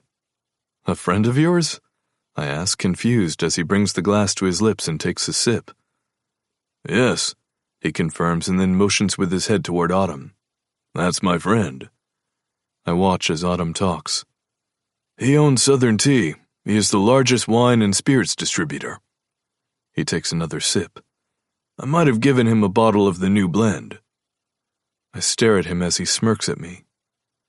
I guess right time, right place, I say, and then see my family walking around the room, taking in all the pictures. I look over at Autumn and see that she's shaking the man's hand, and the handshake lasts 1 second longer than it should, or than I want it to last. Relax there, my grandfather advises. His wife is right there. He motions with his chin to the woman in the corner talking to Brady now. Excuse me, I say, walking away as he chuckles.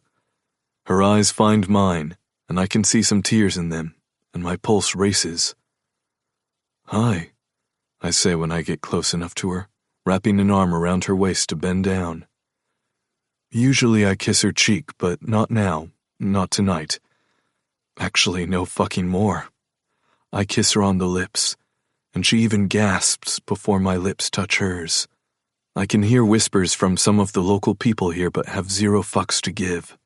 Hi, she replies, trying not to act like I didn't just throw her off her game. But seeing the look in her eyes, I know I did. Charlie, she says my name. Meet Montgomery Johnson. She smiles at the man. This is Charlie Barnes. We've met, he shocks me. When you were a little kid chasing the horses. He laughs and sticks out his hand to shake mine. That sounds like me. I take my hand off her waist and shake his hand, but then slide my hand into hers. She squeezes my hand tightly as we make small talk. Brady comes over and asks if he can give him a tour of the distillery. The two of them take off and I look down at her. Are you okay? No. She shakes her head. Can you come with me? She asks, and I nod as she turns. I stop after one step when I see the back of her dress, or better yet, the lack of the back of her dress. Her whole back is bare, with a sash bow that ties at the base of her back, right above her ass. I blink twice before I follow her closely, blocking her from people's view behind us. She pushes open the door to the distillery, and I see most of my family with her dad as he shows them the process of the machines. She opens her office door, the curtain down on the big window that looks out. I follow her in and close the door. She turns to face me and bends over with her hands over her mouth and nose. Baby? I ask softly, and she stands up. Do you know what just happened? She says, her voice shaking, and now one lone tear comes down her face. I have no idea, but I really fucking hope it's good. I walk to her, my thumb coming out to catch the lone tear. He distributes to 40 states and wants to add us to his catalog, she tells me. He says he's going to personally make sure that everyone tastes our whiskey. I smile at her. Do you know what that means? I wrap my arms around her waist, pulling her flush with my chest. Charlie, this is massive. She puts her hands on my biceps. This is... You did it, I say softly. You worked your ass off, and look at everything you did. I kiss her lips. And it paid off. I slide my tongue with hers as we make out in her office. We should get out there, I say once I let go of her lips. Yeah, she agrees, stepping out of my arms. You kissed me. I tilt my head to the side. In front of everyone. Okay. Are we doing that now? She asks, and I put my hands in my pockets. Like we kiss in private?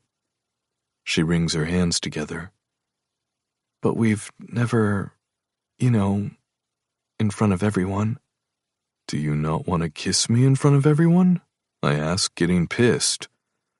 That's not exactly what I said, she retorts, and I raise my eyebrows. It's just that everyone is going to see, and well, then you know how gossip is.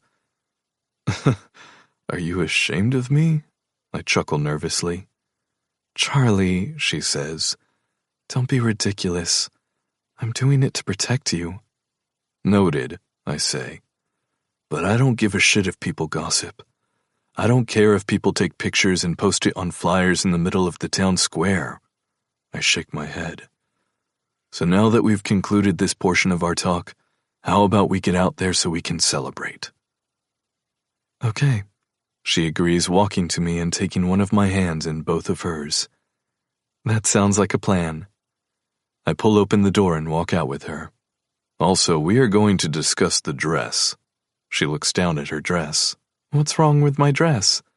You're missing a whole piece in the back, I explain, pushing the door to the bar open as she laughs at me. I spend the night by her side, her hand in mine most of the time or my arm around her shoulders. There is no mistake at the end of the night that we are together. We get a couple of raised eyebrows and a couple of finger pointings, and each time I make sure to lean down and kiss her lips. Give them something to talk about, I mumble to her each time. We spend the night at my house, her dress in a heap at the front door, the rest of her clothes beside the bed, her body curved into mine. Everything else is not even a blip on our radar. The next morning I bring her coffee in bed.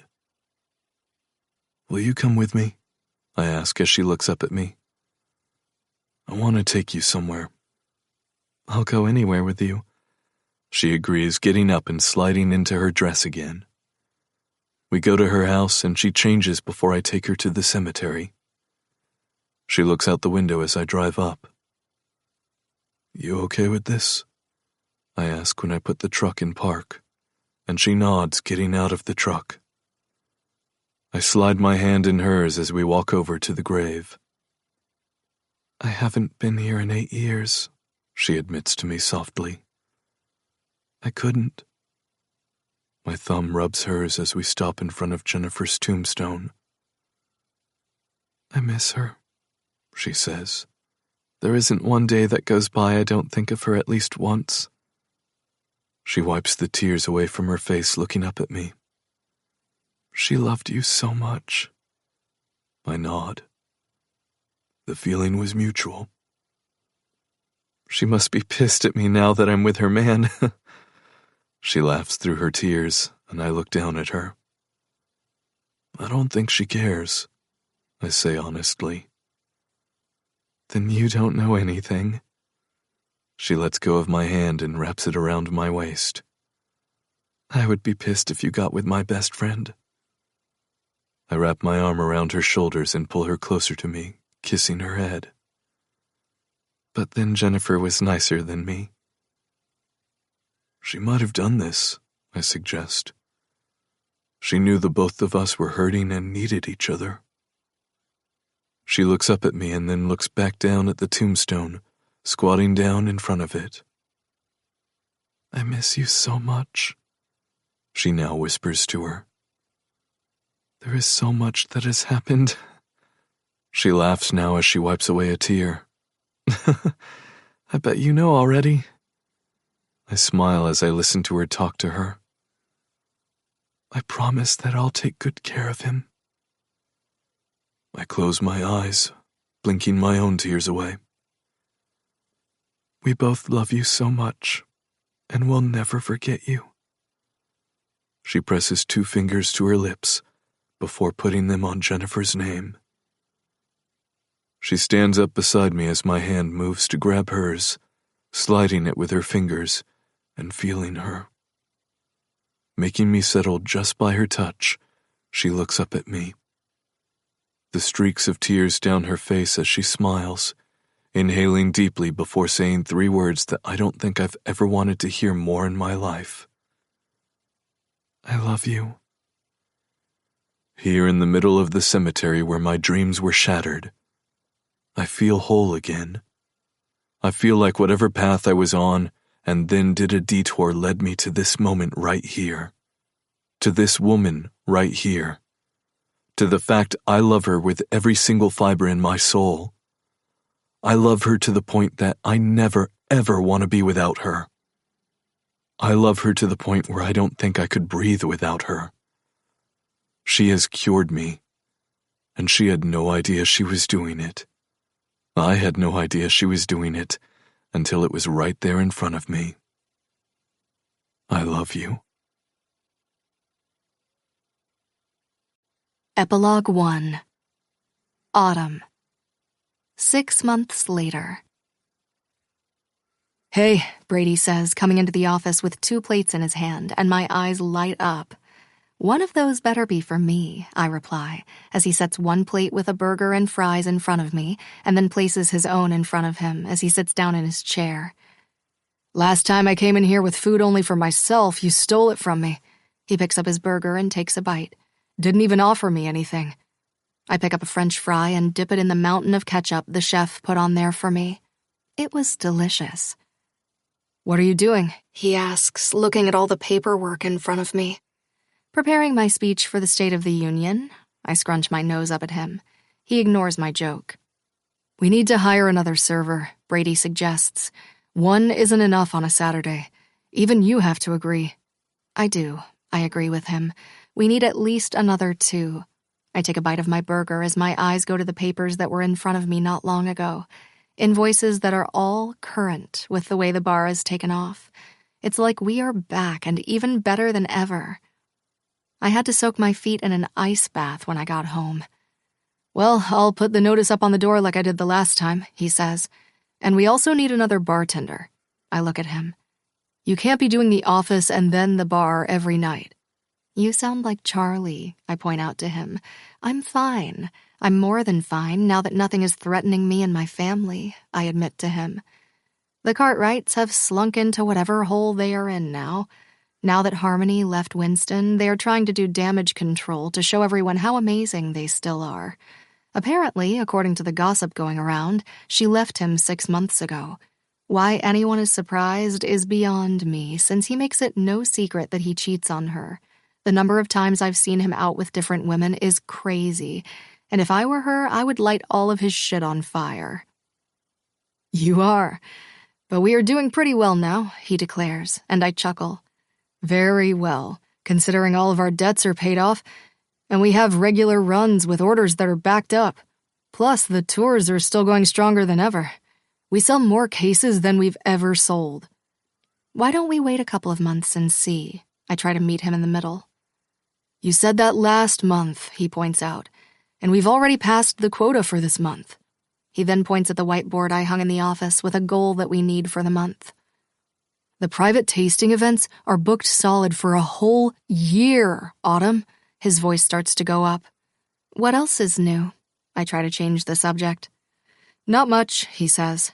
I think the house next to mine got rented out. The one that is run down? I ask. He nods.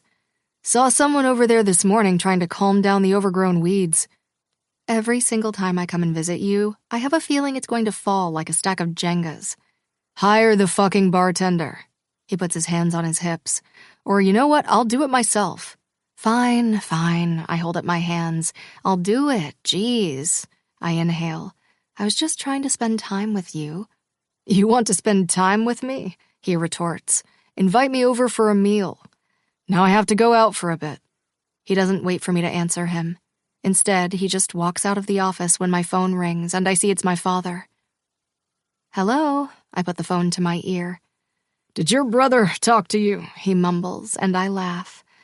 It's been a rough 6 months. He's getting weaker as the days go by. Even he had to admit that he needed part-time care, so we have a nurse who comes in and helps during the day for a couple of hours. I usually bring him breakfast, and then Brady heads out to take him lunch, and the nurse is there to help him warm up his dinner. Hello to you too, Father. I ignore his question. Well, did he? He also ignores me. You either hire someone or I'll come and do it myself, walker and all. I chuckle. Simmer down there, Pops. I joke with him. I am literally putting the notices in the paper as we speak. Don't toy with me, he barks, and I just laugh. Dad, I swear I'm going to put it in the paper, I assure him softly. Now if you let me go, I can do it. You better, he snaps. I love you. His tone changes. More than you will ever know. I love you more, I say, hanging up the phone and feeling the little pang I usually feel when I hang up the phone with him. wondering if it will be the last time, knowing that even though we have prepared for it to happen sooner rather than later, I'm still not ready. I don't think anyone is ever ready. I place the ads in the paper, finish doing all the checks for the month, and I'm getting up to head to the front when the back door opens and Brady comes back in. Have you been gone all this time? I ask, looking to see it's almost 5 o'clock. Yep, he confirms, and it looks like he just stepped out of the shower. Why are you still here? He asks. Isn't tonight your night off? I was just leaving. I pick up my purse and sling it over my shoulder. See you tomorrow. Yeah, he says, walking straight to the front of the bar. I get into my car and make my way over to my house, enjoying the sounds of the birds chirping all along the way. Spring is in the air for sure. I call Charlie the minute I park my car, and it goes straight to voicemail. I'm walking into the house as I'm about to leave a message when I stop, dead in my tracks. My whole house is empty. There is literally nothing in my house. The table is gone and the couch is gone. I walk into the house and head to the bedroom and see that it's also been stripped. I turn to head to my closet. Every single piece of clothing I own is gone. Not one fucking hanger swings in place. I turn to walk back out of my room when I hear the front door open and then shut. Walking out, I see Charlie coming into the house, and his eyes don't even scan the room. As if my house has always looked like this. My stuff is gone, I blink twice. Like every single piece of everything is gone.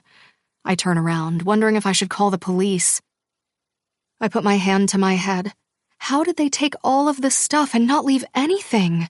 I look at him and he doesn't even look fazed that someone broke into my house. All of my things are gone.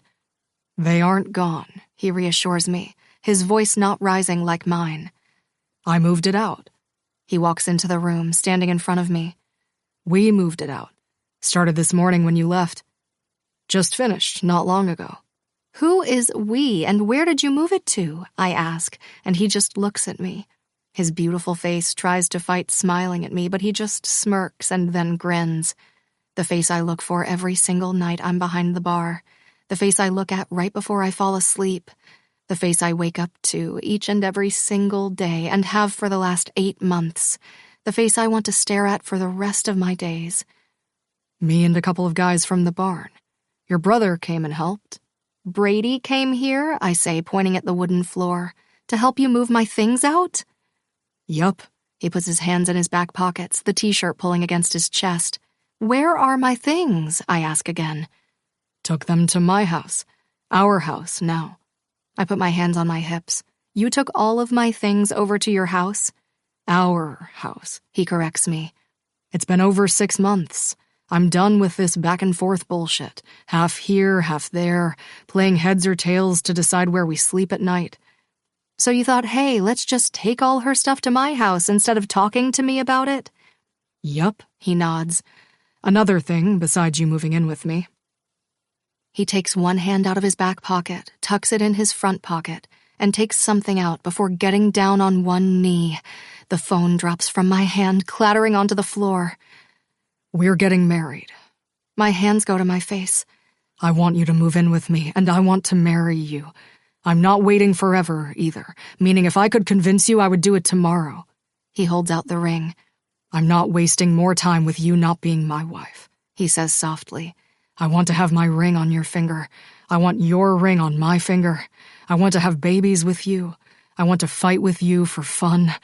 I laugh, since we never ever fight. It's a strange thing. Maybe it's because we've been friends for so long, but there are no fights. I want it all, and I want it with you. Charlie, that's the only thing I can say. That isn't how you say yes, he jokes. Taking my hand, he places the ring on my finger, and I gasp when I look down.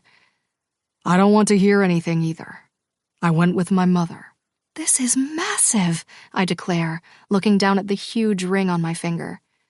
You can hand it down to our daughter or our son, whichever you want.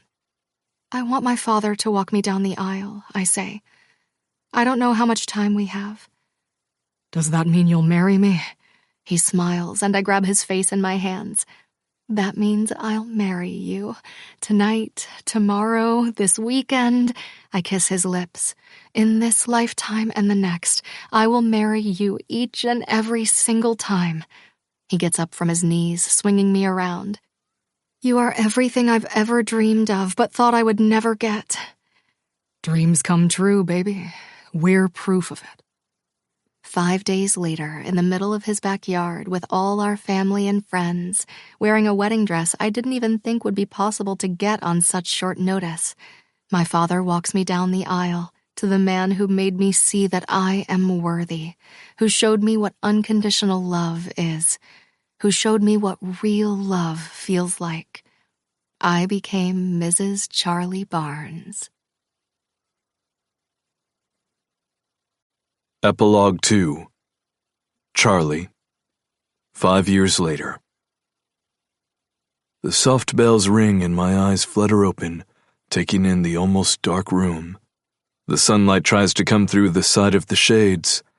I turn to my side to stop the alarm from ringing, shutting it down before I turn the other way, reaching for Autumn. "Morning," I mumble as my hand touches the empty space where she is supposed to be sleeping. I get up on one elbow, looking over at the baby monitor by her side of the bed, and see Landon, our 3-year-old son, still in his bed. "Baby," I say softly, looking back at the door to the bathroom and seeing it open but no noise coming from there. I flip the covers off of me, getting out of the bed, and looking down at the phone that is right next to the picture of the 3 of us, taken last summer when we went to my parents' house. Autumn is tucked to my side, her arms around my waist, while I hold her shoulder with one arm and Landon with the other. The 3 of us posing for the camera. It is such a beautiful picture. I also had one made for my office. Grabbing a pair of shorts before I walk out to the kitchen and see it's empty also, I look around. "Autumn?" I say her name louder, looking around the room and spotting pictures of us all over the place. The table in the corner of the living room still has Jennifer in the middle, with pictures of us all around it. I'm about to take out my phone when I look out to the back patio and see her sitting in the swing. I let out a breath I didn't even know I was holding as I make my way to her. Pushing open the back door and then the screened storm door, her head turns to look at me. "What the fuck?" My voice is tight and her eyebrows shoot up. She has one leg tucked under her as she pushes the swing with her other foot. It's the same swing she had at her house. We just moved it over to ours. "Good morning to you, Grumpy Pants." She is wearing a loose, long-sleeved gray, off-the-shoulder shirt with matching shorts. That is exactly what she wore to bed last night before I peeled it off of her. She holds the white coffee mug in her hands. Did someone get up on the wrong side of the bed? No. I sit down next to her, wrapping my arm around her waist and pulling her to me. She holds the coffee cup above her head, laughing as I tug her over my lap and she straddles me. I bury my face in her neck as I wrap both arms around her waist. I close my eyes and my heart starts beating normally now that she is in my arms.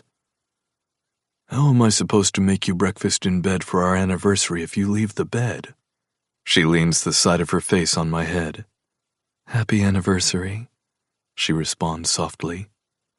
"I think you gave me my gift this morning, at like 3, when I got up to use the bathroom and came back to bed, and you mauled me." "I didn't maul you," I smile. "You were just wearing too many clothes." She laughs. "What time did you wake up?" I finally let her go. She sits back on my lap, brings the cup to her lips, takes a sip, and then offers it to me. This is cold," I retort when I take my own sip. "How long were you out here?" "A little while," she replies softly and avoids looking at me. Instead, she turns her face to the side.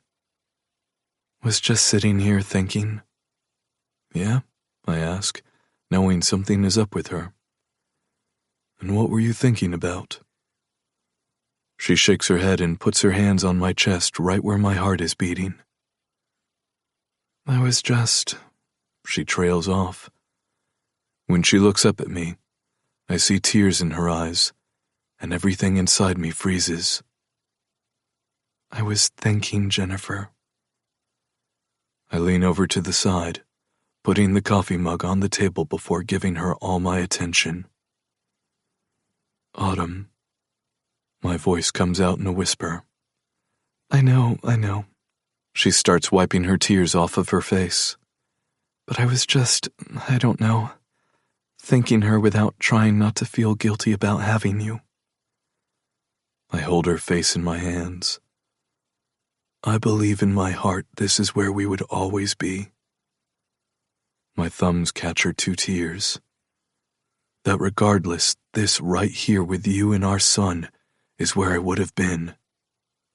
You can't say that. Her bottom lip quivers. You don't know. You're right. I don't.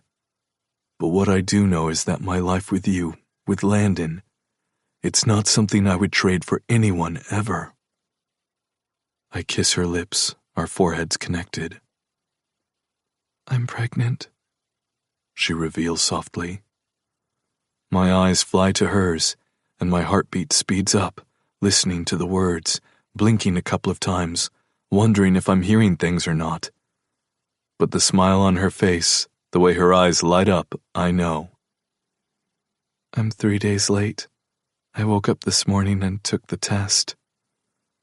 I bring her face to mine, sliding my tongue out and into her mouth.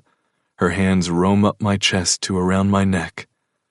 Pressing her into me, I'm about to carry her to bed when the door opens, and Landon comes out with tears running down his face. Mama, he cries out, coming to us wearing his tractor PJs. I thought you left me. He uses his palm to wipe the tears from his face as Autumn turns and holds out her hands for him. I would never leave you.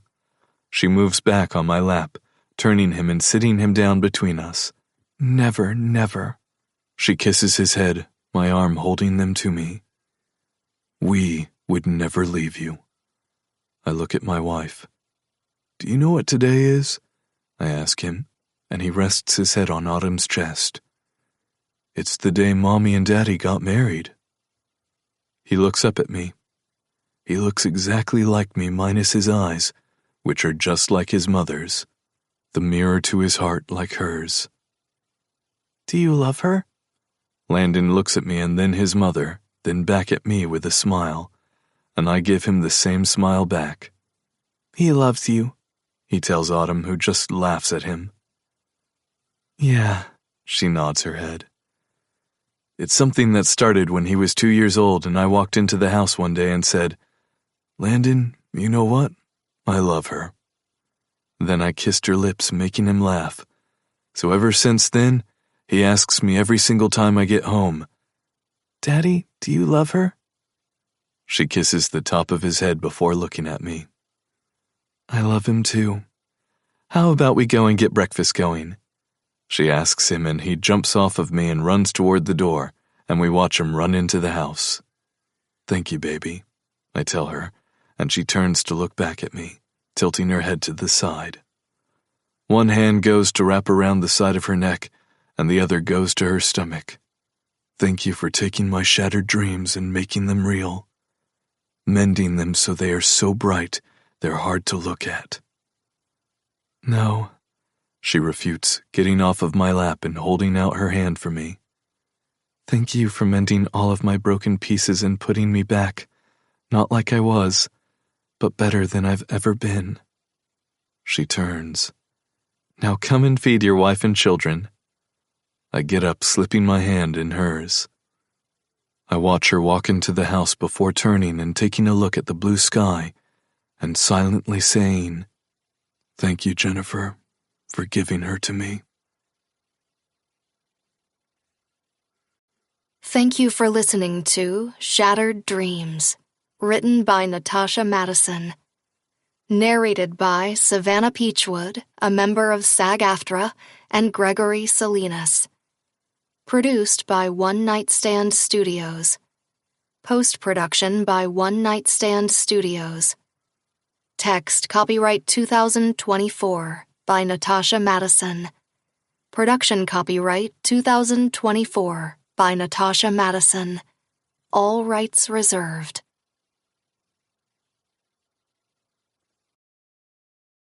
Audible hopes you have enjoyed this program.